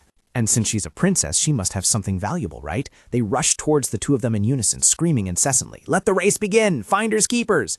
Bjorn felt disgusted as he watched them approaching. He couldn't stall for time at all, and they were charging even faster. He had no choice but to fight. Suddenly, at that moment, a Kalibalo appeared and whispered, Die, all of you. Bjorn couldn't help but be astonished. A great 6 Kalibalo monster. The adventurers were terrified to the extreme when they saw the Kalibalo suddenly appear. Kalibalo? How can these monsters appear so quickly? We only stopped for a moment. Bjorn silently cursed. Idiots. For me, monsters appear after just 10 minutes of standing still. Thinking for a moment, he immediately gave the order, Misha, hold on to me. Misha looked around fearfully. Okay. He rushed towards the Kalibalo with terrifying speed, his mind constantly calculating. The Kalibalo would chase its prey to the end, so escaping was impossible once they had made contact. His train of thought momentarily paused as he brushed past Kalibalo, and following Han-Soo's movement, Kalibalo also turned its head to face that group of people. The sword wielder looked panicked. What the? Why? Awan was extremely flustered. Don't come over here. Han-Soo felt a glimmer of amusement inside as he witnessed Awan's blood-splattered face. Use these guys as bait and run. Their screams rang out in unison as they saw Han-Soo running relentlessly towards the adventurers. What is wrong with this guy? His objective had been achieved, and he secretly rejoiced. Good, its aggro target has changed. Now Kalibalo was their problem. A notification line immediately appeared. Kalibalo has activated Magic Mine. Kalibalo now knelt, plunging its sword into the ground to cast the skill. Awan, beaten black and blue, hurriedly ordered, Don't move, magic mines are everywhere. Bet looked a bit fearful. What about the others? Seeing Kalibalo gradually approaching, Awan shouted, Deal with Calibolo first, they can't run far. Hansu calculated ceaselessly as he ran. Magic mines. Suddenly he stopped. It's hard to avoid them. Amidst the chaotic scene, he appeared unusually steadfast, but I planned to run through the minefield from the start. Misha felt a pang of heartache looking at Hansu's legs. Bjorn, your legs. Over on the other side, Calibolo continued casting its skill. Calibolo had summoned hounds. Answering its call, ravenous hounds appeared one after another. The adventurer showed fear. Damn it. Awan was pounced on by a dog and immediately screamed, "Bastard!" Witnessing Awan being bitten to death, the sword wielder screamed in terror. Damn it, there are mines so we can't run. One by one, the team members collapsed under the incoming beams of light. She screamed in pain, clutching her head tightly. "No, I don't want to die. Stop it!" Amidst the glowing red light, an enhanced hound stuck out its tongue in hunger, and it bit precisely into Hansu's leg.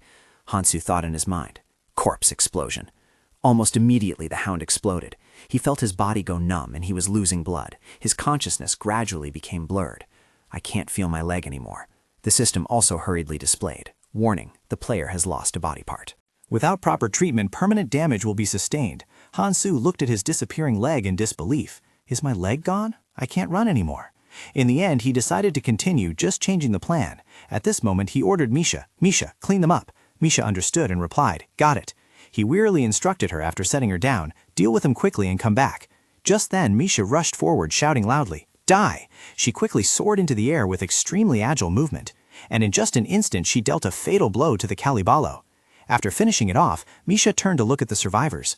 Old Lady Bet, looking like she was on death's door, begged, please. Her eyes were filled with pleading, save me. Her voice rang out trembling amidst Misha's silence. Please, give me a potion. Bet ceaselessly begged, save me, I'll pay when... Fresh blood splattered before she could finish her sentence. Back at Hansu's side, Misha handed him a potion and asked, Bjorn, are you really okay? With a wound like this, even a potion won't. Hansu appeared incredibly calm. I'm fine. He wearily looked at his leg, which was gradually regenerating. With an injury of this magnitude, the system quickly displayed a notification. Player's wound is recovering due to the effect of the vampire essence. With his leg growing back, his thoughts became more positive. I'll recover soon. Misha was utterly astonished witnessing the unbelievable sight right before her eyes. What the hell is that? Regrowing a leg? Even high-grade potions can't do that. How? Seeing this, Hansu remembered Kamen with a speechless feeling. But with the regenerative ability of the vampire essence, combined with the activation of the barbarian's innate recovery from the game, the recovery status 150. So no potion is needed. Given enough time, any wound, no matter how severe, will heal. After a moment of silence, Misha curiously spoke up and asked, Bjorn, what exactly are you? You didn't even feel any pain drinking the potion. Hansu held the potion, explaining with an unpleasant look. It's the spirit of a barbarian.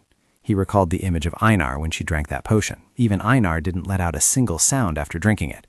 Of course, it was also thanks to his own endurance, but anyway, as long as the result is the same. After fully recovering, he put his boots back on and tightened the rope. He quickly urged, Misha, let's get out of here before the Calibalo appears again. Misha hesitated a bit. But Bjorn, how did you know those adventurers were dangerous? Hearing that, he answered sincerely, one of them was named Omar, and I don't like that name. Misha found it hard to believe, guessing blindly yet being right. Ah, Hansu immediately added, and thanks to that, we escaped. Hearing that, Misha fell into silence. That kind old lady suddenly did a 180. Maybe she really was a good person. Hansu calmly offered an explanation. If we didn't look weak, if we didn't have those useless items, and if we met in the city instead of the labyrinth. Then he answered with a poised demeanor, well, she might be a good person. Afterward, he thought to himself, even though she was the one who started it all. Misha looked sad. I don't understand. Unbothered, Hansu quietly asked Misha, why did you enter the labyrinth?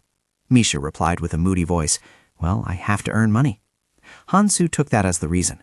They are the same. His train of thought seemed extremely mature.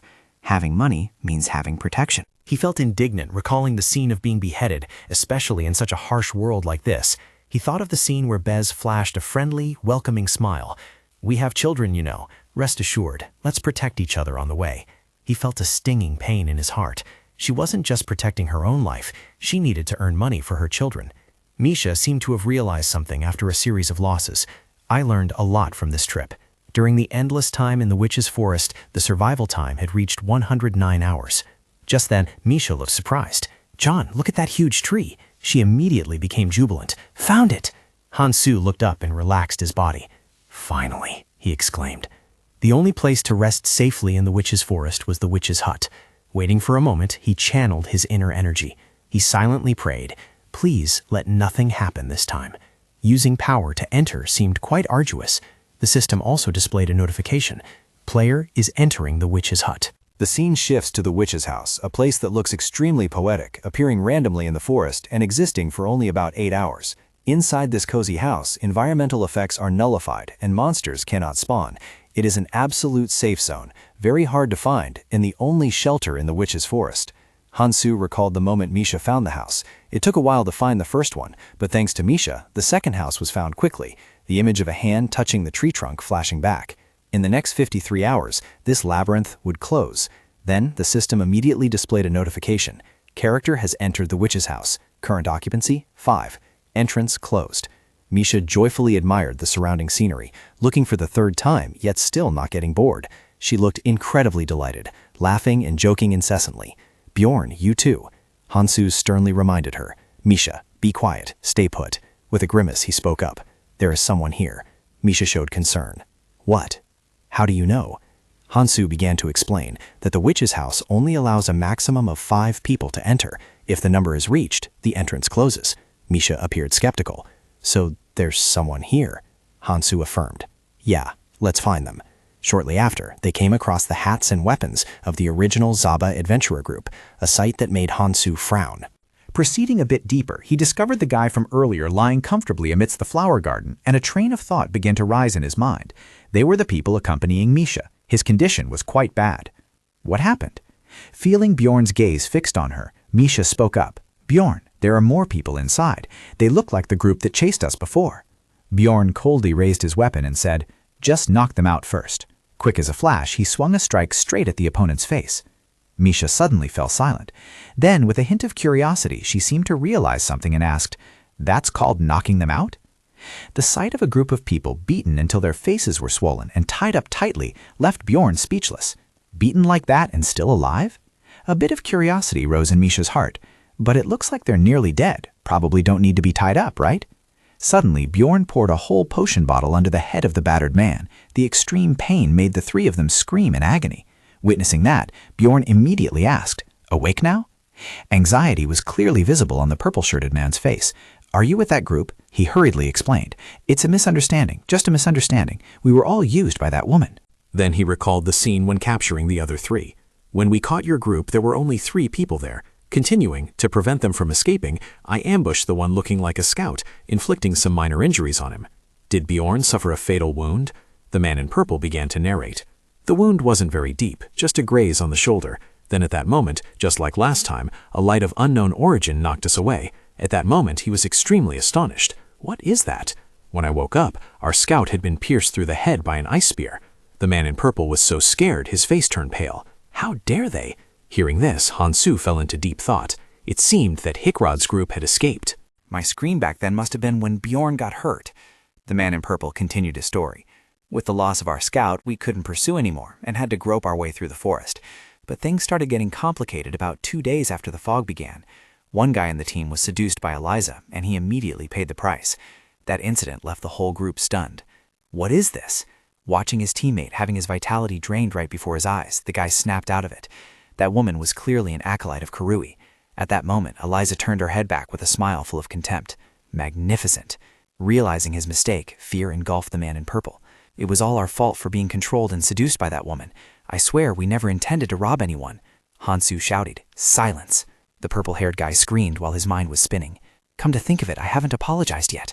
I'm sorry, we were idiots to fall into her trap. Of course we will compensate for the damages. Please spare us. From behind, Misha spoke up. Bjorn, whatever you do, I support you. Hansu fell silent. What should we do? He began to visualize familiar faces. Since coming to this world, I have killed many people, but those were situations dangerous to me. And the enemy was beyond saving. He looked down at the pitiful group on the ground with a moment of hesitation. But regarding these people, fear was clearly visible on the purple-haired guy's face. Please, I beg you. A touch of emotion rose in Hansu's heart. Even though they had caused a lot of trouble, no one had died yet. He whispered to himself. That's right, the situation now is different from previous times. And then he asked one final question. Is killing them the right thing to do? Before his eyes appeared images of his present self and his past life. One side frowned and asserted, does right or wrong really matter here? Killing them is easier than having to watch over them, isn't it? The other side, appearing weaker, spoke up in reproach. Why overthink it? Killing people is obviously wrong. His current self seemed to have changed.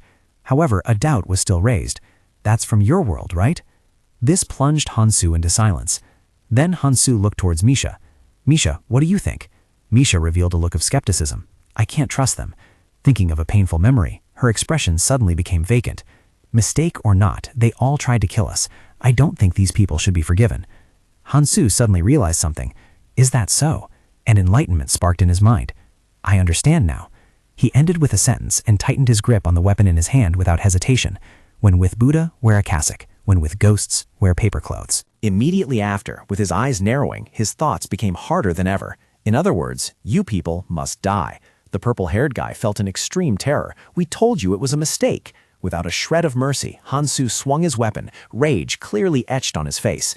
Maybe I am mistaken this time, but who knows what intentions you might have towards me after I let you go. The inevitable finally happened, and fresh blood splattered onto his face in an instant. System notification lines rang out emotionlessly. Achievement unlocked. Condition, kill 10 people. Reward, +1 permanently to spirit stat.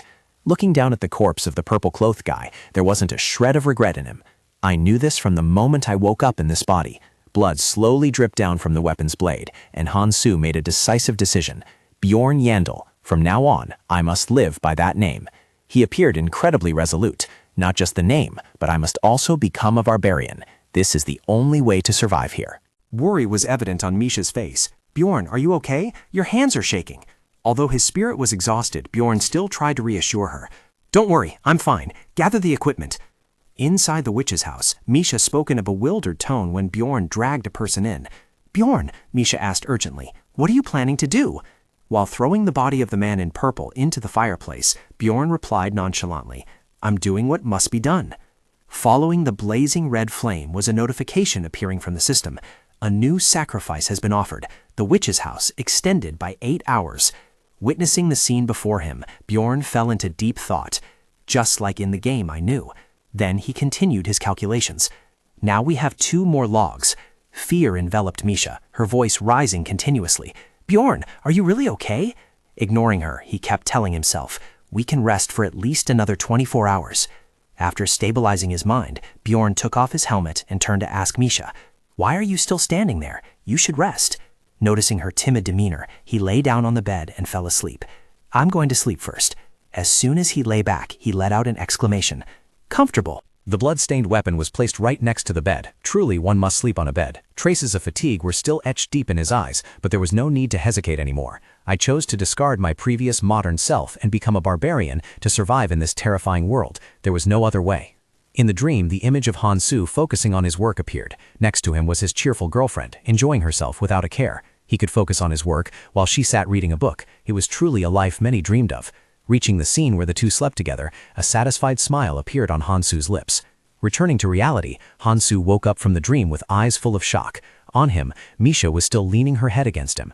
Unbelievable. Hansu hurriedly sat up, suspicion filling his eyes. Was he dreaming? He looked at his sturdy body and sank into thought. With this body, he had to fight monsters to survive. He looked at the skeleton next to the fireplace and acknowledged it. That was his life now. Then, as if in disbelief, Hansu started calculating. Did I sleep for nearly 7 hours? Hansu looked down at the sleeping Misha with an awkward and helpless expression. When did this kid climb up here? Was sleeping on the chair not comfortable enough? He called out to her in a serious tone. Misha, wake up. Misha replied in a whining voice, just 5 more minutes. Hearing that, Hansu's face filled with anger. A long while later, a loud scream echoed through the house. Wake up! Wake up now! Stop shaking me, you brute! About 24 hours before the labyrinth closed, and 1 hour before the witch's house shut its doors, Hansu and Misha were sitting down for a meal. He felt a bit empty inside. The day had finally come. As long as they endured today, they could escape the forest and return to the city. At this moment, Misha spoke up, complaining. Living in the forest is so inconvenient. I want to take a bath immediately once we get back. Hansu, what will you do when we return? Hansu glanced at her. He answered without a second thought. I don't know. Immediately after, a system notification appeared. The witch's house is closed. Your character is being moved to the witch's forest. Witch's forest environmental effects have been activated. Instantly, both were teleported to a strange space with a pitch-black moon hanging amidst the hazy scenery. Misha's face showed evident astonishment. "Hansu, what's wrong?" Hansu looked ahead and felt a sense of horror as his gaze focused on the system emitting a red light. Indeed, a notification line was displayed.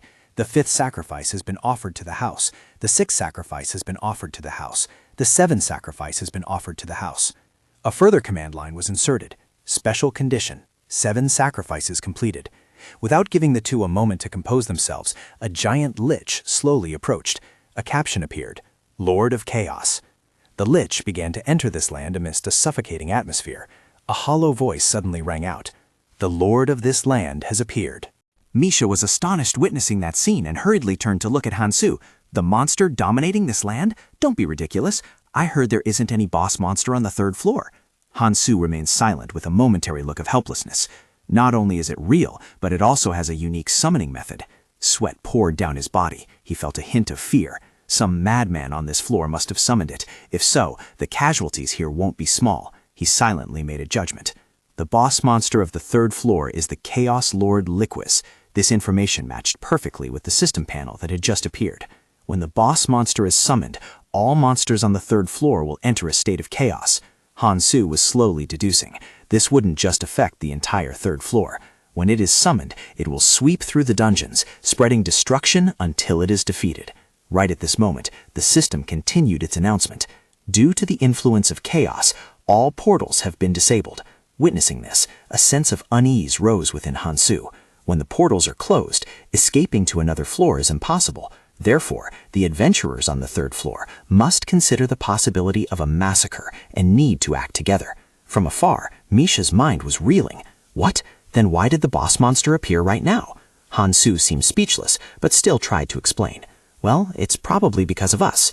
Hansu immediately recalled the scene of himself burning the corpse in the fireplace. Didn't we burn those bodies in the furnace at that witch's house? That was one of the conditions to summon this monster. Misha screamed out, "What did you say?" Realizing his own stupidity, Hansu looked extremely confused. Wasn't the information I knew that its last summoning was over 10 years ago? That's why I thought burning 3 of them like that wouldn't have much of an impact. But who could have known that some other idiot had already burned a 4th corpse? Seeing him fall silent, Misha, with tears welling up in her eyes, looked very indignant. "Hansu, what have you done? The crazy guy you talked about earlier is actually you. Now we're all going to die because of you."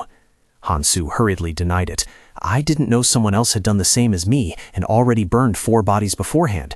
That's why we're so unlucky. By the way, don't tell anyone about this, okay?" He didn't forget to explain further. "If it leaks out that we summoned this boss leader, we're done for with the other adventurers." Misha looked horrified. "Getting my hands chopped off. I'm dead. It's all because of this crazy barbarian." A flicker of dissatisfaction appeared in Hansu's eyes. She always says that, but this is partly her fault too. If we hadn't rested at the witch's hut, we would be dead by now. Immediately, he composed himself and offered words of encouragement. "We can leave the forest now without needing a scout. Let's get out of here as fast as possible." As if associating it with a certain symbol, he hesitated, recalling the scene when they met the group of people. "If we want to live," Hansu's voice became decisive and purposeful, "we must head to the orc territory." The symbol earlier belonged to the Gyakui Guild. Gyakui Guild. According to the dwarf Hikrot, this is a large-scale guild active from the 6th floor upwards, with hundreds of members and gathering many high-level players. We cannot go alone. If we are unlucky enough to run into a boss monster, we're done for. If we want to increase our chances of survival, even by a little, we must rely on the Gyakui Guild. Thinking of that, a feeling of despondency invaded Hansu. Not all members of that guild would be gathered at the orc territory on the 3rd floor. But to control that hunting ground, at least 10 people would have been sent down to the orc territory. At this moment, Misha looked ahead and spoke up. "There are so many people here. Bjorn!" Up ahead, a presiding figure shouted loudly before faces that shifted from astonishment to terror. "Everyone, calm down and follow instructions." The person's voice continued to echo. "Among you, I hear there is a high-ranking mage. Please use a spatial teleportation portal spell. I will pay any fee." Everyone became furious. "I don't know which crazy bastard summoned the monster leader, but if I find out, I'll kill him on the spot." Others fell into panic. "What are we going to do now? How can we fight against it?" Right at that moment, someone asked in a whisper, "The Gyakui Guild is a large guild. Surely they won't kick us out of here, right?" Amidst the chaotic scene, fatigue was evident on the faces of Misha and Hansu. Everyone here was in complete chaos. Just then, a girl was praying sincerely. A halo of light also gradually spread out into the surroundings. Amidst the chaotic crowd, Anirecap kept speaking to reassure everyone. Everyone, please calm down. This is the safest shelter. Our priest has cast a purification spell, clearing out all the monsters here, and our guild scouts are guarding all around this area. If the boss appears, they will warn us immediately. Looking down from above, he explained in a gentle voice, the third floor of the dungeon will close in a short while. In the meantime, the Zaba Guild, in accordance with the treaty with the royal family and the Adventurers Guild, will try their best to ensure that as many adventurers as possible return safely alive. Below, the crowd was also gathering to listen. Suddenly, Aze let out a loud shout. However, if anyone disobeys our control and causes a disturbance, in front of the tension of Hansu and Misha, his voice rang out with authority. We have no choice but to forcibly expel that person from the safe zone, so please understand us. Hearing that, Hansu looked away and began to calculate. It sounded quite tough. It was considered a clear announcement. Those who were noisy or objecting had to fall silent if they didn't want to be kicked out. Thanks to the Dispel magic, we can rest comfortably here for a bit. Dispel magic is one of the specific spells of the priest class, Dispel. This magic allows humans to move freely, while simultaneously creating a magic barrier that effectively blocks the intrusion of monsters. Amidst the seemingly peaceful rustling of leaves, the figures of Hansu's and Misha were leaning together against a tree trunk, Hansu's train of thought not pausing for a second. At least we don't have to worry about being kicked out right now, but I still can't relax completely. Soon enough, that problem will appear. At this moment, he spoke softly. Misha, let me ask you something. Are you confident in your hearing ability? Misha replied innocently. I'm not sure, but sometimes people say they like my ears. Realizing they were talking about two different things, Hansu could only roll his eyes. What are you talking about? He then asked again in more detail. I mean, can you hear from a distance or sense sounds well? Misha looked somewhat embarrassed. Ah, is that what you meant? I am confident in that. Seeing this, Hansu hurriedly ordered. Then listen carefully to the crowd nearby to see what they are saying to each other, and if there is any useful information, let me know. From behind a tree, a voice rang out. The appearance of the third floor's boss monster. It's been 10 years, hasn't it? The adventurers began to discuss animatedly. I wonder what crazy person caused this, but luckily a guild from the 6th floor was here just in time, otherwise we would be dead. Another person also expressed strong agreement. Yeah, who would have thought low-level adventurers like us would witness a wide-area exorcism spell with our own eyes? The crew-cut guy sneered and offered a compliment. A large guild, their strength is truly different. Witnessing that event, Hansu was still filled with questions. If the Jiaki Guild was on the 3rd floor because of that issue, perhaps it would be worth placing a bet on them to overcome this situation. Sitting next to him, Misha was sleeping so soundly she was drooling. She even carelessly leaned against Hansu, an action that made him feel helpless and unwilling to yield at all. He flicked his hand, causing Misha to tumble over before she could react. After a small shriek, she held her head and asked, "What's going on?" Hansu replied with a cold tone, "It's about to happen." Misha still didn't clearly understand the situation. What happened? What do you mean? Hansu spoke up quickly in anger. Look around. Look at the gathering crowd, he exclaimed. There are too many people gathered here. Looks like about 500 people, probably all the adventurers on the 3rd floor. Misha couldn't figure it out at all. Then what's going to happen to us? Hansu explained while keeping a watchful eye. You see, although the Jiagui Guild is strong, they couldn't even handle 50 people, let alone 500 now. Let's see how they control this crowd. Suddenly Silas shouted loudly, "All adventurers, please pay attention." With a solemn demeanor, he called out, "Thanks to the exorcism spell, this place has become a safe zone within the 3rd floor. However, our priests want to see that everyone here shows respect for the gods." Then he smiled a smile that looked friendly but was somewhat forced. The expression of that respect is 1 million stones per person, payable immediately. Right here, you can pay with magic stones or equivalent items. Hansu, who had been silently observing the whole time, quickly made an assessment. Smart, because no adventurer carries 1 million stones or magic stones on them. They planned to control the crowd by confiscating equipment first. At this moment, Silas on the stage kept disseminating information. 1 million magic crystals were both a divine tribute and a protection fee for everyone, even if you had to lose some equipment or medicine. Finally, he spread his arms wide with a look of pride. So what is there to worry about when we are in a safe zone protected by us? Hansu, who was not easily swayed, was silently calculating. Of course there is, you idiot. Even if evil repelling is an extremely powerful protection spell, it's nothing compared to a boss monster. He suddenly came up with a conjecture. In reality, this group couldn't fight the boss monster at all. But here, we have to more or less follow their control. Glancing over to see Misha still struggling, Hansu spoke up to remind her. I've got a plan. Keep the necessary consumables like potions and bandages separate, and only take out the things we don't need to hand over to them. While packing his gear, he felt a bit lucky. Fortunately, we don't need to take off our helmets, thanks to the pile of equipment we picked up. Observing the situation around him, Hansu once again fell into deep thought. In addition, countless voices full of indignation echoed from somewhere. Without this equipment, they'll leave us to die right here. And what about the next expedition? Those were the angry words of the adventurers. Seeing this, Hansu also expressed his agreement. Demanding a whole 1,000,000 magic stones just to survive here for a short time? That's truly insane. However, witnessing the crowd divide into various factions, Hansu stroked his chin in thought while making his own predictions. Those who refused to pay the protection fee and planned to escape had gathered together. At this moment, Misha returned with a calm voice. "I've already paid the fee for them." Hansu smiled and offered a compliment. "You did well." Next, he stroked his chin again and continued to calculate his next moves. About 300 people, each having to pay 1,000,000 magic stones. That means at least 300 million magic stones have been collected. Reducing the chaotic crowd while making a fortune, it truly is killing 2 birds with 1 stone. Looking a bit further ahead, Hansu still felt a degree of tension in his heart. But in the end, having already arrived here, these people would have to pray to heaven. If the boss monster manages to get here, it will be the end for everyone. He continued to surmise the calculations of each person. The 3rd floor was vast, so they must have thought the probability of encountering the boss monster would be very low. Everyone who left or stayed behind was hoping for the best outcome for themselves. And he cast his eyes over the surrounding scenery, his inner mind sinking deeper into a stream of thought. But I always look for the worst-case scenario, hoping that when the time comes, the people here will fight instead of running away. Usually his imaginations didn't come true, but he hoped this time he would be safe. At 1907, there were about 5 hours left until the labyrinth reopened. A soft noise came from above Hansu's head. I never thought it would actually happen. Watching the raindrops spreading out, his expression remained calm. Desper Rain, the intrinsic aura of the boss monster Liquis. The system board displayed the attribute stats. Your character is taking continuous damage from the Chaos attribute. HP is decreasing over time.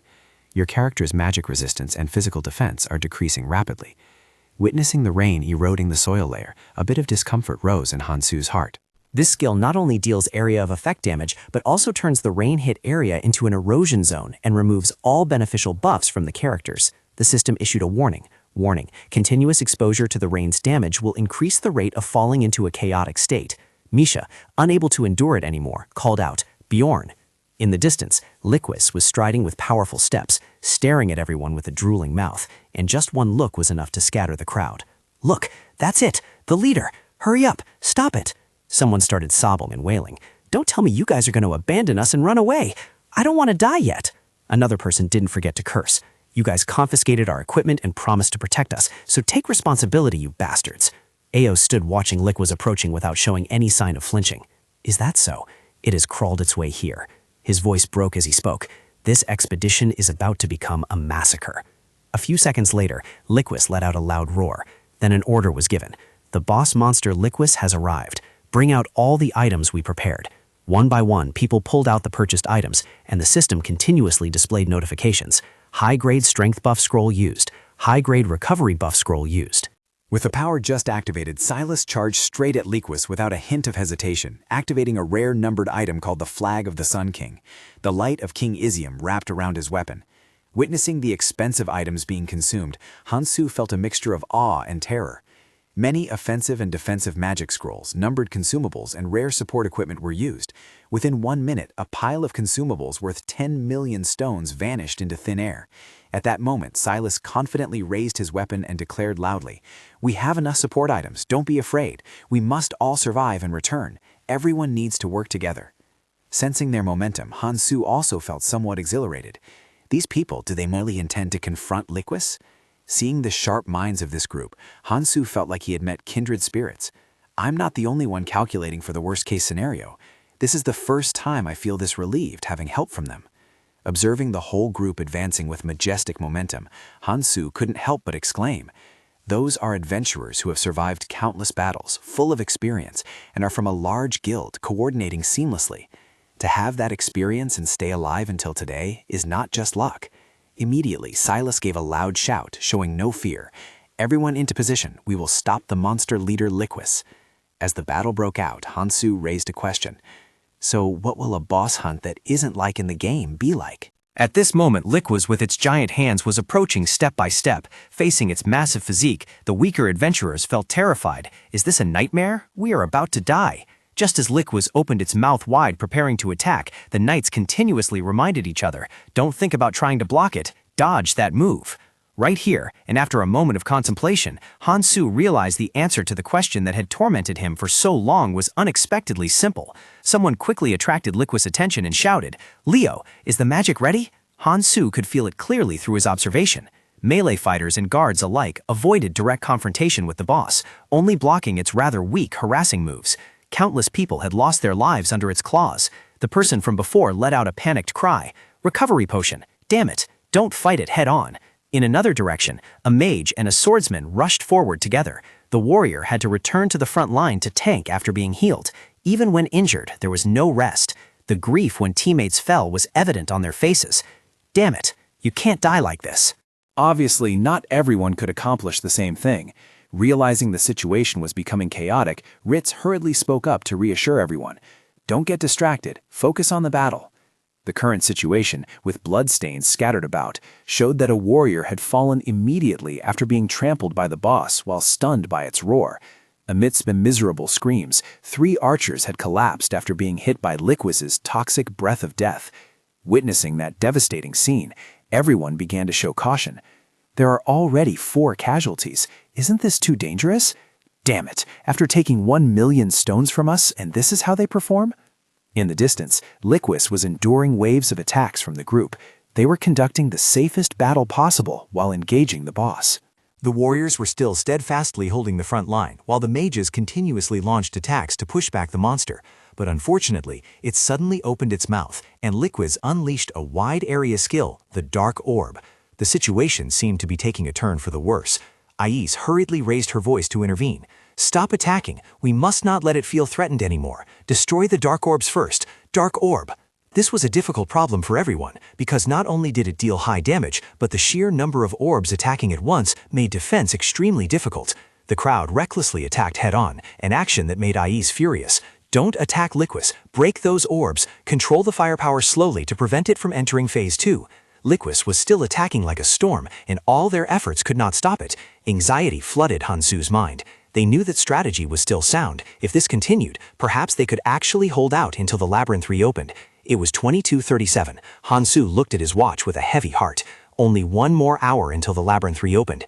Observing from afar, he noticed more casualties. The casualty count was 11, which was 20% of the total force, but that was still acceptable when facing a boss like this. A stream of thoughts suddenly paused within him. However, at this moment, the terrified crowd began to curse. "You incompetent fools, you bastards! How many have died already? Are we going to die now too?" Seeing them screaming, Han-Soo's expression darkened. The real problem were the adventurers. Panic was beginning to spread throughout the crowd. When they realized the death toll was too high, thinking back on the scene just now, a sense of empathy rose within him as well.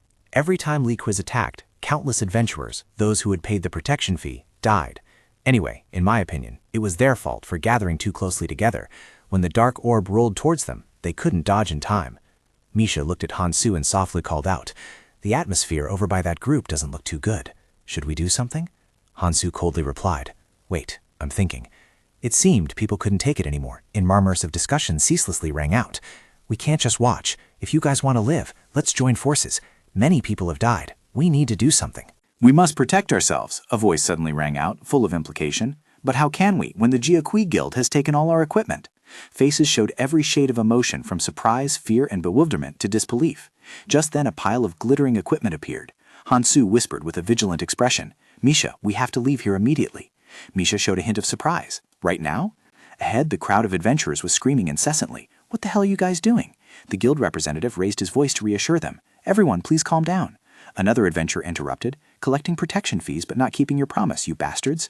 A knight of the guild maintained a calm demeanor. "If everyone doesn't retreat, we will all be in danger." The crowd expressed their fury. "We have to get out of here. Give us back our equipment right now." An adventurer who had lost all reason rushed forward. "Hurry up so we can protect ourselves." Sensing he was about to be torn apart, the knight's face clearly showed fear. "Everyone!" The rest of the crowd screamed loudly. "Get out of the way, you bastards! That's my legendary equipment!"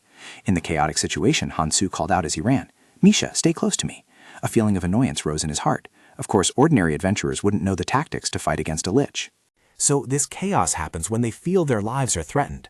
Amidst the frantic screaming, Han-Soo and Misha ran for their lives. Sensing the danger, Misha shouted, "There are some monsters blocking the path ahead." Without a second of hesitation, Han-Soo turned and urged, "Let's take a detour and escape." His mind was in turmoil. There was no time to deal with each one, and Misha seemed a bit slow.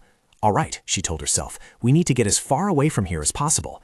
Beneath the gaping jaws of the monsters, the two kept running. Hansu tried to offer words of encouragement. Just a little more. We're almost at the destination. He seemed to be racing against the god of death. If we make it here, we'll be out of the danger zone. Suddenly, Hansu's expression changed abruptly. The system displayed a notification. The boss monster has completed absorbing power. After a period of accumulation and the creation of a dark spatial field, a malicious zone environmental effect was applied within a 5-kilometer radius. Hansu looked around with a forced expression. This darkness? Has the malicious zone skill already been formed? He gritted his teeth with hatred. That bitch, did she successfully absorb power after fighting for a while? Misha panicked extremely and shouted loudly, Bjorn, is something about to happen to us? Feeling everything blurring, he looked extremely exhausted. Damn it, so it's true. We're in danger now. This is the malicious zone. And the malicious zone, this is a skill capable of instantly destroying living creatures over a wide area when they are swept into this space, activated when Liquid successfully absorbs power. With flickering illusions and a time limit of about 45 minutes in game time, failure to escape the malicious zone within the stipulated time will lead to instant death, no matter how strong the character is. The dark black aura streams carry a strange characteristic that when the skill is activated, no matter where you are, everyone will be dragged towards the center.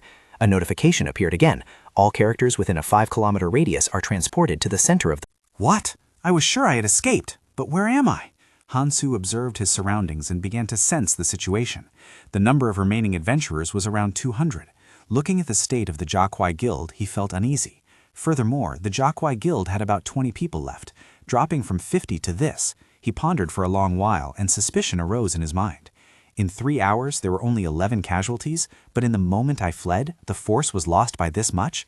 Clearly, something happened during that time. Everyone fell into panic. What is happening here? A member of the guild shouted. Shut up, you trash! As if unable to hold it back anymore, he poured out his rage. Do you know how many people died because of garbage like you? If you come any closer, I will attack immediately. The adventurers being scolded were extremely furious. Some wept, others screamed. Why is it our fault? If you guys hadn't taken our equipment, we could have fought. Please, protect us. I'll pay extra protection fees. Hearing that, the guy wearing the iron helmet became even more enraged. Be grateful I don't kill you right here, you traitors. His voice rose menacingly. Don't think I'll be swayed as easily as before. I can burn you all alive right here. Facing the aura of the crowd, everyone fell deathly silent. Damn it, what do we do now? At this moment, a hand slowly raised up. I know about this phenomenon. A boy with a timid appearance spoke up. I don't know the details, but if we don't escape from here in time, we will all die. It was written in an ancient book in the library. A guy standing nearby expressed horror. What? There's a time limit too? If we don't get out, we'll die? The young man hurriedly explained, but quite simply, if we walk in any direction for 5 kilometers, we will escape this place. Although I heard there will be monsters on the way, if we join forces, we can make it. Hansu glanced over with a worried look. Surprisingly, what the boy said was true. Even so, the uneasy feeling in Hansu's heart had not subsided. The problem was that Liquiz's avatars and the chaos spirits appearing to block the way would all attack us if we tried to escape the center of the malice zone. Suddenly, a few people stepped forward to express their agreement. That's right, we'll all die if we just stand still. Let's go together. Misha asked Bjorn and Hansu. Everyone is starting to leave together. What should we do? He thought for just a moment as more than half the people had left the central area, then decided to choose a different path. Of course, we wouldn't bet on low odds by tagging along with such weaklings. Speaking up while striding and observing his surroundings, let's go. To bet on a higher success rate, we need— Suddenly, Dalen blocked the path, forcing the barbarian to stop. If you come closer— After a moment, a flash of doubt flickered in him. What is this, you fool? Why are you here? And that girl too? Hansu just let out a contemptuous smile as he faced Dalen. Long time no see. Oh my, Dalen recorded with a sarcastic tone that was no less biting. What? Long time no see? What is there to greet between you and me? And you're even traveling with that stupid sister of mine. With a provocative attitude, Hansu went straight to the main point. I want to ask, has the orc hero essence appeared yet? Dylan smiled slightly and replied, Well, luckily— His sentence trailed off as his expression turned solemn. Without hesitation, Dylan drew his sword and asked in a cold voice, How do you know about that? With the confidence of victory, Hansu held his head high as the first bet had been settled. On another side, Silas stood silently before the blood-soaked flag.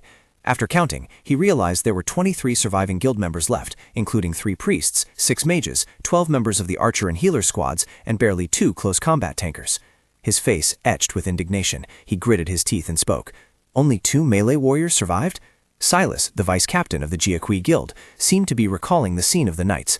Their bodies had been torn apart in the riot that had just taken place. Too many Vanguard warriors had fallen without receiving any support from the teammates in the backline. Rage made him clutch his head tightly. Liquiz had unleashed too many wide-area attacks, and too many support mages were occupied. Consequently, the warriors on the front line could not survive without healing and defensive magic shields.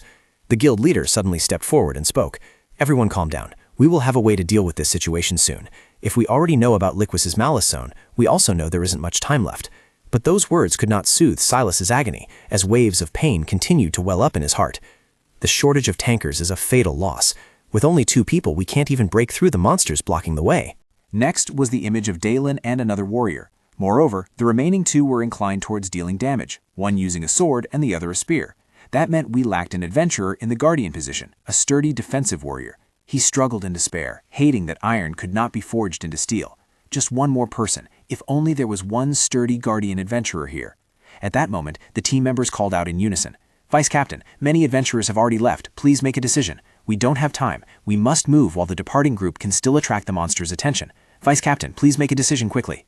At that very moment, Hansu opened his mouth wide and let out a resounding roar. "That is exactly what I said. I will pave the way for you all." Elias, as if unable to believe what he had just heard, turned his head back. He asked while observing the scene unfolding before his eyes, "Who is that screaming guy?" A member spoke up to answer him. "It seems he is a barbarian, a teammate of my sister Misha. Vice Captain, you don't need to pay attention to him." Elias asked with a serious expression, "That is for me to decide. What did he say to you?" The member honestly answered the question. "Yes, I'm not sure how he knew. That person then started to recount everything. He wants our orc hero essence. He said that with it he can open a bloody path for us to follow and escape from here." Hearing that, Elias suddenly realized something, as if an epiphany had struck. The skill Survival Instinct, which increases survival chances, was activating as he watched Hansu's decisive figure. "It helps me see the aura radiating from the designated target." With surging admiration, Elias silently pondered, "That is the first time I've seen such a powerful light emitting from a person." He walked while lost in a stream of determined thoughts. In the midst of the tells me, the breakthrough, the lifeline for everyone, lies with that barbarian. Noticing Elias approaching, Dalen softly called out, "Vice Captain." Paying no mind, Elias turned towards Hansu and asked, "What is my name?"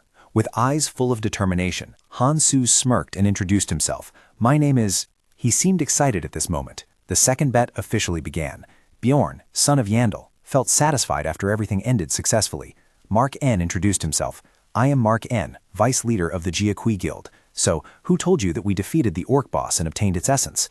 Bjorn replied with a tense attitude. "I just took a wild guess." He asked a counter question. "How did you guess that?"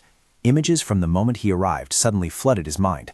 Bjorn said, "Why would a large guild like yours come down to the orc territory on the 3rd floor? If it was just to catch a few orc warriors, you wouldn't need such strategies and so many people. You definitely had another purpose." Mark N began to explain calmly. "That is the grade 5 monster, the orc hero. Basically, it is a hidden boss that players can summon by sacrificing 777 orc warrior jewels at the altar in the center of the orc territory." He sank into silent contemplation. "Those strategies of yours were to prepare for the case the boss in the orc territory appeared, even though the chance was very low." He continued speaking. "Therefore, I conjectured that you people want the orc essence here." Zeph sneered and said, "You figured that out already? Then tell me, why do we need you here?" He replied with absolute confidence, "I am an immortal barbarian with extremely high recovery and endurance stats. My essence is originally that of a vampire. And let me add, I also have the essence of the Rift Guardian, as well as the Corpse Golem essence, possessing recovery capabilities and pain resistance." Zeph cut him off. "No need to explain so much. In short, you can fight and take hits at the same time, right? So, anything else? Say it now." He revealed a nonchalant attitude. "That's it. That's plenty already." The man's face darkened and his voice deepened. "Clearly, that's not too bad to serve as a tanker to help us escape this place." No, compared to the other 2 warriors in our team. Then he burst into loud laughter. "The recovery effects you possess are simply beyond wonderful." He continued speaking. "All right then, Bjorn, we will reserve that orc essence for you." Dalen's face turned pale, and he hurriedly spoke up to stop him. "But the Hoiko family, a noble family in the capital, has already requested that essence." He immediately cut him off. "Enough, just tell them it didn't appear in that territory and be done with it." He continued his story. "Giving the essence to someone who saved our whole group, why wouldn't we do it? Selling that essence outside gets money, but if we don't have our lives, how can we use it?" Eos raised his voice to order. "You guys, bring the essence here." He thought to himself, Nice, passed the first hurdle. He recalled. 3 magic stones summoned 3 corresponding hero orcs. Each boss is a monster with its own name. In other words, they are higher-level variants compared to their kin and possess quite troublesome essences. Bjorn thought, a raid team is needed to fight these grade 5 monsters. He summarized after pondering on how to win.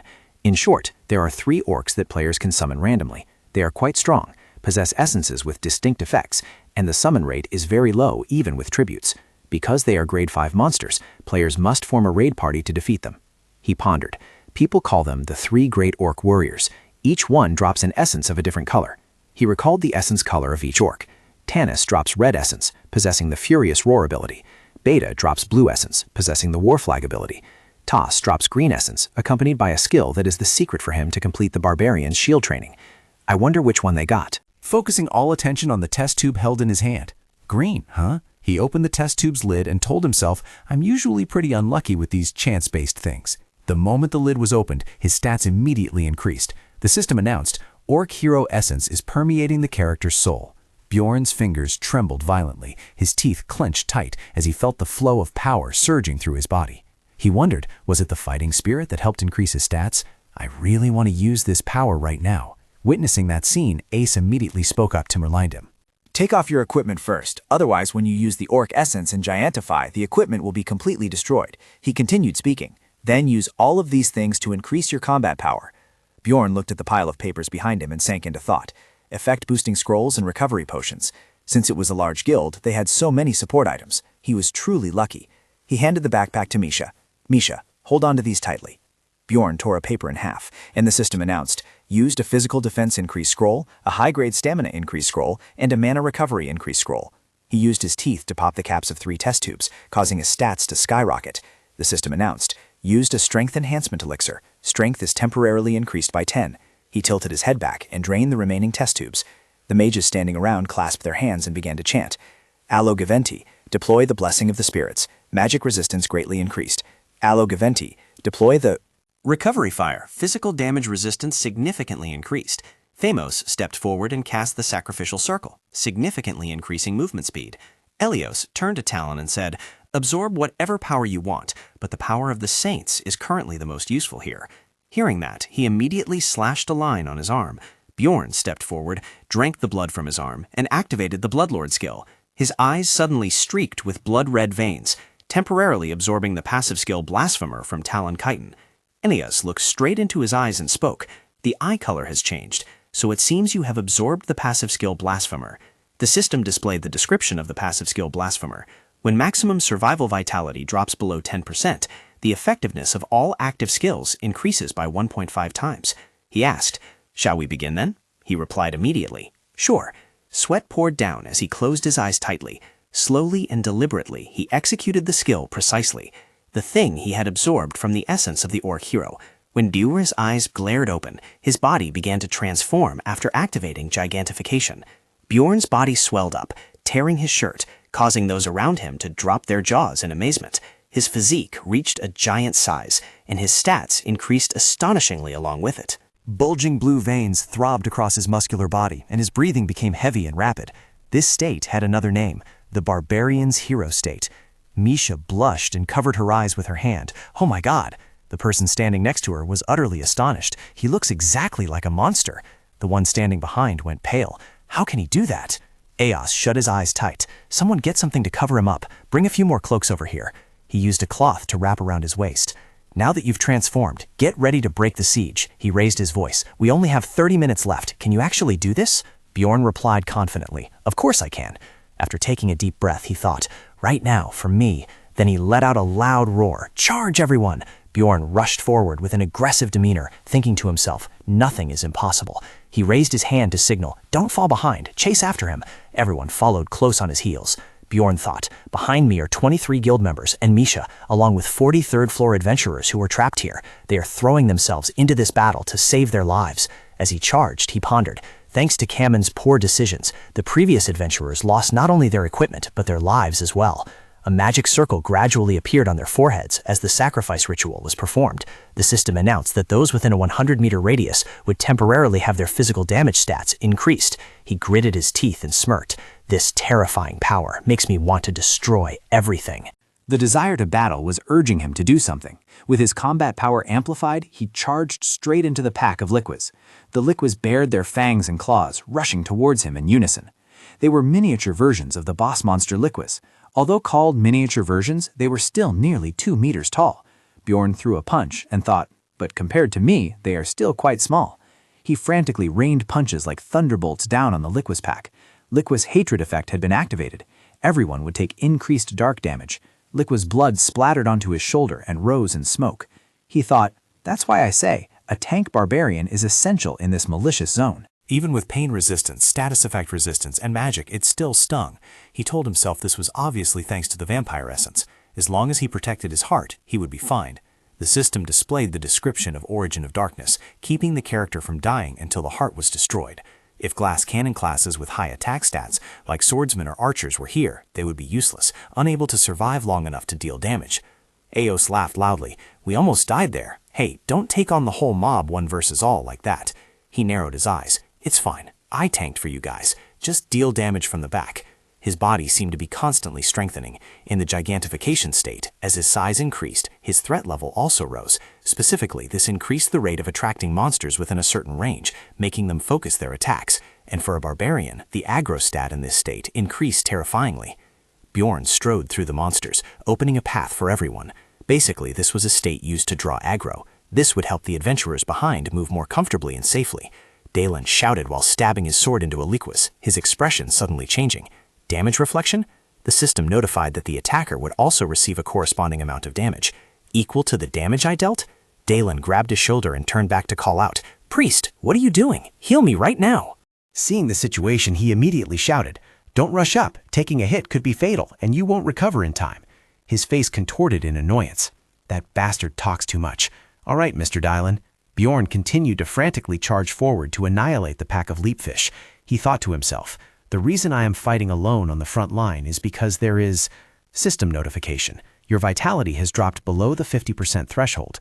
Hero's Path increases all elemental resistance and physical damage resistance stats. The system continued to notify about the passive skill, Hero's Path. He did not hesitate at all and continued to charge forward. He thought, actually, it's because of this skill that I chose the Orc Hero Essence. When vitality drops below 50%, all defensive stats will increase, and when vitality is at 20% or lower, all defensive stats will increase to the maximum. To utilize this energy most thoroughly, I need to fight alone. He gritted his teeth. Don't anyone come up to the front line anymore. I will handle it myself. Bjorn frantically smashed the rock right in front of him. Asterisk turned and asked, Are we close to breaking out? Dalen immediately replied, Yes, sir. He continued, It seems the decision to give him the Orc Essence was correct, but we still must be careful of what might appear from behind. Yes, Dalen's face darkened as he sank into thought. Damn it, the moment I swung my weapon, the pain returned. I am truly pathetic. Unable to do anything now, I have to retreat to the back. He looked straight ahead and told himself, Although I only fought on the front line for a short time, I can affirm that fighting up there is not something a human should be doing. Dalen thought about Bjorn. Just who is he? I thought he was just a lowly grade 3 adventurer and a team full of useless people like my sister. He voiced his doubt, the guy who was helpless and couldn't do anything when driven out of the orc territory before. I thought he was just a mediocre barbarian warrior. He questioned himself while watching Bjorn screaming frantically. No matter how high his pain resistance and status effect resistance are, and no matter how strong his recovery is, in this situation, how can he charge to the front line to face so many terrifying monsters? The people around started chatting with each other. People often say there is no one as brave as a barbarian, and what they say is true. If such a person joined the guild, everyone would feel very reassured. The vice captain's unfathomable mind is truly top-notch. I didn't expect him to be able to make a decision that helped everyone escape the malicious zone. Everyone continued to discuss. Does anyone know that guy's name? He must be quite famous, right? Watching him gives me the feeling that he doesn't know what fear of death is. If he weren't here right now, I can't imagine how bad things would be. Someone turned around and asked, Misha, right? Who exactly is your friend? Misha also revealed a bewildered expression. I don't know either. Ao spoke up with a cheerful tone. If the barbarian hero, Balkan, came back to life and watched Bjorn's back, he would probably look just like this. A brilliant light radiated from him. Dylan was astonished and began to contemplate. Now was not the time to learn the name of this barbarian. They needed to escape first. Everyone cheered in joy. It was finally over. I can see the destination. Speed up. We'll figure things out once we're out. The system announced that the environmental effect of the malicious zone had completely disappeared. Bjorn gritted his teeth and tried to dash forward as fast as possible. We're almost there. Just a little more. His foot barely managed to escape the vortex. The system reported that the character no longer had enough spirit power. Everyone had made it out. His body suddenly shrank back down as the system announced gigantification skill and malicious zone environmental effect are being dispelled. Bjorn panted, tired and exhausted, while everyone cheered happily. We did it! We made it out! We're alive! We survived! A giant black hole suddenly appeared in the sky, swallowing those who remained. They were the ones who couldn't escape in time. A colossal pillar of light struck down, shattering the ground. The pillar charred the surrounding earth. The orc territory on the 3rd floor was vaporized in the blink of an eye. Bjorn breathed a sigh of relief. That was close. Thank goodness the gigantification effect wore off just as we escaped. It was truly a miracle that they managed to run out of there. Eos frowned, beads of sweat dotting his forehead. His eyes almost became filled with vigilance. But we still have to be on high alert. He thought the man was right. He thought to himself, after escaping the malicious zone, the boss's instant kill ultimate skill would be triggered. One of the survivors would be chosen as prey. Leo glanced at the people around, calculating the number of people remaining here. That 1 in 15 chance could be himself or Misha. If it wasn't us, that would be fortunate. A voice suddenly called out his name. Bjorn! Misha was trembling and slumped on the ground, her face now turning purple. My body! I can't move! System notification. Misha Karlstein has been selected as the prey. The system announced that Misha Karlstein had fallen into a paralyzed state, her body stiffened, and her pupils dilated to the max. Are you kidding me? Out of all the people here, it had to be her? Misha was equally terrified seeing that scene. What's wrong, Bjorn? What is this? Why is everyone... Her eyes widened and her face turned pale. Everyone was staring unblinkingly at her. Dalen turned pale, sweating profusely as he looked at Misha. His face went white, his brows furrowed, and he hurriedly looked away. Aliquis was slowly approaching Misha. The system displayed a description of the Kraid effect. The person afflicted with this debuff would be unable to move and would become the sole pursuit target of the Liquis. In other words, the Liquis would not stop hunting the prey until it died. Aos stepped forward. It was surprising that the prey turned out to be his companion. He called out an offer. We will protect her. Do you have any desire to join our guild? Bjorn narrowed his eyes and lowered his voice. No, I don't plan on working for any guild right now. He immediately spoke up. Is that so? That's a pity. You wouldn't have had the chance to join our guild if you were the one chosen as the prey. Saying that shows you are skill lucky. He continued speaking. Anyway, since our deal ends here, I hope we will meet again in the city after returning. Bjorn said in a gentle voice. Me too, if I survive to return. The corner of his lips curled up slightly. I am sure that you will live. You have already demonstrated your talent. I have a feeling you will escape. He raised his voice to give an order. I hope that this will help you, even just a little bit, in the arduous journey ahead. Following the order, the mages began to pray for Bjorn. His skills were all boosted. Closing his eyes to feel it, he told himself, they are truly kind. They must have depleted their mana doing this. Bjorn said with a sincere tone, thank you. He smiled and replied, of course, stay alive. Since you've made it this far, don't lose your life. He smirked, thinking to himself, right, I will try. Now we will leave immediately. Liquis's foot was slowly approaching. The system announced, countdown time, 23 minutes 45 seconds, 15 seconds until the labyrinth closes. Its eyes glared, emitting light. Chaos Lord Liquis had awakened. His footsteps began to hasten. Bjorn carried Misha on his back and rushed forward. She thought to herself, I can feel the warmth from Bjorn's skin as he runs. I couldn't see behind me, but the roaring was getting closer. At this rate, both of us would die while being chased by the boss monster. She suddenly called out, Son of Yandel, Bjorn. He voiced his confusion. What is it? Misha's weak voice softly rang out. Stop it, Bjorn. I'm not stupid. I know the monster is hunting me, not Bjorn. She recalled the way everyone looked at her. I know for a fact that's why everyone looked at me like that. Even her brother's eyes were the same. Furthermore, even her family members chose to ignore her. Misha suddenly realized that her mere presence was a danger. Bjorn narrowed his eyes. What do you mean? She expressed her worry. You've done enough. You'll have to die too if we keep going like this. Misha tried to force a smile and continued. We aren't that close, are we? If not for you, I would have died a long time ago. Besides, I've also fulfilled my lifelong wish of becoming an adventurer. He spoke in a gentle tone. That's funny. What are you saying? That statement stunned her.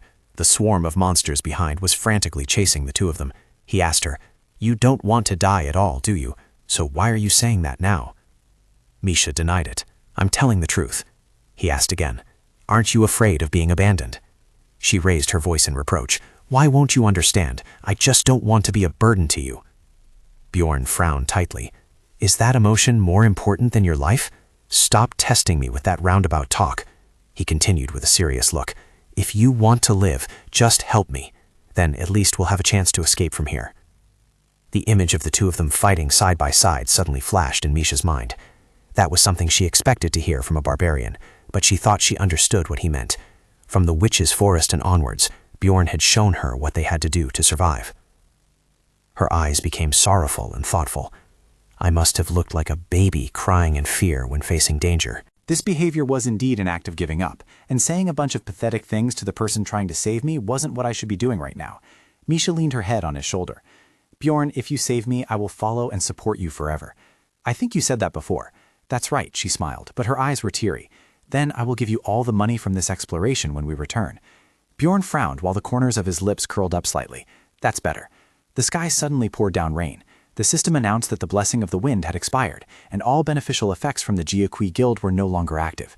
He looked up at the sky and thought, it's raining too, which means that damn beast is right behind us. The swarm of monsters continued to frantically chase the two of them without stopping. He thought to himself, now there are many chaos spirits on the road too. They are blocking my path. I wanted to use this a bit later when danger was imminent, but then Bjorn roared loudly, activating his skill. Character uses gigantification. The character's body will increase in size. Just as now you will be the target provoking the monsters, and your stats have also increased significantly. He used all his strength to dash forward quickly. All his stats would increase when using gigantification, but the most important thing right now was that he could cover more distance with each step. He performed the calculations himself. With the remaining spirit power, he would be able to maintain gigantification for about 2 to 3 minutes. He turned back and asked Misha, how much time is left? Misha glanced at the watch and replied, exactly 196 seconds. He raised his voice. All right, I'm sure you're bored, so count the time. After that, she began to count. All right, 195, 194. He glanced at the monsters ahead. I'll have to fight these monsters to get through. The system announced, Chaos Spirit has been defeated. The current location is decaying and is inflicting a slow effect on you. Misha shouted loudly, 90. She raised her voice again. Wait a minute. While he was busy fighting, she sat behind him counting every second. 120. Bjorn's face grew weary, sweat beating on his forehead. 103. A massive area of light suddenly appeared behind the two of them. 90. Damn it. Giant footsteps were slowly approaching the two. The monster was getting closer. The corpses of monsters lay scattered across the ground. He thought the number of chaos spirits chasing us had decreased thanks to the boss's frenzied breath attack. Bjorn gritted his teeth and thought to himself, it's much easier to run now, but that also means we are now within its attack range. His face turned pale as he looked up and saw Liquis's claws right above his head. He leaped with all his might to dodge its claws. 77. Bjorn frowned and clenched his jaw tight. Liquis bared its teeth with a ferocious look. Chaos Lord Liquis had appeared. His steps became more urgent, and he jumped swiftly. Misha anxiously spoke up to encourage him. Bjorn, it will be okay. He lowered his voice. Stop whining. Let me focus. With clenched fists, he showed his determination. I don't intend to leave you here to die and run away. Misha said loudly, I'm not worth saving. Just save your own life. With veins bulging on his face, he replied in a loud voice. I promised already. Just rest assured. What about the money for my ice spirit ring that I gave you if I leave you here? Misha was worried, her face turning pale. Promise? You're going to die here with me just because of that one promise? He cut her off. Who said we're going to die? He continued with a confident demeanor. I will survive and get out of here. Bjorn's eyes widened, his pupils contracting in shock. Seeing that scene, Misha trembled and screamed out, Bjorn, your arm! The time! Leave me behind, otherwise you will also! He shouted angrily, Misha Karlstein, keep counting the time so I know. Even though tears were streaming down her face, she didn't stop counting. 60 seconds left. One of Bjorn's arms had been torn off by Liqua's attack. He thought he had to endure another minute with a missing arm. Escaping was no longer a top priority because the boss monster had already arrived. He turned on his heels and changed direction. I guess it will be quite difficult to do anything in this situation. Seeing him suddenly change course, Misha immediately panicked. What are you doing, Bjorn? At this moment, he was rushing straight towards the boss monster, Liquis. He shouted out, count the time instead of complaining. 53. She continued her task of counting the numbers. 52. He rushed forward while calculating in his head. It used the breath of death attack on the spot I just ran past. I'm sure it will be harder for it to attack like that once I get close to its legs. Bjorn sprinted forward with all his might. Even though we'll be done for if we get trampled, if it moves even a little bit. He jumped up, dodging Liquis's attack. 50. Immediately after, he leaned over to avoid its claws. 44. Bjorn dodged Liquis's blows while thinking, I've grasped this boss's attack pattern. He quickly crouched down to evade its assault. Memories of the Jiaqui Guild's battle with it suddenly rushed back. Liquis ferociously swung its arm, knocking him down. Misha continued counting without stopping. 30. He was knocked back quite a distance. Bjorn gasped for air, tired and exhausted. 25. Liquis's hand slammed down, but he couldn't dodge in time. Damn it, is it too late? It delivered a powerful blow to his abdomen. Bjorn hissed in pain, spitting out a mouthful of fresh blood. After that attack, he collapsed to the ground. Trying to look up, he saw its claws right above his head and thought, I can't dodge this attack. Are we going to die here? A notification appeared stating that the character had depleted spirit power and the gigantification skill had ended. Bjorn's body began to shrink rapidly. He went pale as he realized it. Perfectly timed, thanks to gigantification ending, I shrank and dodged that blow. Damn, my skull would have probably been crushed if it had been just a moment later. Thanks to his shrunken body, he managed to narrowly dodge that attack. This is the end. The countdown timer started running. 10. Bjorn climbed onto Liquiz's claws. 9. 8. He bit hard into its arm. 7. Liquiz swung its arm in fury. 6. The remaining time was running out. 5. 4. 3. Liquiz used its hand to squeeze his body tight, making him cough up blood. 2. It roared in Bjorn's face. 1. He bared his teeth and smiled. Too late, you bitch. You can't kill me. System notification. The labyrinth is closed. The character is being teleported to Devoya. The scene suddenly shifted to the plaza of Devoya, where a black hole was attracting everyone's attention. The crowd began to whisper and discuss. I wonder how much was earned in the labyrinth this time. Will Dad come back, Mom? That black hole continuously emitted purple lightning bolts. A group of people was pushed out from inside that black hole. The people around showed signs of panic. What's wrong with them? Contact the Adventurers Guild. Move the injured to a safe place. Set up a temporary tent for them. Everyone witnessing the scene appeared worried. Oh God, look at him. The wounds are too severe. Will he make it? Misha drowsily opened her eyes, then sat up and looked around. I'm still alive, huh? Bjorn? The people standing nearby started buzzing with gossip. What happened inside for that barbarian guy to get injured like this? Even if he is a barbarian, with that condition, it's hard to survive. Misha tried to squeeze through the crowded stream of people. Wait, move aside, let me through. Please, Bjorn? Bjorn was lying motionless in a pool of blood. She let out a loud scream. Bjorn! Someone spoke up. Contact the temple. Call a priest to treat him immediately. Misha trembled, her face pale, trying to call out. No, Bjorn, please, don't die, please. She pressed her ear against his chest to listen for his heartbeat. Bjorn, Misha was overjoyed when she felt a heartbeat. What the? You were just sleeping. She spoke up again. You really scared me there, Bjorn. Immediately after, whispers arose.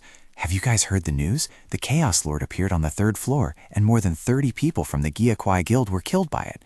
They continued to discuss among themselves. Only 30? I'm sure the Adventurers Guild will have a detailed announcement about it tomorrow, but I heard that hundreds of people died because of that boss. That person continued the story. I also heard from one of the other survivors that thanks to a barbarian, many people managed to escape alive. Another person chimed in. Do you mean Vice Captain Ios of the Gyakwai Guild? That person immediately replied, no, it was clearly another adventurer on the 3rd floor who saved them back then when the boss appeared. Is there really someone stronger than the people of the Gyakwai Guild on the 3rd floor? Who is that? His name is... Then they all mentioned his name, the son of Yandel, Bjorn, a barbarian who entered the 3rd floor just 3 months after starting his journey into the labyrinth for the first time. They continued to gossip about him. A mage there told me this about that barbarian, that he hadn't achieved anything that would make him a hero before doing that deed. But now it is certain that he will become a hero in the future. Everyone has given him a name. So now it might be appropriate to call him Little Balkan, named after a hero braver and greater than anyone else. A man sitting in a chair was looking at a paper. Little Balkan. Interesting. He was deep in thought. How many adventurers out there achieve such fame in such a short time after entering the labyrinth? I have never seen such a case since I started working at the association. Furthermore, the man pondered again. Corpse Golem, Vampire Guardian, Orc Hero, he possesses essences far better than an ordinary adventurer. He has been able to develop his power unusually fast. No one can achieve this just by luck. That person looked back at the flow of history. However, looking back at history, there were similar people, existences born into this world with a special destiny reserved for them. These people were honored as heroes, and their names were engraved in history. He asked himself a question. I wonder who he is, a hero or an evil spirit? In a quiet space, the system announced that the Lord of Chaos, Liquiz, had awakened. It sowed terror, causing Misha to collapse to the ground.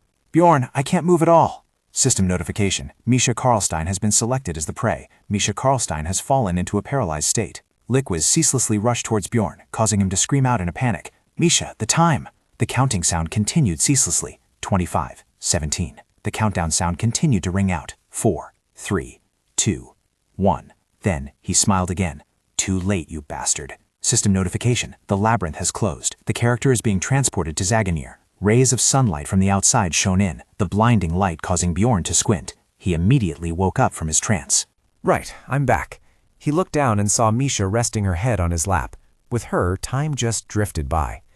2 days later, everyone started gossiping excitedly again. Hey, have you heard the news yet? Oh, about the boss appearing on the 3rd floor. How could I not have heard? Hundreds of people died. One person continued to gossip about Bjorn. Then you must know about that brave barbarian, right? Of course, that little hero, Balkan. The fact that he was a 3rd-floor adventurer had become a hot topic of discussion, causing his reputation to spread rapidly. Character gains 1 reputation point. Meanwhile, public opinion continued to buzz about the identity of the person responsible for the Liquiz incident and whether the culprit had been caught yet. While Bjorn and Misha were sitting waiting for their food, a group of people approached to greet them. Bjorn, Miss Karlstein, fortunately you are both all right. She happily stood up to return the greeting. I'm also glad you're unharmed. I heard you were injured back in the Witch's Forest, Nirex. The Nan replied, I'm sorry, if I hadn't been injured back then, everyone… Bjorn hurriedly interrupted. That's enough. Why aren't you ordering? The person spoke up. Ah, yeah, you must be very hungry. When the dishes were neatly arranged, he suddenly slammed his wine glass down on the table. Mr. Hickrod, Bjorn asked, what exactly happened to you guys? The guy answered while chewing. It wasn't anything too long-winded. You know John Millet was injured, and then we used the Guardian's Gauntlet to buy time and escape the forest. Hearing those words, Misha couldn't help but be astonished. So that thing can be used repeatedly? He conjectured in his mind that they must have used that numbered item. The guy laughed loudly. If you use rapid recovery, you can restore the usage count of that item. Just a little trick left behind my predecessors. It seemed to be the first time Misha had heard of this. I just learned that you could do that with that item. Hickrod continued the story. After that, we ran far enough to treat John Millet, then tried to find you guys. However, the man sitting next to him spoke up. We were too far apart to detect you, but we also went around looking. The man recounted. Then we ran into that crazy priestess we met. Misha gaped in astonishment and stood up abruptly. On the 3rd day? What? Then what? What happened, Nan? He burst into laughter again. It's predictable. We ran away, used the portal to go up to the 4th floor. Bjorn stared in astonishment. We succeeded in becoming the only ones who could go up there. He guessed that they must have relied on limiting the number of people entering each floor. He pondered again. The color of the gate leading to the 4th floor of the Sky Tower was always changing. He thought further. If one could enter the portal before it changed color, blocking those following behind was entirely feasible. When conquering this 100-floor tower, once a stage is cleared, the items on that floor will not regenerate. In other words, that floor becomes an extremely safe place because the number of people who can accompany you is limited. Hickrod sat there and let out a sigh. Idling on the 1st floor for over 10 days was no different from torture. Hearing that, anger flared up within him. Torture my ass. We were the ones who truly went through hardships. The guy completely ignored him and kept rambling on with his story. But luckily we had the essence right from the start. Bjorn felt his head spinning. What? The guy explained excitedly. This is the essence of a mimic, a grade 7 monster. I got it. His face darkened, and his hand clenched tight, causing the wine glass to shatter. What the hell is this? Is this a game? He's so lucky. Bjorn recalled. Grade 7 monsters are a sensitive and rare type, so their essence is extremely expensive, even if it's not the combat type. Instead, it grants the user an active skill called Treasure Room, allowing them to open a dimensional space of their own. The important thing is that during the first time opening the Treasure Room, countless items will appear randomly everywhere. Then he asked, full of curiosity, So what did you get in there? The guy immediately replied, 2 million stones and 3 highest grade potions. Hickrod continued the story, plus a numbered item and another item that is also rare. Hearing this, his face became gloomy and a curse word slipped out of his mouth. What the fuck? The guy looked confused, raising his hand to scratch his head. Gosh, why do you have to swear? Bjorn ground his teeth in anger. Sorry, I was just so surprised. How was he so lucky? I'm unlucky beyond discussion. The guy continued his story enthusiastically, but even though it's a numbered item, I don't really need it. I plan to sell it, intending to split the money after selling. But it must be more than 10 million stones. Splitting it still feels like too much. The spoon in his hands snapped. I understand. Congratulations. Misha asked, Bjorn, why did you break the spoon? He hurriedly explained, I just couldn't control my grip strength due to the hero quality. Misha retorted, Yeah, but you could control it normally before. His voice became a bit harsh. You don't see everything, do you? Hearing that, she fell silent and didn't ask any more. Yeah, if you say so. But I think I did see everything. What? The argument between the two left Hickrod bewildered. What happened with you two? I heard a bit about it. Misha was about to speak. Well, but she was stopped by him. Let me tell it. There are some things that can't be revealed. Finished speaking, he recounted the story briefly to avoid being long-winded. After listening, all three of them exclaimed, "Ah, I see." The man in the suit spoke up. "Congratulations on being able to form a pact with the spirit beast. It must have weighed heavily on your shoulders until now." But what do you mean it was all thanks to Bjorn? Misha seemed a bit awkward at this question. I mean, if it weren't for Bjorn, we wouldn't have been able to return. Hugo looked like he just remembered something. That's right. Did you get the orc essence from the Gyakui Guild? But about the 2 million stones for the protection fee, we'll give you 1 million, since we are partly responsible. Bjorn's attitude changed instantly. Is he the light of truth and not just a dwarf anymore? Rot Miller spoke up at this moment. This is the greatest and most thrilling story I've heard recently. It's a pity I wasn't there. He also seemed to agree with Rot Miller, that's for sure. No one could refute the name Little Balkan, especially after that extraordinary feat. Bjorn asked, "Huh? Wait, what is Little Balkan? You haven't heard?" He explained to him that it was Bjorn's new nickname, and everyone around here called him by that name. He said people were comparing him to Balkan, the peerless hero of the previous era. Hearing the nickname Little Balkan, his eyebrows furrowed even tighter. A nickname? It was too soon. Bjorn thought to himself, in the game, having high fame stats was a good thing, but this was reality.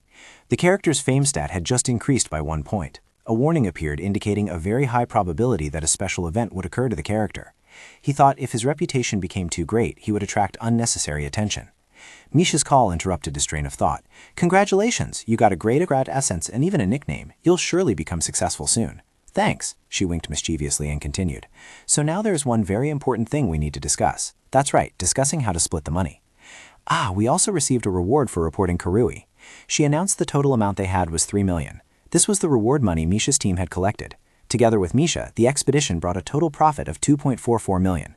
The reward for exposing Karui was 1.2 million. Support from the other 3 people was 1 million. Liquidating those 3 people's items brought in 3.11 million. The magic stones obtained after dismantling were 800,000. In total, they possessed 8.55 million stones. After deducting expenses, including 600,000 for item repairs and 300,000 for treating Bjorn's hand, the final balance was 7.65 million stones. Bjorn immediately reminded her of the promise she had made. At first, he planned to only take half, but surely she remembered what she said, right? She swore she would give him everything. Her eyes welled up with tears. "Fine. Take it all, you savage." Time flew by. A few days later, Misha asked, "Is everything done?" She continued, "The labyrinth gave us a hard time, but life outside is also truly harsh." Bjorn stepped closer to her. "But I've resolved almost everything." He reported that he had picked up items from the repair shop and purchased a few essential goods. He said, "We still need to check out the auction." She replied, "That's good then." He observed Misha and silently thought about how she kept tagging along with him. He wondered if she was upset about losing all the money, but he still believed that letting him manage the finances was the wisest decision. He continued to think that the figure of 7.65 million magic crystals was truly insignificant in the long run. He was conscious of the importance of essences, weapons, and other items. "I have to do my best to make Misha stronger," he thought. Bjorn kept staring at Misha without blinking, because she was now an official member of the team. His gaze made Misha somewhat embarrassed. "Bjorn, why are you looking at me like that?" Everyone's eyes around them were focused on him. "Bjorn, Little Balkan, he looks just like a vulgar brute." Completely disregarding the gazes of others, he spoke up. "I'm heading back now. What are you planning to do?" Misha seemed a bit flustered. I'll go visit my family." "Family?" She didn't dare to face him, her face gradually turning pale. "Yeah, I might stay there until tomorrow, or maybe another day." Bjorn appeared not to understand. "Got it." He wondered to himself, "Why does she look so scared when telling me that?" A little worry for Misha rose in his heart. Of course, he was a bit worried, but this was her business. Not wanting to pry, he said, "Good luck." She turned her face away and replied, "Yeah, I think I'll feel better." Noticing Misha's mood, Bjorn silently concluded that she seemed very unstable. He then used his body to nudge Misha. "Good luck." She exclaimed, "Ah, you brute, that's better." She turned back and reminded him, "By the way, I'll be back, don't skip meals." He replied immediately, "All right." Even as she hurriedly left, she still tried to call back, "Eat plenty of vegetables too, see you later." He suddenly recalled her saying she would treat him like a benefactor.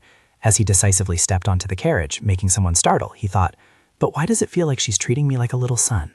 Yeah, just like my ex-girlfriend. The wheels had started moving, but his thoughts still drifted toward Misha.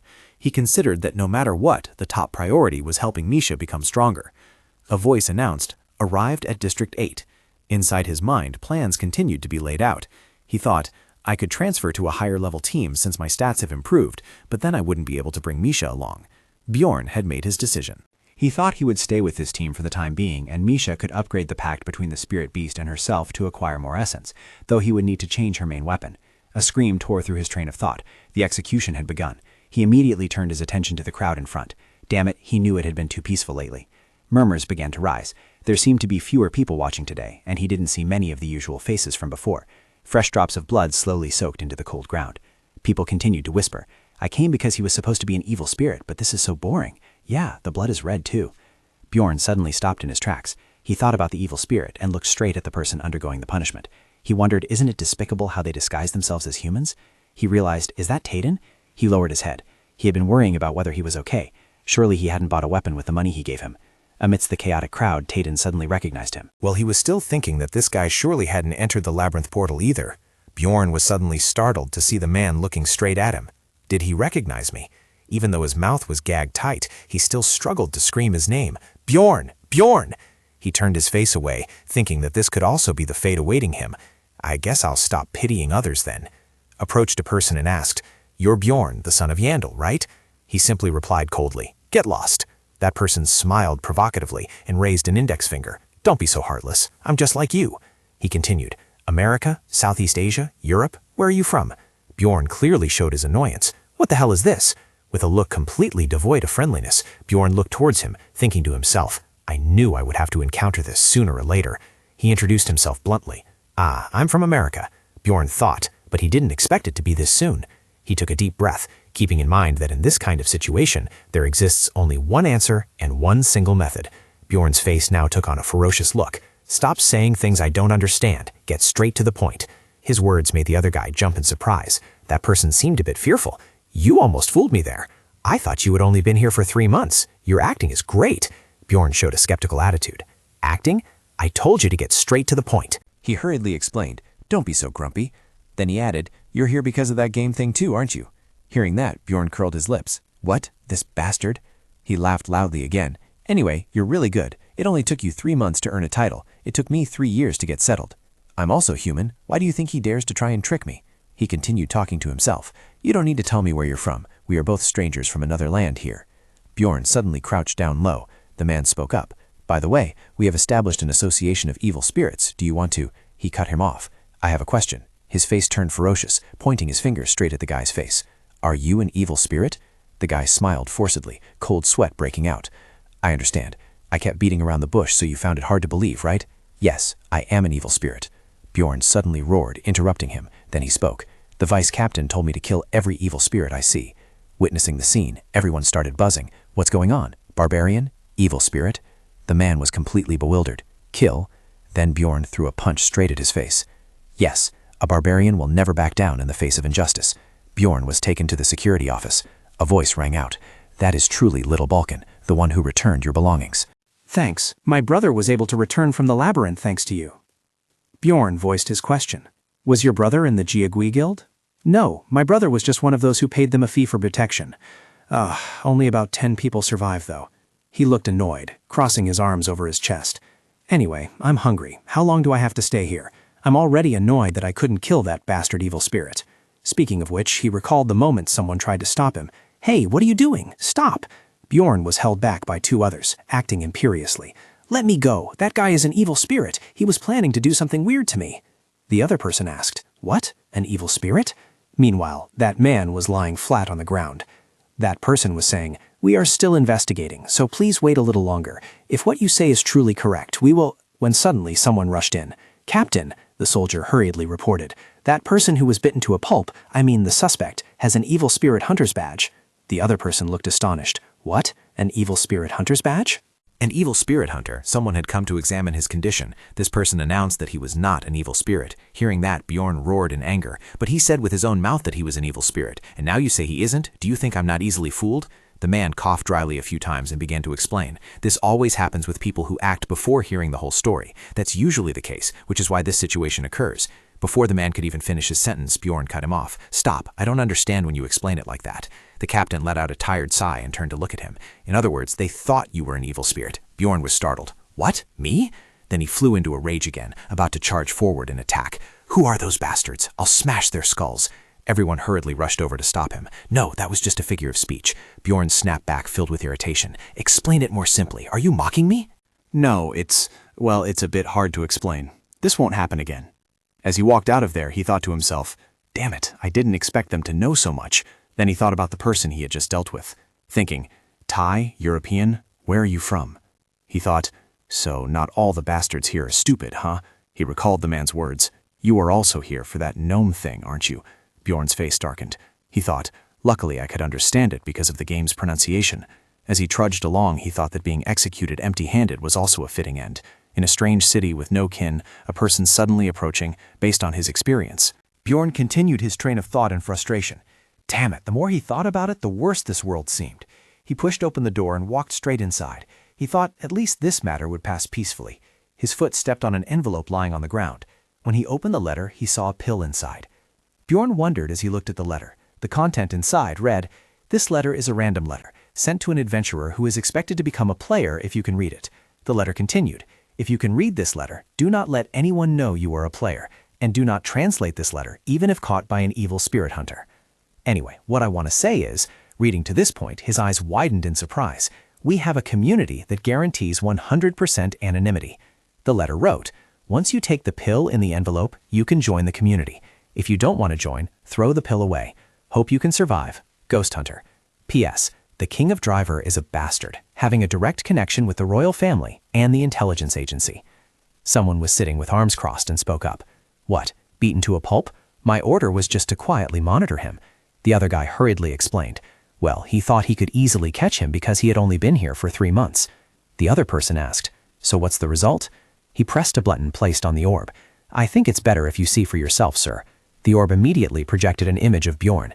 You are Yandel's son, right? That person stared at the image appearing. You almost fooled me. You act well. The orb replayed the entire situation from that time for that person to see. Dylan, I told you to get straight to the point. The vice captain said that he had to kill all the evil spirits he saw. That person calmly stood up. Wait, he pointed out that in such a situation, an evil spirit would usually try to flee, but Bjorn did not hesitate to rush in and attack. The other guy asked, so what? Then he asserted, Bjorn Yandel is not an evil spirit. As he walked away, he pondered over the fact that Bjorn had gained a title in just 3 short months. Even though he wasn't an evil spirit, was he destined to become a hero? It seemed a smirk appeared on that person's lips.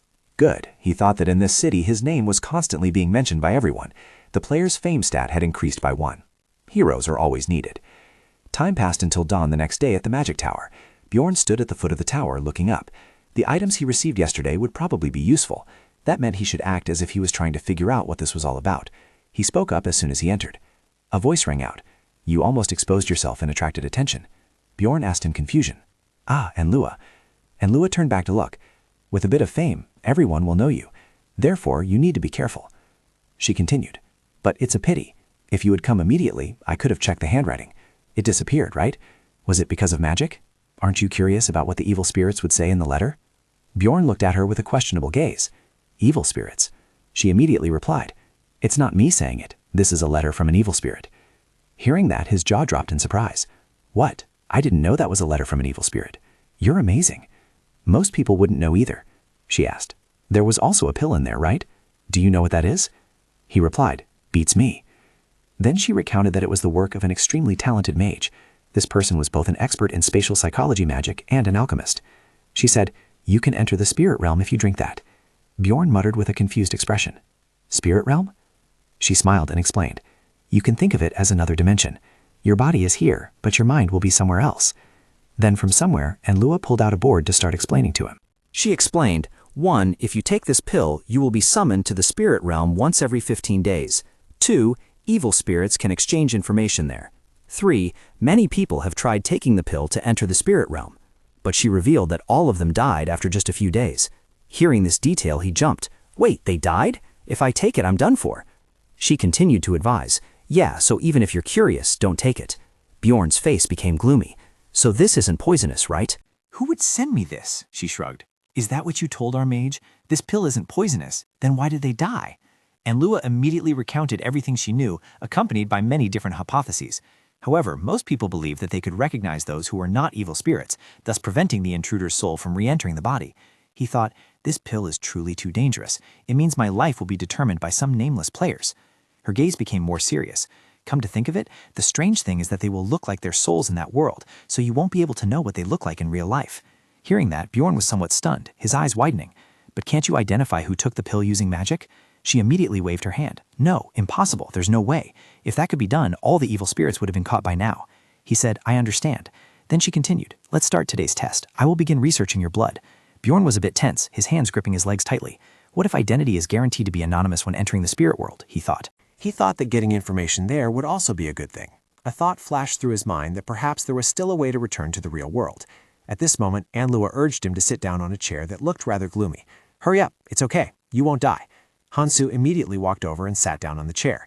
He wondered, should he take that pill or not? Standing behind him, she smiled a sinister smile. At the same time, Hansu recalled the red pill on the paper and silently analyzed it. After careful consideration, I think it's best to take it. Thinking it over and over, that's how it is. My decision comes after considering both the risks and the benefits. After thinking it through, he silently assumed that if it were truly such a dangerous pill, that community certainly could not exist. Lying on the large bed, Hansu rested his hands behind his head and began to speculate.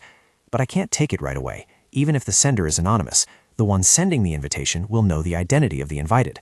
Hansu visualized countless different scenarios. For example, what if I am the only one they sent the letter to?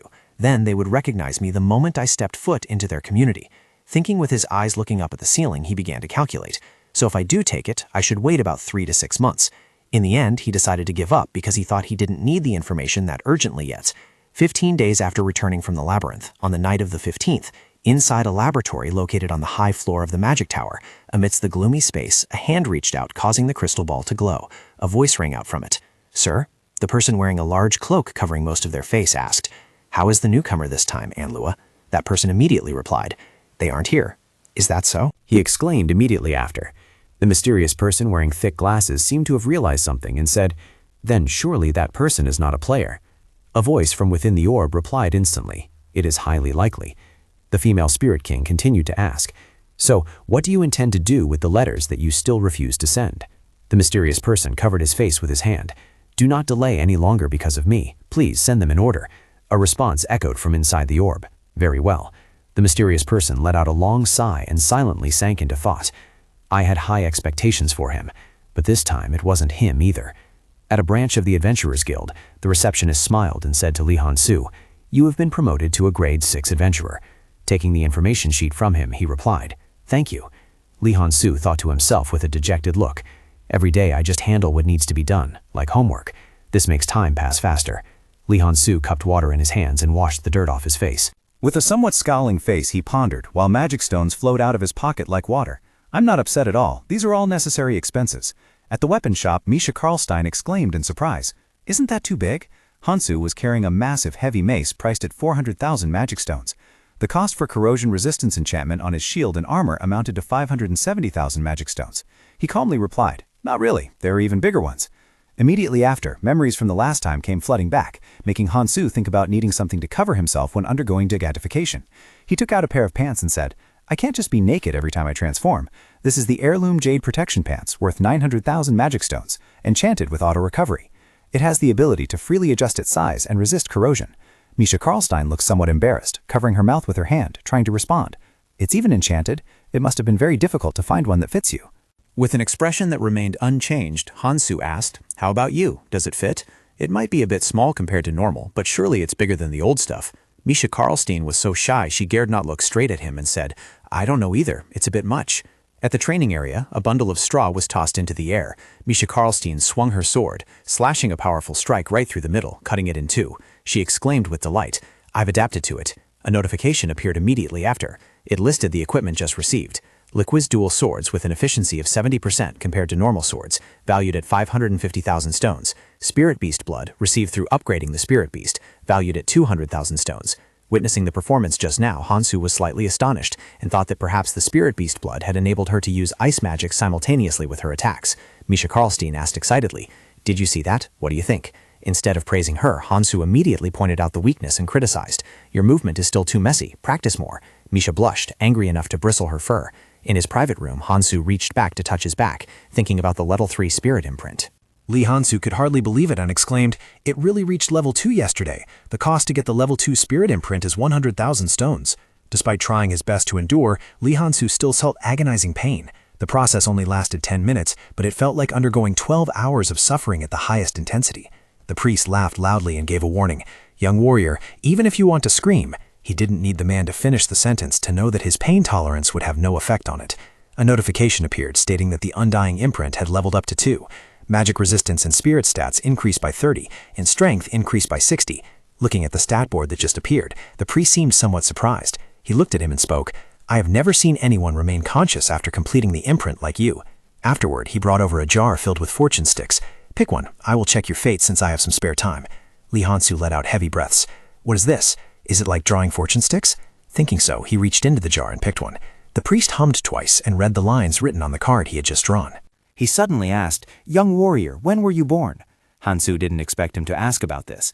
He thought to himself, do barbarians even know their birthdays? The priest laughed in amusement and said, "Just kidding. Why would a warrior care about such things?"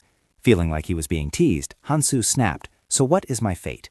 No longer beating around the bush, the priest explained the meaning of the fortune stick to him. Whether it be good or bad, things that others experience only once in a lifetime, you will experience manifold. That is the destiny of those we usually call heroes. Back in the room, Hansu muttered curses while putting on his shirt. Destiny, my ass. Nothing will change. I just need to fulfill my duties. He thought to himself that he needed to prepare to deal with the troubles about to come. Misha Karlstein suddenly appeared, holding a basket full of food, and asked with a bright smile, "Bjorn, are you up yet? Let's have breakfast." He thought he would prepare as best as he could.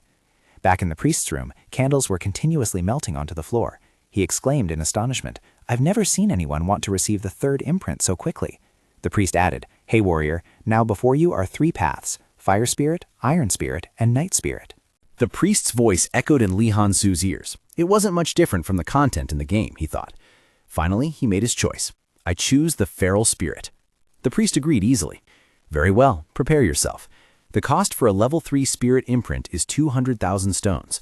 The stat information board appeared instantly. The notification displayed, "Undying imprint has been upgraded to level 3. Magic and physical resistance have been enhanced. Spirit stat increased to 56, and strength stat increased to 80. The character's body had assimilated the feral spirit, and the character's aggro had increased significantly. From now on, the character could utilize the feral nature passive." Lee Hansu frowned in annoyance as he read the notification. Not only was it a ripoff, but it was also excruciatingly painful. However, regarding the effectiveness of the feral spirit, he inwardly thought that it made him much more intimidating. In other words, now just breathing would be enough for him to provoke monsters. Furthermore, the feral nature passive would temporarily amplify his intimidation level by 3 times, and his stamina stat would also receive bonus points. Lee Hansu tried to suppress the pain, his breathing becoming heavy. Sweat poured down like rain. "So my stats increase when I provoke monsters. A perfect trait for a tanker build." He suddenly curled his lips into a smile. "Also, if I use gigantification, which will increase my intimidation level, I didn't think I would be able to accomplish this much within 3 months." Just as he was deep in thought, the priest approached and whispered in his ear, "You look tired. Go home." Lee Hansu seemed to be pulled back to reality and replied, "Ah, right." As Lee Hansu stood up to prepare to leave, the priest spoke again. "Wait, there is something about your destiny that I didn't mention yesterday." He turned back curiously and asked, "What is it?" The priest slowly answered, "Be careful with those who harbor resentment in their hearts. You seem to attract them." Lee Hansu replied impatiently, "Say something easier to understand." The priest continued, "If you can resolve it for them, it's good for you. Otherwise, it will be something that harms you." After hearing this, he still didn't understand anything. Feeling annoyed, he cursed silently, "I told you to say something easier to understand." Lee Hansu didn't bother to care and replied, "All right, I'm going." As he stepped outside, he thought that now he possessed the level 3 spirit imprint, only suddenly Einar, who was hiding behind a nearby bush, stood up and called his name loudly. "Bjorn!" He blurted out in surprise, "Einar, what are you doing here?" Einar whispered back, "Be quiet, it's not good if I get caught. Come here." Lee Hansu asked in confusion, "What?" Just as Lee Hansu approached, Einar hurriedly recounted everything. "I heard the guys in the clan say you got the nickname Little Balkan. That's great, Bjorn." He replied calmly, "It's nothing too big." Einar asked with a voice full of excitement, "What happened? I want to know." Lee Hansu replied hesitantly, "Well then." Einar was so excited that her cheeks flushed pink. After chatting for a while, Lee Hansu said, "That's how it is." Einar curiously asked more. "You were in the same party with Hickred? That's good. I was worried you were all alone." Seeing Einar's pale and gaunt face, Lee Hansu couldn't help but ask, "But why do you look so thin? Did those old geezers not feed you?" She immediately denied it. "That's not it. It's because I'm compressing my muscles." Hansu heard this and still felt confused. Aya seems to not fully grasp the situation either. "I just heard people say that. I don't really understand it myself," he explained. "I see." Just then, a loud roar suddenly echoed. "Second daughter of Felalin! Aya, where have you run off to again?" Aya immediately became tense and said to Hansu, I have to go now, he also immediately replied. All right, I have things to do too. Before turning away, Aya didn't forget to remind him. Thanks for the story. Remember to come visit. Hansu asked with concern in his voice. Will you be okay? Aya smiled cheerfully and replied, No problem. I just need to train twice as hard. Maybe skip sleeping altogether. Saying nothing more, Hansu thought to himself that that was even more concerning. Just as they were about to part ways, Aya suddenly called out, By the way, Bjorn, her hair fluttered in the wind, her face radiant as she spoke. I almost forgot to say, but I'm glad you seem to be doing very well. Hearing those words, Hansu turned back to look at her. Aya continued. Back then, you had such an intense determination to live. I really admired that about you. But now you look much more relaxed. I guess it's because your new friends are reliable. A loud call rang out again. Einar, come here right now. Unable to say anything more, Einar hurriedly instructed. That's it then, see you later. I will return and become a truly worthy warrior. Lee Han-soo stood silently on the spot for a long while. He thought to himself, more relaxed, huh? Bjorn, Anua called out, you're famous now. Lee Han-soo didn't understand. He thought to himself, she talks to me with so many hidden meanings. Can't she speak more simply? He turned his face away and asked aloud, I feel this place is a bit strange. Lee Han-soo spoke the remaining words he had kept in his heart. It was truly superfluous. Lee Han-soo turned his back and walked away. So, I'm leaving. He sank into his thoughts. He thought, I wanted to get close to her because she is a mage, but approaching her now won't have any effect anymore, because now I'm grade 6, and I even have a title. Hansu was immersed in his thoughts as he walked. He also had a mage in his team. He suddenly stopped thinking about that guy, the one who didn't come from the magic tower and was somewhat naive, as he realized the female librarian here might share a similar circumstance with Dewaki. That was the method to divert attention. As someone who always prioritized survival above all else, he stood motionless and initiated his analysis process. Caring about the thoughts or feelings of others was impossible, as he inherently lacked the ability to shelter them. Therefore, every individual he encountered was placed under suspicion, their behaviors meticulously scrutinized, while his merchant mindset was also activated. The value and benefits they could bring were all placed on his scale. They would be purged if they became a threat, and he always questioned whether he could exploit them or if he would be stabbed in the back. That's right, he always wore a cold exterior and only cared about his own interests. He suddenly recalled the words Misha Karlstein once said, "You'll die too, just leave me behind." Hansu silently cursed himself.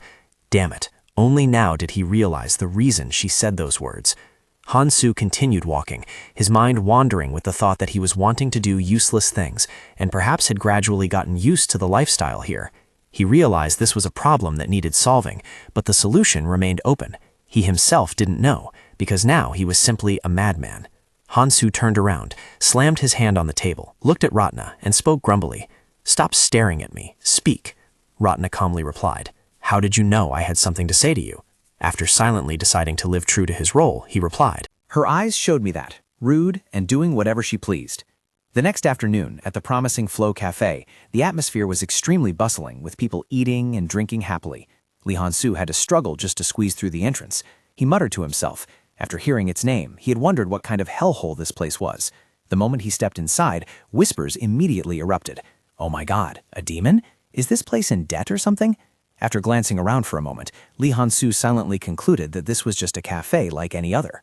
From a table in the corner of the room, a girl suddenly waved her hand and called out repeatedly, "Mr. Bjorn, over here." Han-soo turned his gaze toward the source of the voice. "Are you a customer here?" The girl beamed a radiant smile and enthusiastically introduced herself. "That's right, call me Savin Imep, rank 7, deputy head of the Lavajon Administrative Agency and a friend of the librarian." As soon as he saw her, Han-soo made a silent assessment. Is she already 30 years old? I thought she would be younger, since the librarian calls her a friend. Savin Imep continued, "I haven't ordered yet because I don't know what you like. What shall we order?" Han-soo replied bluntly, "Beer and meat." Her face revealed obvious skepticism as she asked back, "Excuse me?" Han-soo crossed his arms over his chest, dropping an impatient reply. "If they don't have it, then never mind. I don't really like sweets." Hearing this, Savin Imep silently pondered. This could be seen as a fitting retaliation for inviting a barbarian to a place like this. Han-soo didn't beat around the bush and got straight to the point. "So what do you want?" Savin Imep quickly responded. "Has Lala not told you yet?" This was the first time Han-soo had heard this name. Lala? Ah, you mean the librarian. Savin Imep asked back in astonishment. "You don't know her name?" "Well, that makes sense. Her name is Lala Leighton Kelkovich." Upon hearing the name, Han-soo immediately asked, "Is she a noble?" She replied instantly, "No, but hearing that, Han-soo secretly guessed that there must be quite a story behind that name. He continued, "Say what you want." Letting out a heavy sigh, Savin Imep immediately began to recount the story. Sewer patrol. We were patrolling the sewers because criminals and tax evaders occasionally hide there. Although feeling a bit annoyed, Han-soo still couldn't fully grasp the meaning due to her constantly interrupted storytelling style. Savin Imep continued the unfinished story. It seems that the patrols in that area were killed in the incident where the boss appeared on the 3rd floor. Lee Han-soo immediately understood the issue and asked, "So you need a replacement?" Raven replied instantly, "That's right, and Ratna asked me to introduce you." By this time, Lee Han-soo had grasped the entire situation. His face darkened as he spoke. "I understand, but why me? There are many people stronger than me," he thought. "Is there about to be a clash with the evil spirit hunters?" However, contrary to his thoughts, Raven appeared extremely excited as she laughed and replied, "Because you are famous now, little Balkan." "Famous? What?" "I was very curious, so I wanted to meet you in person." After saying that, she clasped her hands together and started pleading. I'm going to buy some cookies here. Could you tell my colleague that you bought them for me?" Lee Han-soo found it hard to refuse. "All right." She immediately responded, "Thank you. So what do you think? The reward is only 200,000 stones, but it's not too bad."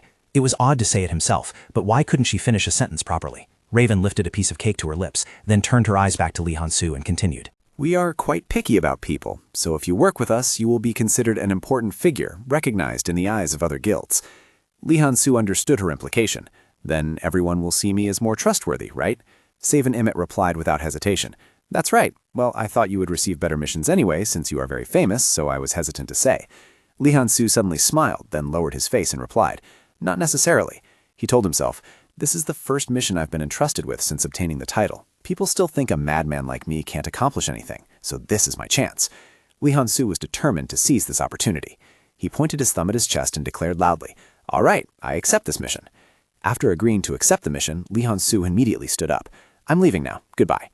Watching his receding back, Savin Immet's gaze lingered endlessly, a sense of interest rising in her heart as it had been a long time since she met someone so special. Gently lifting the glass on the table, she immersed herself in her own stream of thoughts, realizing she had developed curiosity when the other person hadn't mentioned others once. He really is innocent, and the conversation with him helped calm my heart. Ratna brought the glass to her lips, the corners of her mouth curling into a slight curve. It seems he has absolutely no idea about her background. I believe he is not a bad person. Perhaps I was a bit too hasty. After all, as her thoughts became coherent, a smile suddenly blossomed on her lips, and words slipped out. "All right, Ratna, it's time you made some friends." 2 days later, at the underground sewer entrance, the moment they set foot there, a strong stench began to rise. Han-soo spoke up, his voice sounding choked. "You didn't tell me it smelled this terrible." Misha Karlstein snapped angrily. "Shouldn't you know that since this is a sewer?" Dwalki also felt it and spoke up. "That's right." Han-soo added, "But I didn't think it would stink this much." Misha Karlstein replied gloomily, "It really stinks." Han-soo stood blocking the sewer entrance. "Team assemble. I'm opening the door. Yeah, don't lose the map of the sewer system. The headlamp has a recording device inside. Therefore, keep it with you at all times and return it to us after the mission is complete." The whole group responded in unison, "All right." Han-soo recalled the reason why the whole group was present at this place. "I spoke about commissioning this mission at a regular meeting yesterday." Hearing this, Hickrod showed extreme excitement. "I can't miss exploring that sewer. There are many interesting things there." Rod Miller also showed no less enthusiasm, eagerness clearly visible on his face. He said, "Can I come along? Because lately I've only been reading magic documents, so I have a headache." With a leisurely manner, Dwalki stroked his chin and spoke up. "It's easy to get lost in the sewers. This is a good opportunity for me to test my new skill." Misha Karlstein spoke up, her hands still holding unfinished food and her mouth full of crumbs. She gave a cautious reminder. "You said criminals are hiding in there. It will be very dangerous. I have to get used to my new dual swords. Warrior Misha?" Hearing those words from them, Han-soo silently pondered. "Well, I won't refuse everyone's help." Han-soo began reanalyzing the team's strengths. John Millet would certainly be extremely useful for this sewer expedition. As soon as they stepped inside, Bjorn blurted out in astonishment, "It's bigger than I thought." Hickrod laughed and replied, "That's why the criminals hide here." Bjorn ordered Dwalki, "Uki, light it up. It's too dark." Dwalki spread his hand to summon, "Light." Immediately, tiny specks of light appeared, a scene perfectly fitting the setting. Hickrod, bringing up the rear of the formation, boomed, "Have you guys heard rumors about the terrible monsters here?" Misha Karlstein squeezed forward, pressing herself against Bjorn, making him blush. She immediately asked, "Dwalki, do you believe monsters in the sewer actually exist?" Dwalki replied in a stammering, awkward voice, After that, Dwaki recounted everything he knew about this location. I heard that all the waste from the magic tower flows down here. If the waste is some kind of potion or alchemical chemical that reacts with monster corpses, it could create a mutant creature we've never seen before. Misha Karlstein looked skeptical and turned to ask Bjorn, is that true? He rolled his eyes, observed the surroundings for a moment, and then replied, it might exist. Letting out a long sigh, Bjorn muttered to himself that the guard's claim about this place being peaceful for the past 2 years was completely a lie. Suddenly, Dwaki, who was taking the lead, stopped abruptly. Noticing something unusual, Bjorn approached him and asked, why did you stop? He answered honestly, I can't sniff anything out because the smell here is too strong. And then suddenly he let out a terrified scream, but I have a feeling something is near us. Everyone immediately took a defensive stance, turning to look around in all directions and asking, What? Where? Dalen placed his hand on the sword hilt, reasoning in his mind that the mimic essence John Millet had absorbed increased his senses by 50 points and luck by 20 points. Once he was decisive that something was here, then it certainly was so. Misha Karlstein quickly detected Han Aos lurking in the darkness. There's someone over there. Hansu looked at him with eyes full of surprise. Ah, how did he get in there? He reached out, grabbed the man, and spoke. Come out. With just one hand, Hansu slammed Han Aos down, leaving him curled up on the ground, struggling weakly to stand. He hissed a furious curse. Damn it! With bloodshot eyes, Han Aos brandished a small knife in both hands and lunged forward. Die! Hansu effortlessly caught his wrist, uttering disdainfully, good effort, but insignificant. Hansu gripped his hand with a force that felt like it would crush his bones. He didn't waste any effort, merely calmly explaining the principle. When one wants to live, struggling is a good thing. He knelt down in terror. Lian Su immediately began the interrogation.